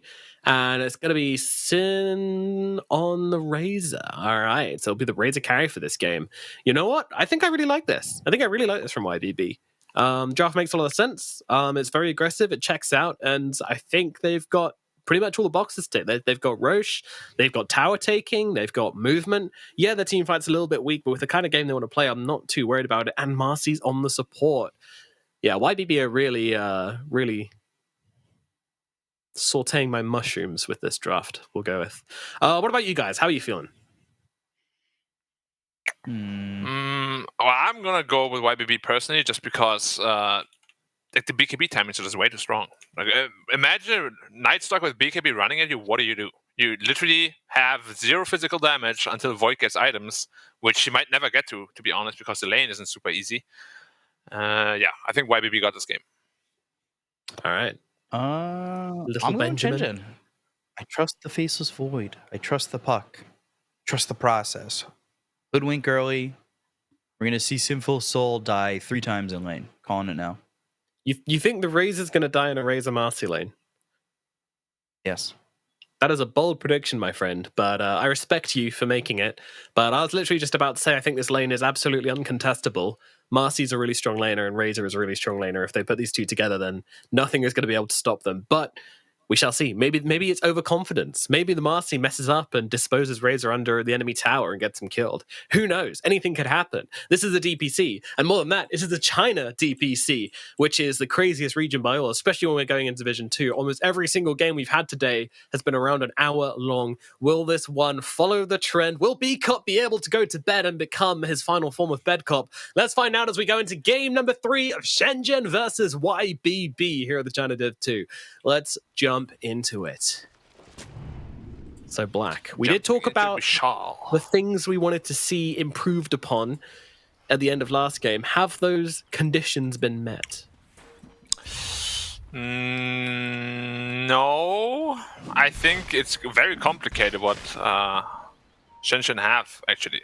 YBB's draft is a lot more simple. You don't have the team fight, as you said, but the pick-off power is going to make more than up for that, I believe. Especially with how split SHENZHEN likes to play. Like, Night Stalker's going to pick a guy here, and then you're going to get hexed on the other side. Dragon Knight jumps another dude, and suddenly you have like 3 heroes dead. It's like, oh, okay. So is this Razor carry more like straightforward to play than the Monkey King carry was last game? Oh, yeah. Yeah. It's super simple, right? Cool. You just lane, you win your lane most of the time because Razor is a super strong laner. Then you get your fast BKB, you run into a team fight, and that's pretty much your job, right? The battle begins. Pretty much. Stream seems straightforward to me. All right. 2-2 Acorn bounty shot split. first. Huh. Yeah, it's a lot of damage though. It is, but like we've been seeing a lot of bushwhack first from the hoodwinks just to get that extra control. But I guess if you're in a lane with Kaiko or you don't have like a follow-up stun, it's not really worth it, right? He also took time walk level 1. And you don't really have damage in general with Faceless Void. I mean, just the really big problem, as I already said, it's like they have good damage until BKBs come out, then they have absolutely nothing. Every time somebody starts shining, they just need to run away. Gotta love the amount of tango stacks coming out on the couriers, 3 for each team right now. And Hara's just dunking on this top lane. He's just literally sitting behind the creeps, just firing acorns at them, clicking away at Ionid. And it's just like, can we do something about this squirrel? No. I'm surprised Nightshade is letting him do that. He's not even trying to click him back. Yeah. Which reminds me of my mum's garden. There's, she's always got squirrels in there which try to steal the bird food. It's an ongoing battle over the many years. Who's winning? Squirrels, definitely. They're really smart. They're not that smarter than my mum, apparently. Sorry, Mum. Avalanche. Bottom lane. Long static link. There's the dispose. There it is. And TP out. That White Peach is like, well. But now he's in a dangerous spot, because if that happens to him again and he doesn't get out, then he's going to make the walk of shame back to lane, and no one wants to be doing that. Yeah, that would be shameful. Absolutely. We'll see how but bad the it bright ends thing up about being. this lane, sorry, is that you've got the swashbuckle to get away from the dispose and startling combo. So in theory, Dolme should be fine. Not if you get thrown out of it. Oh, can that happen? Yeah, like literally as you start the animation, you get thrown, it's on cooldown, and you're dead. Yeah, that's like a kind of RNG thing, though, more than like an A lot of actual. damage. Ah. Yeah. It is, but I've seen it like so many times for some reason. Just because like you want to kind of be as cocky and greedy as possible with the swashbuckle, right? And you use it last second. Somehow she's in range, you get pulled out, you're like, ah. Crap. Well, I can only like this up top. Are you taking Acorn Shot level 3? Because we see a lot of hoodwinks go for the second level in Bushwhack early. Yeah, Bushwhack is like the damage increase is very significant, so probably gonna see that. But again, it's a void, so you can't really pressure too much, so maybe.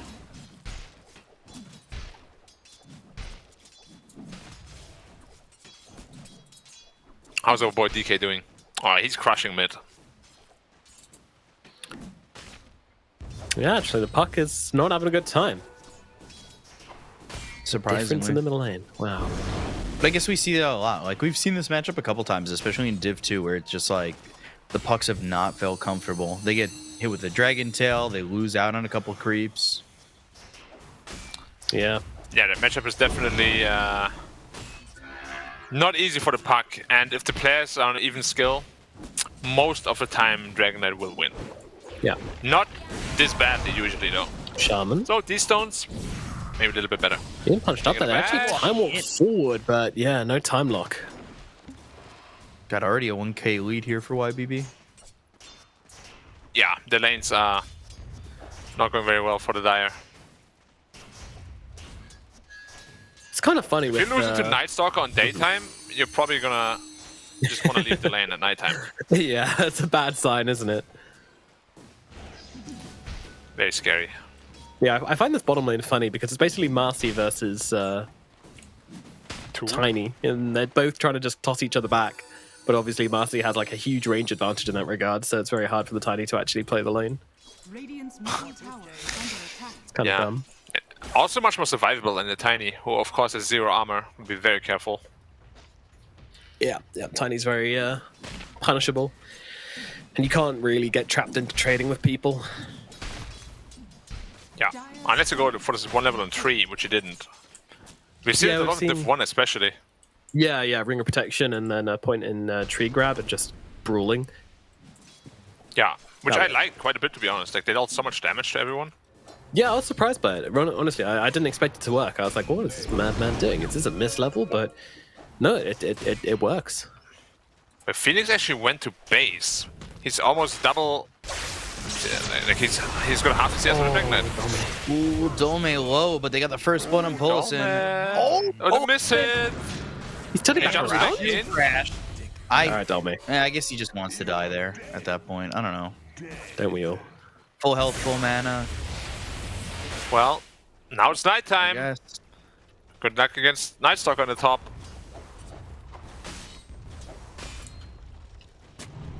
Yeah, I'm sure that's not the good play from Domi, though, right? Like, you just run back to base, don't give the Razor a kill, but yeah. I mean, Tiny can just get the lane That's instead. I guess, but that's a lot of time out of lane, right?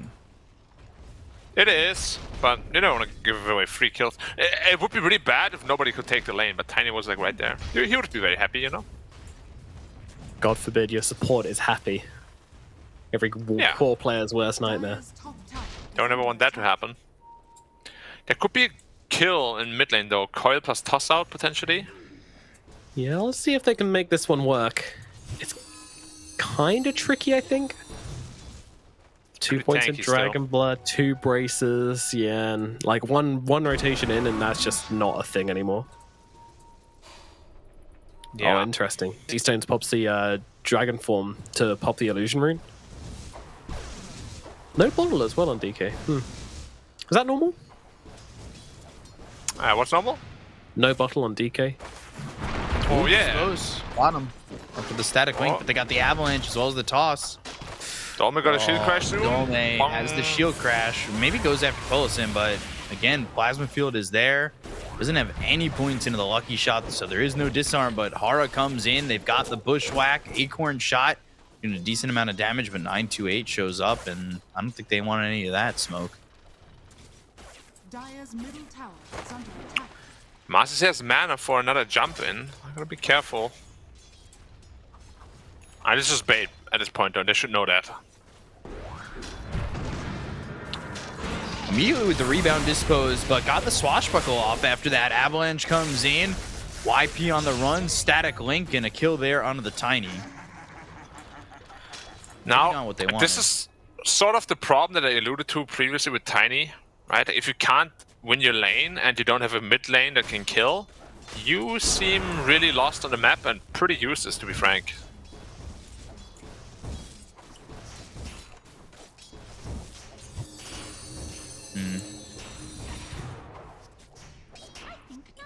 Is the Void doing... He's okay, but he's losing the Night Star, which shouldn't, like, you know, it's gonna get real hard. I guess it doesn't get too much easier than it is now. Yeah, it's gonna be Dark Ascension. It's gonna be Silence as well. Nightstalker is a very, very big threat this game, and he's having a way too good of a time. Dream Coil, Bushwhack, Acorn Shot, Illusory Orb. Just not enough damage yet, but he pops Say what? the Dream Coil towards the end of the duration, and that causes 928 to die. Didn't even look like he popped that, but I guess he did. Middle tower is under attack. Got a little bit excited, you know how it is? Simple Soul?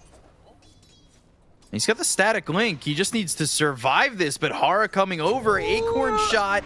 No mana, though, for a Bushwhack. Oh, That would have been a kill. everyone on the Would've precipice of HP there. Wow. Power of Raindrop, though. That's why I should always buy one. Dire's bottom Oh, he gets the Dolmen? No way. Dolme just stood still onto the tower. Yeah, he did not expect him to stick around, I guess, with that low health. Yeah, pretty chat play from Simple Soul there. I'll give him that. If Kaiku's not too careful, Silence is too slow, he's dead.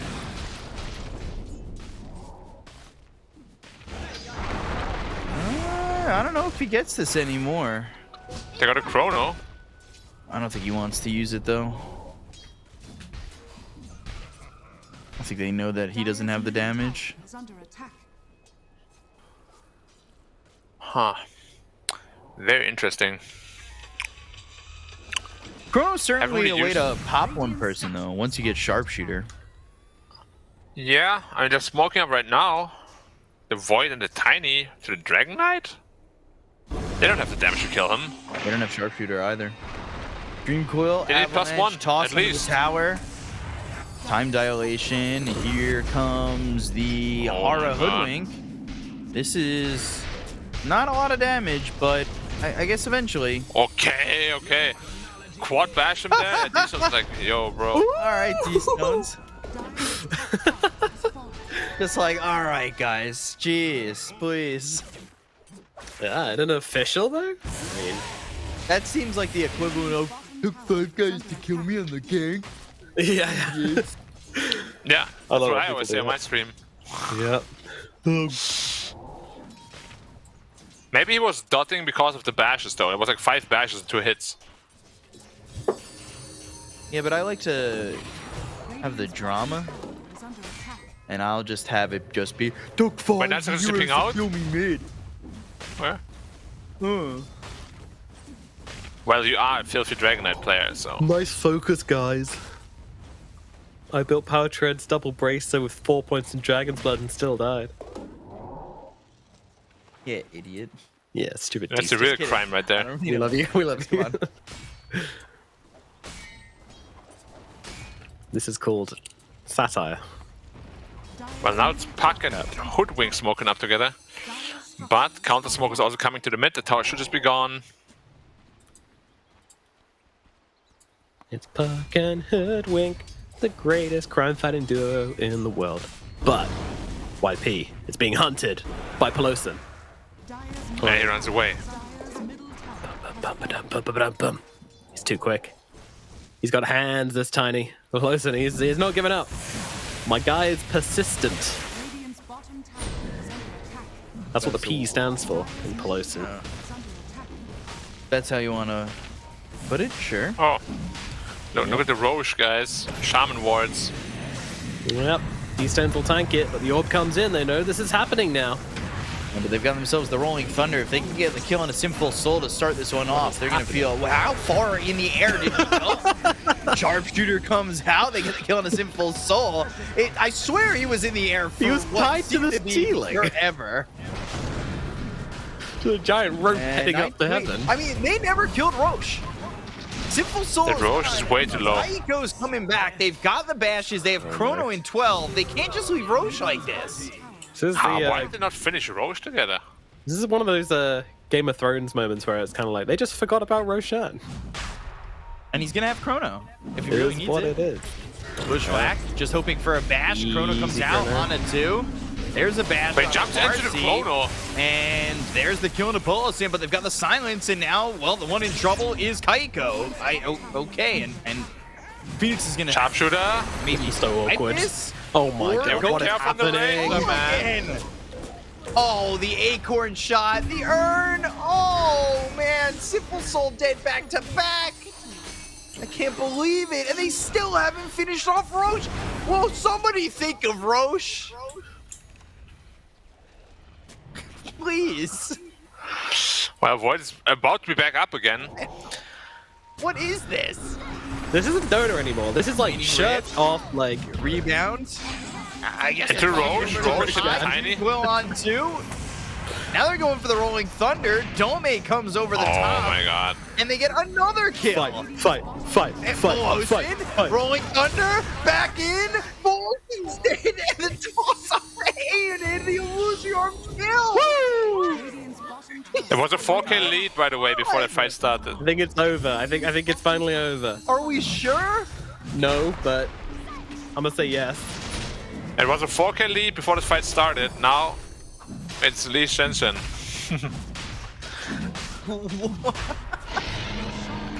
Never-ending fight finally ends, and Puck picks up the Aegis at 40 minutes into this game, fully bringing themselves back into the game after a pretty disastrous laning phase. But apparently what you need to do is just rip your shirt off and brawl in the river for half an hour, and the game's yours again. Easy. I don't even know what to say after all that. Also, Kaiko went Midas. And I Of course he did. yeah, he was gonna go Maelstrom, but I guess Midas was the play. Smoke up. Phoenix. And now on another behind fight. him.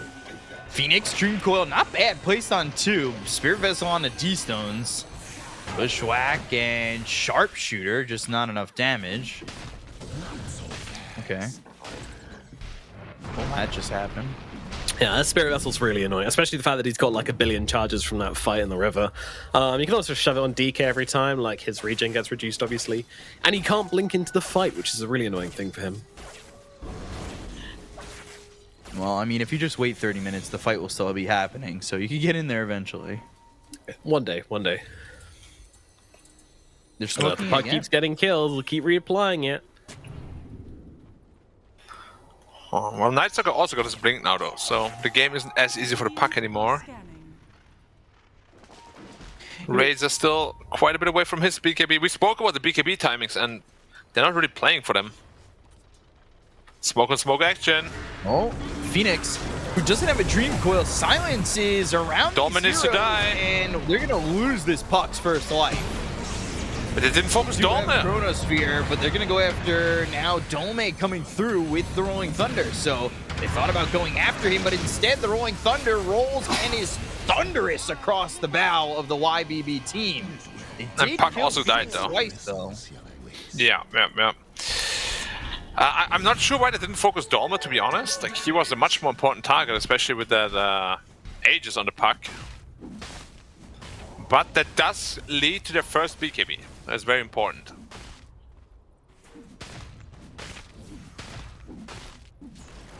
Aiko with this Midas now has the Javelin.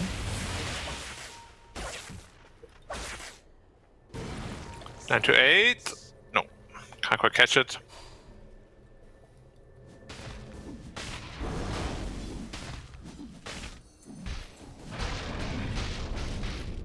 So Peloton is already upsetting me with his Marcy. He's not going for the Aether Lens, which I feel like when you're playing versus Void, the only way you're really going to get saves inside the Chrono is if you have the Aether Lens. So, not sure how I feel about this, but I am sure how I feel about this. Not great. But, still going for the Blink Dagger, so that's alright. Yeah, I do feel like the Aether Is he going Lens. to take all the money, or is he going to give it to his carry? Whom? Carry. Oh, right there. Pause and look at this big wave at top, yeah. Yeah. Razor comes and snags it. Yeah. There's a Tiny who's been waiting around this top lane for a while here. He just really wants to get on a creep wave to finish his Blink Dagger, but doesn't want to die in the process, obviously.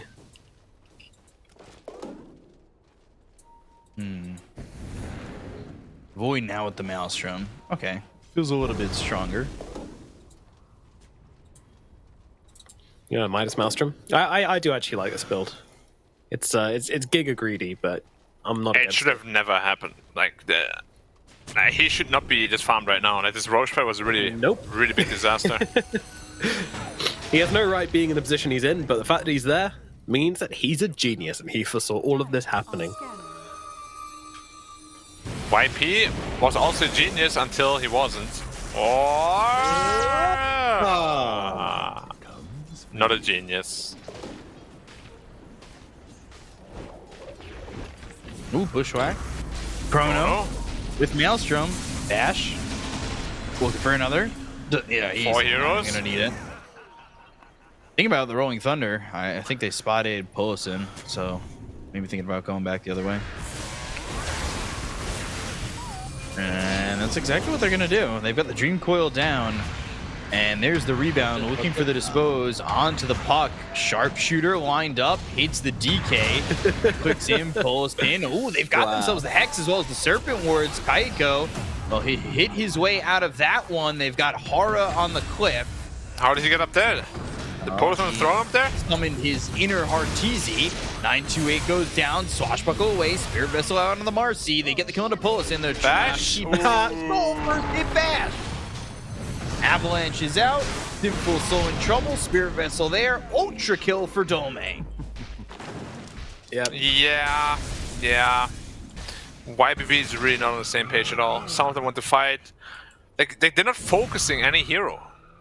Dragon Knight jumped on the puck, and then Shaman comes from the back, goes on the Void with all his stuff, and they're just so indecisive on who they want to kill.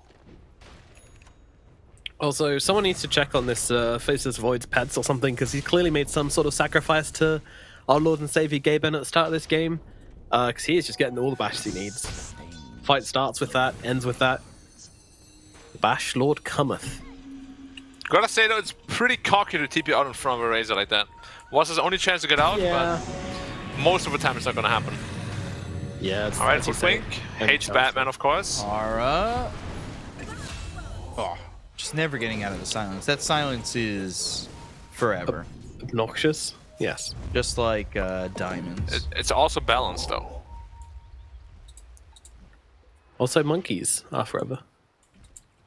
Shout out to monkeys forever. Yeah, I like him. I met him in Canada. Oh, really? Mm-hmm. Did he have a monkey with him? No, he had a dog with him. Alright, well, that's still cool. Yeah. I haven't spoken to Monkeys Forever since the Twitch Rivals tournament where it was forever. reverse captain's draft. And I played horribly. Probably for the best. Meanwhile, Stone's going down to YP. They had 3 heroes there to get that kill. Yeah, I did not play well in that tournament. He's probably like, forget that guy. As Yeah, he was very well known for holding it against people who are significantly lower ranked than them for not playing up to their same level as them. I know. Not Stop being overthinking serious, it, but, me. It's alright. Water under the bridge. Meanwhile, Meanwhile, being serious, but Nomad is. He was very sweet when we were playing together. what a cutie. Anyway, SHENZHEN, they take the middle tier 1 tower, thus securing themselves a much wider portion of the map. And now they move up to top. They can feel the wind in their sails, and they are looking to steam straight ahead into the enemy side of the map. YB will have to form some sort of defense up in the top lane if they want to hold on to this tower. No Void though, so it could be. He's almost Fight got his they're looking BKB. Oh yeah, he's way too rich now.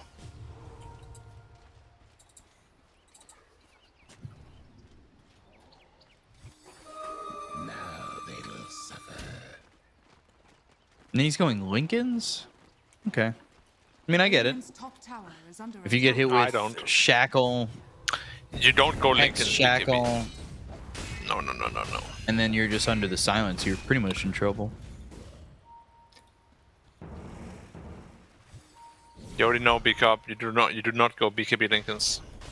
I usually agree. I feel like it might not be that bad, though. In this game. Yeah, with the state of the game, maybe not. Like, there's really not a whole lot going on for the Radiant. Roche is up again. Maybe we'll see a different fight. Fight. I'm ready for the brawl again. Let's go round 2. I didn't hear no bell. Void's BKB's on the courier. It could be a disaster. They're going in, but it's BKB now. Oh. Yeah, now he's got the Chrono. But I don't know if he really wants to fight into the Razor's ult. I don't know if that's going to matter. 928 goes down. The right clicks are in. He's getting these bashes. Aeonid's gone. Polosin dead. Yikes. Oh, That was super lucky. he got a lot of bashes. No, also got more like his BKB. BKB being on the courier. Yeah. That too. I mean, that's not lucky. That's just timing. No. If he waited with it, I would give you that, but he did not wait with that. No. You sure? Like, yeah, I like to praise people when they deserve, but that was not planned. There's no way. Ooh, 4-staff blink toss Prospect all the way two. back. Silence No of the BKB. bushwhack, and no BKB. Essence ring on the run. Dream Coil too as well. But it's the fake out. They get a kill on a Phoenix. There's the toss. They're still looking to take out the Razor. Sinful Soul finally falls. And Tiny will fall into the grave, but it ends up being a 2-for-1 on something that they wanted to get really quickly. And unfortunately, look at Polosin. He's stuck in the wards. guys, Help! guys. Come on, come. I want Now to we know why he wants rebound. to blink taker. These sounds like fine. 928 goes down though to Dolme. Oh gosh.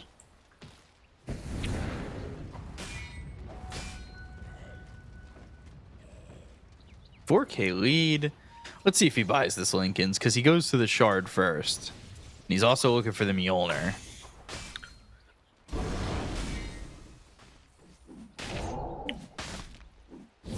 You know what I learned, guys? BKB timings don't matter when You give the enemy a free Roche. Yeah, true.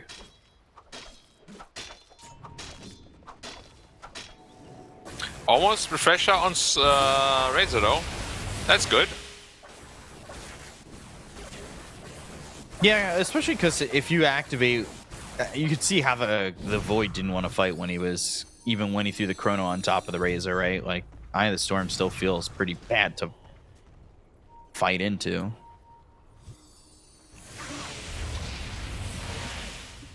Well, refresher's done. Maybe that's the ray of hope they needed. They got triple BKB now as well. So if not now, then Ooh, when? what a pushback. Well, you're dead. How did he see him? Oh, they have water there. Dire's bottom tower is under attack. Roche is up. They have a Pangolier, so let's go.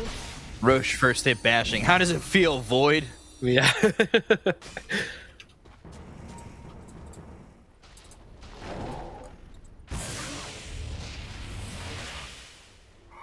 Can you fight into this? Rolling Thunder, Chrono, Dream Coil. Well, they have triple BKB now, so 90% of the stuff is going to be rendered useless. One of the ways they should buff Roshan is that for every second he doesn't attack someone, he gains like 5 extra damage for the next hit he makes. So if you leave Roche for a while, he just comes in, he just like smacks you for like 1k damage. That'd be fun. Is there a limit to it? No. Oh, Hoodwink, the first one to die, it would be a big pickoff, and she's dead. And bites back. Though. Avalanche, Toss, and now Pillison. He's dead. He's got buyback. Yep.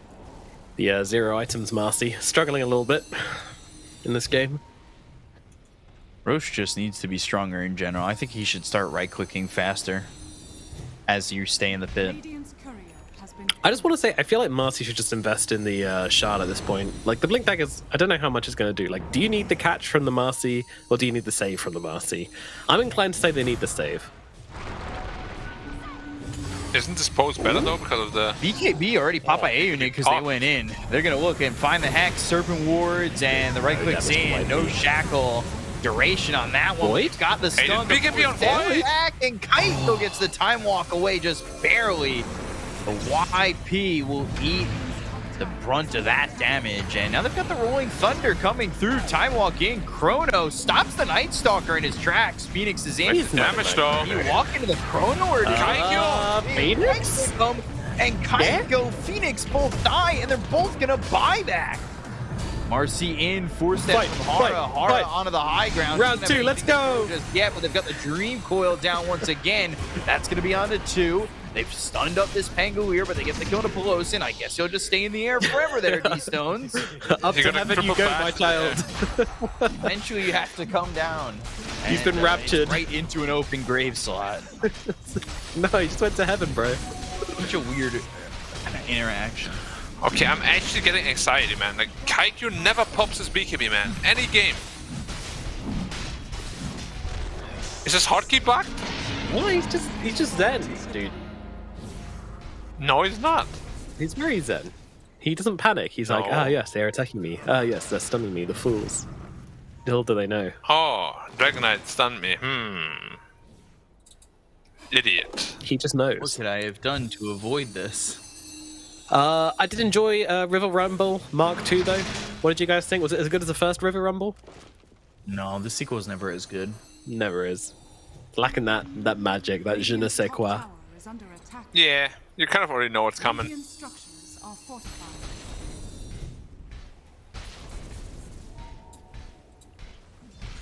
Razor did put in a lot of damage, though. That's good. Good job, Razor. Yeah.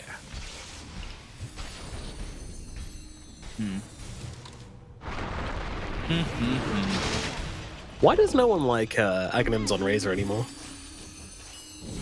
I mean, the armor is just too important. But Yeah. after Shiva's, but then the mobility is becoming really important, so you want to blink. But then after that, then it's okay. So after Blink, Shiva's, AC, BKB, Refresher Orb, then Yeah, so like 5th item. basically an 6th Axe item. Rush.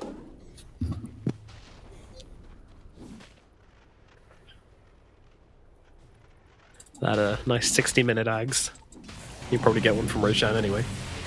But even last game, they got one from Rochelle, they didn't give it to the Razor. Yeah, that is ridiculous. That's insane. Like, you got a refresher up, right? Like, you should always be giving that to the Razor, but Oh yeah, that's just me. It's way That's too just good. me. Dire's bottom tower is It also Isn't gives it you some double serious ratting potential as well on the Razor. Like, Razor is a phenomenal rat. 928. It's pretty ridiculous. Yeah, we do a little warding. Dire's bottom tower has fallen. That's a great thing about playing support, right? No one can ever flame you for dying, because you can just be like, oh, it's warding. It's not true. It's not true. You heard I have from everyone both, muted, so sides I here. can say that. And I just assume everyone says, all right, no worries, buddy. Thanks for trying your hardest.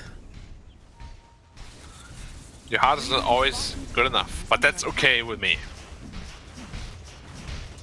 Radiant structures are fortified. It'd be nice to take this tier 2 Dire's structures For whom? are fortified. for both sides. Yeah, both creep waves pushed up, but it looks like SHENZHEN are going to be the ones who grab the tier 2 first. Massive Pidus. For now, creep wave's coming. That was slow. That was slow. You could have had that done 2 seconds earlier. I'm very disappointed in you, Kaiko. Same. Press your damn BKB. Dire's top tower is under Is he just buying out the Mjolnir? No, it's going Lincolns. And he's got both queued up. Oh, look, the Pangolin has a Lincolns too. Radiant's bottom tower. I guess he does have the Lincoln's recipe on the courier, so Dude, it it's been actually just- decided. Like, it reminds me so much of a pub. Like, nobody wants to get stunned, so everybody builds a Lincolns. Radiant's middle tower is under attack. Pubs are the future, Black. No, Pubs of the past, Sir- bro. certainly not the ones that I'm playing lately. Pubs are the future. And disc E-Blade next for Phoenix. 8k lead here for SHENZHEN. Yeah, it's nothing. Doubt. Hey. How long how long you been casting now, B-Cup? I don't know, like 7 hours. 7 hours? Okay, cool. Fun times. Classic China Div 2. How you feeling? 4-man smoke. Ooh. Sinful Soul. Uh-oh. Uh-oh. BKB Yeah, TP. try to TP. Bye. Try it. Try it. Do it. I'll bash you first hit. Second hit. Refresher. Oh, Dream Coil. Bash? Nah, he doesn't need it. Whatever. Kaiko gets the kill. Sinful Soul has not had a fun game. That's for sure. Yeah, fun serious. Unfun game. 10 and 6, you know, that's pretty action-packed. I'd be happy with that. It's action-packed, but his game certainly started way better than it's been finishing. Radiant's middle tower is under attack.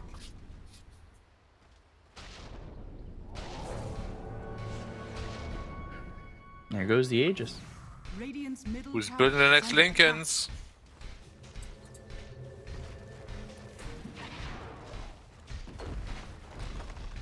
Tier 2, gonna fall. SHENZHEN getting some buildings done. Is under attack. They still have Chrono. Like, this isn't exactly going to be an easy fight Middle tower is for YBB. Razor's Especially done with 60 no seconds without Razor. buyback. This is, yeah, pretty bad. That's a good toss back from Paulson here. Let's see if they can follow up now. Kaiko's running in. He's got the Chrono. Not going to use it just yet, though. And now they jump in with the Shackle onto the Tiny, but it's Shaman just gets beaten to death by Kaiko. They don't finish the job, though. There we go. Jumps back in and does get it done. And now they'll look for more as Yes, they no move BKB. on He to didn't pop the his BKB baseless again, point. man. He needs help. No BKB today means no life for you, sir. Oh, my God. It's oh, what a snipe! Oh my Through god. 4 heroes. That was amazing. Yep. They're like, I'm gonna get you. Red in the needle, baby. That's unfortunate. Oh, he doesn't have the mana for it. And why he nighttime is doesn't have over, it. sir. Ooh. They're going to get the kill on Aeonid. He came in too far. Yomi is godlike. Like, he is having quite it's the got game. beyond It looks godlike, like he's going actually. to be beyond with this one. Yeah, Hex, Swashbuckle, Phoenix will Steal. steal that. Never mind. You can. If he only used his BKB there, maybe they win the game in that exact moment. Yeah, but you can't win the game before minute 60. But he has a 7-second BKB still. You didn't think about that, did you, Black? I did actually. Oh. I did. Oh. Well, he said BKB, please. I just can't believe it. Like 3 fights in a row, 3 games in a row. Something must be wrong with his hotkey. Keystones. Maybe he doesn't have Maybe. hotkeys for his items. Maybe he's a clicker. Yeah, even then it would be easier than that. It just literally looks like he's clicking it, but nothing's happening. That's how it looks like. Because if I click items, I would be faster than that for sure. Dire are scanning. All right, stream it. Now you have to do that. Radiant's courier Okay, has sure. been killed.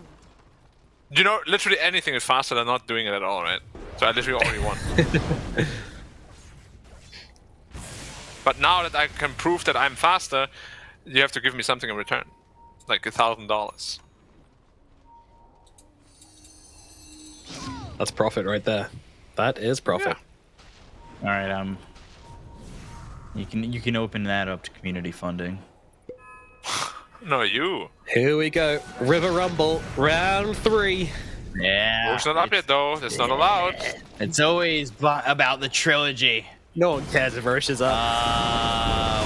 YP? All right, BKB starting to get popped. Chrono on the edge. What? He's alive.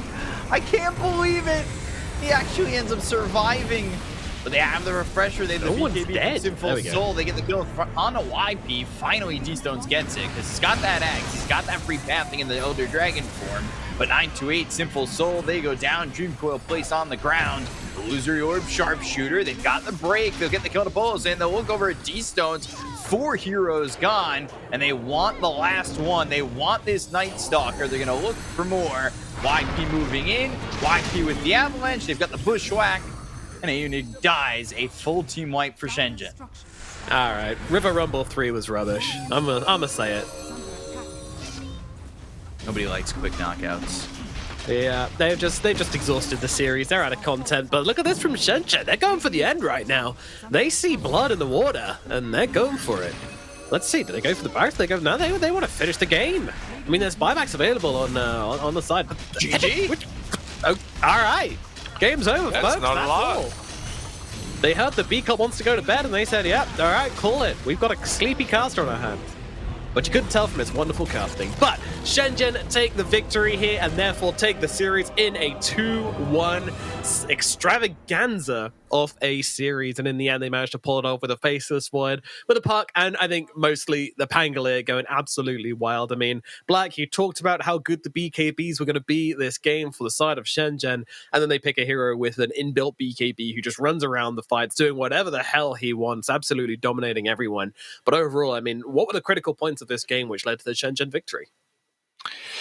Well, obviously the biggest one, the most tragic one, that first Roshan was never ever supposed to happen. They had so much time to finish that Roshan. All of them ran out of the pit one by one. You should actually watch that in the replay. Like, first it's 4 people hitting Roche, then 3, and then 2, and then 1, and then 500 HP left, and D-Stone says, yeah, I never wanted that anyway. Screw that. Goes into the fight. We all know what happened after. 3-minute fight. 5k gold advantage gone.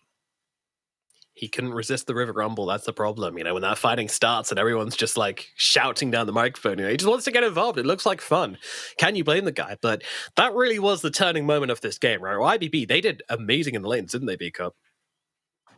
Yeah, I guess so. Why? Well, yeah, YBB was ahead like 5K, weren't they? That's right. That existed in this game. They did come out of the lanes pretty ahead. Hard And to then remember River Rumble considering, won. yeah, the end of the game. Yeah. But yeah. Jeez. God, Rumble 1 caused them to lose the game, and I guess I don't know what you do at that point. You just kind of just tilt. Sure, you let a Void get Midas, Maelstrom, and a way back into the game. Sure. is what it is. But yeah, YBB, a lot to look back on this series for sure. But SHENZHEN, a huge victory for them. I mean, what made their fighting so strong in all of these, like all of these river rumbles and consequent fights as well? You know, what was it that gave them the edge over YBB every time, Black? I mean, the biggest problem was in the first one, they didn't even have BKBs, right? It was only the Razor with his BKB. He had to pop it prematurely. And without BKB, the overwhelming team fight that they have with the Pangolier, with the Puck, even the Hoodwink as well, they've Chronosphere, there's just so much to throw at you. If you don't have that magic immunity, you're just going to lose heroes. They had a very early Vessel on the Puck too, amazing pickup by him. And yeah, I feel like YBB just didn't respect any timings at all. Like, they didn't respect their own timings, and they didn't respect SHENZHEN's timings at all. They really didn't. They really, really didn't. It was, I don't know if it was lack of respect or like lack of kind of overconfidence, I guess. It's a lot of things it could have come down to, but in the end, we can only ever know by asking the players themselves, and that's about it. I mean, I expect YBB to look back on these games and improve, but has this been a team which has been improving since like Division 2? Because I kind of feel like we're seeing a lot of the same mistakes being made. Yeah, that's what's keeping them here. Is the same mistakes. Like you're not growing if you're still making the same mistakes, and these are certainly matchups that you need to choose, like, to have growing experiences on. Like, I don't know, if you're playing stubbornly and not making any changes, you're ultimately going to find yourself in quite a bit of trouble, right? Yeah, of course. It's a tricky one for them, but then on the flip side, we have the side of SHENZHEN, the Victors team. It was a hard-fought victory today with many long matches, and in the end, I was actually really impressed by their decision-making to not go for the Roche at the end and actually just go for the win and finish out this game. That's a kind of decisiveness which we've been critical of SHENZHEN for not having previously. Is that a good sign for them, Black? I mean, for sure. It's just, can you do that always? Because we've seen in Game 1 especially that they had these moments too, but they played it a completely the opposite way, right? Makes me wonder what changed between Game 1 and 3, or was it just like a coincidence that they were closer to the base than they were Roshan, Like, I don't know, but the decision itself was very good. Obviously, they won the game because of it, because I don't think YBB would have left the game otherwise. Yeah. We would have definitely had at least one more fight. I mean, it might not have been a successful one for YBB with SHENZHEN having an Aegis and having that Chronosphere back again. But yeah, I mean, they saw their opening and they actually went for it. There's definitely been some conversations in this team about when they can end games and the fact that they need to take advantage of that when it is possible to do so. Yeah, I mean, this moment, after I saw this, they were just like fated to win. Like, the courier was flying out all the way, arrives just at the perfect time, gets 3-man Chrono because everyone's like, oh, he doesn't have BKB. Yeah. Now he does. And yeah, after that, the game was pretty much just over. But again, you gotta pop your BKB. Whoever we talk to, I'm actually gonna ask him if that BKB button is broken. Just for future, I'm gonna help him, because that looked really, really broken. He doesn't like his BKB. That almost lost him the game. Heavily emphasizing the discipline and patience of pressing BKB, which unfortunately did cost them one or two close calls in this game, but in the end they were able to hold it together and take the victory in this one. I mean, was there anything particularly underwhelming for you on YBB? Because for me, this Marcy really didn't kind of do an awful lot, honestly. It was mostly just bouncing around, giving that movement speed, giving that sidekick, but like, she felt almost confused about what build they wanted to go for this game on Peloston. I think she took 2 points in rebound, was it, and then went for sidekick maxing instead. It was all a little bit weird, and yeah, as I said before, I'm not super big fan of rushing the blink. She did go for the blink A3 in the end, but didn't end up saving anyone from Chronosphere. I mean, it's very, very hard to do. It's a rare thing to be able to pull off. It's not like Black Hole or Arena of Mars' Arena, which is really easy to do it on, but it's still possible, and it can be game changing if you do manage to pull off. So I think it's worth trying. But yeah, it didn't quite work out that one. Is there anything else which underwhelmed you on YBB? All of it, truthfully. I mean, I don't want to be harsh, but like all of it, it really did. Like 928 on Shadow Shaman didn't really feel like he did much of anything. There were points where the DK felt like he was just kind of running around with his head cut off. Like All to right. throw away an advantage like that in such a long fight, it just felt like nothing was really impressive from them, and they might know that themselves. I see. Well, I think so someone's getting sleepy, getting maybe a bit a bit grumpy, needs to go to bed. But no, I'm kidding. You do make a very fair point that that is what's been bothering us about this team for a while. But let's move on to our interview. We are lucky enough to get to sit down and talk to Phoenix. So firstly, Phoenix, this is a good win for you guys. Did you expect to take the series coming into it? 首先恭喜你们拿下了这场比赛的胜利，然后赛前的话有没有想过这场比赛就是胜算自己会比较大一些？有想过胜算我们会比较大一点，但是没想过会打这么久，打这么焦灼。We saw we had an upper hand before the match start, but we didn't prepare that the series gonna play for such a long time and back and forth. Yeah, it was a really long series. At what point in the game do you feel like this one turned around for you guys? 最后一把的话，在什么时间点你们觉得就是自己的队伍开始慢慢取得了上风？从那波肉山团无限追击击杀对方多名英雄的时候吧。It's a Roche fight where we take them off one by one. And do you feel like that was them misplaying or you guys playing very well or a mixture of both? 你觉得那波团战是你们打得更好呢，还是你觉得他们有失误呢，还是你觉得就是两者都有一些作用？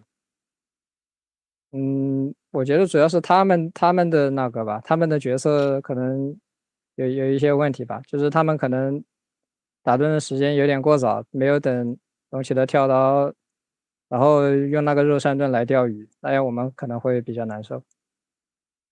I think it's mainly they made some questionable decision. I think ideally they probably should wait till Dragon Knight get his blink dagger and use the pit to set a bait to trap us into the team fights, but they didn't do that. They just went into the Roche fight too early. Yeah, and were you surprised when the fight was over that Roshan was on such low HP and none of their team had stayed to finish it? 你们当时打完的时候有没有就是觉得肉山的血量非常低，然后有没有觉得很吃惊？为什么就是两个队伍当时都没有把这肉山给打掉？是的，因为我当时在外面那个击杀对面的酱油，我以为那个盾已经被小魏的蛇棒打完了，但是后来看了一下那个记录，发现肉山还没被打完，然后就进去看了一下，发现肉山没血了，然后就喊队友过来看一下。So I at first I didn't notice because I was outside the Roche pit and trying to take down their supports. And during the team fight, I checked the log and I thought the Roche should have been brought down by the wards by Shadow Shaman, but I realized it's still alive, so I just called my teammates to go in the Roche pit and check the Roche. All right, so that was your call. Very nicely done. Black and Beakup, you guys got some questions? You want to go first? You want me to go first? I'll go first. Yeah, sure. What do you guys? Pretty simple one. What are you guys gonna do after this victory? What's the celebration plans look like for this one? 简单的问一个，就是这场比赛结束了之后，有没有什么就是简单庆祝胜利的一些方式呢？对内的话，我不知道呀，我没跟他们集合呢，我现在还在上海被隔离，他们4个在深圳。他们在深圳是吧？是的。I have no idea. I'm still in Shanghai, while the rest of team is already boot camping in Shenzhen. So I have no idea what they're gonna do. Okay. Okay, I got 2 questions. One very serious one not so serious. But first question, like realistically, where does he see themselves at the end of the tournament? Like what position in the league? 我有2个问题啊，先问第一个比较严肃点的问题吧，就是你们战队的话，就是从自己的评价来说的话，你觉得赛季末你们在这个整个 A 级联赛的排名里会排到什么位置呢？就目标肯定是前2呀，但是我们训练就是也不是很稳定吧，就有的时候赢起来就赢一天，有的时候输的时候状态就都不是很好，也会输很多。目标肯定是前2。Our goal is definitely aiming for top 2, but but we stream a lot, and we are not performing very stable. Sometimes we win a whole day of streams, and other days we just lost the game all day. So we're still trying to figure out.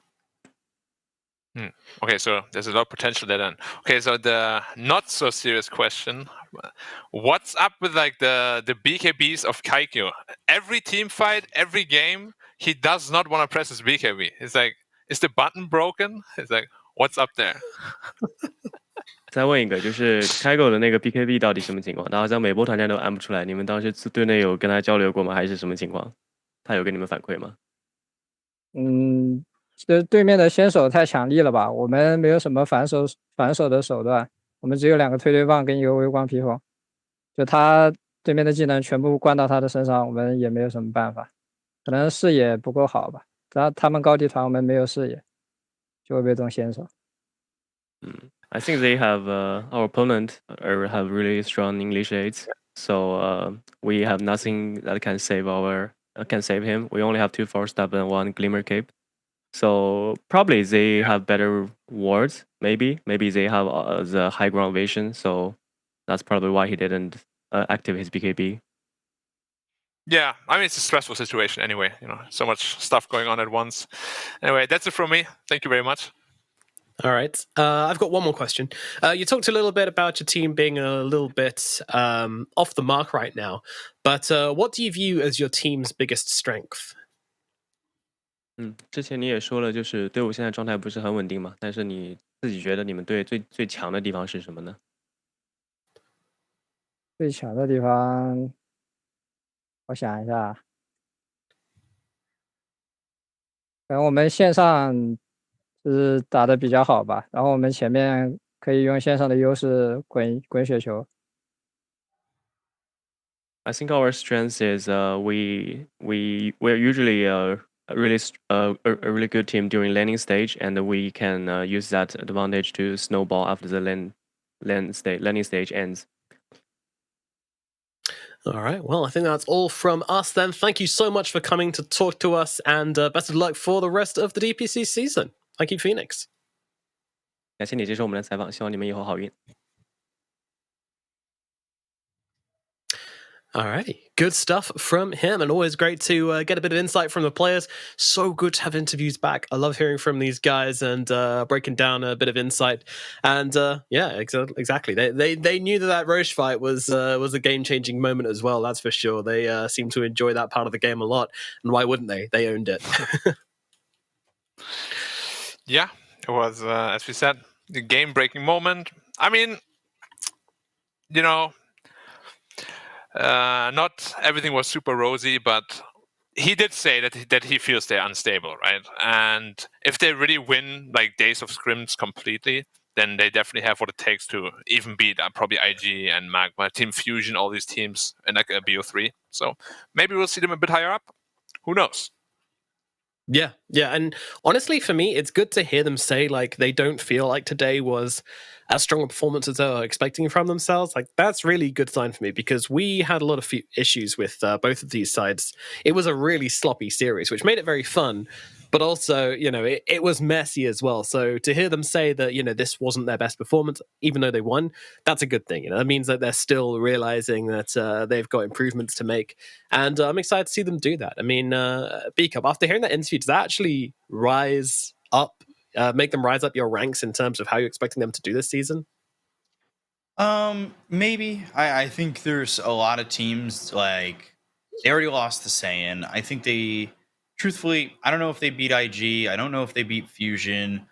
I think they do beat LBZS with the way they look today. And that would leave CDEC. I think maybe they beat CDEC. CDEC looked pretty good today. So I feel like they are middle of the pack, and that's kind of where I have them.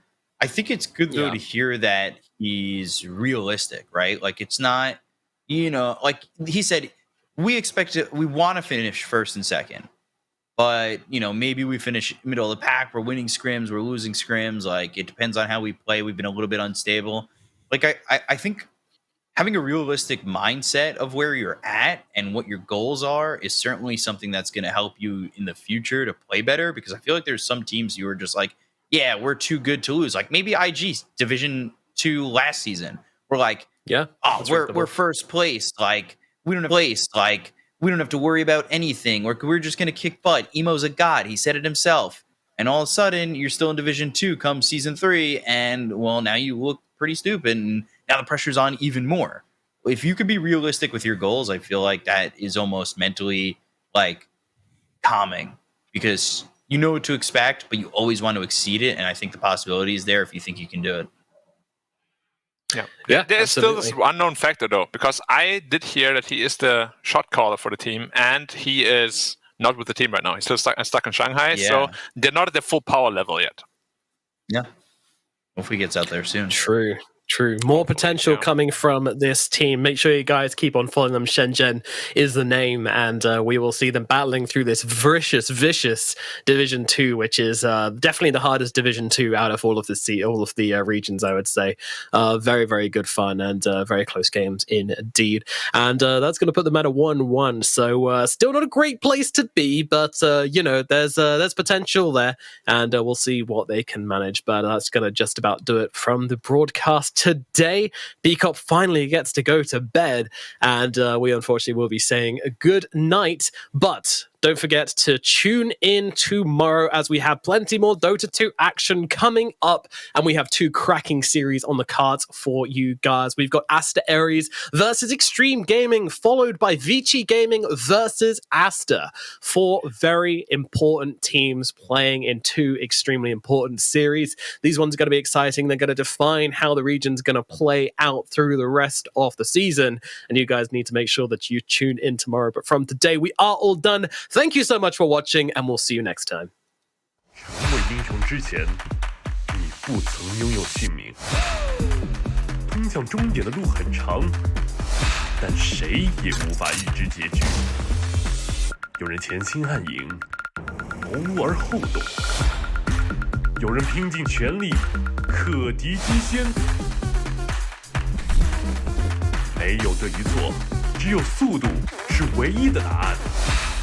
奔跑吧，在到达终点之前。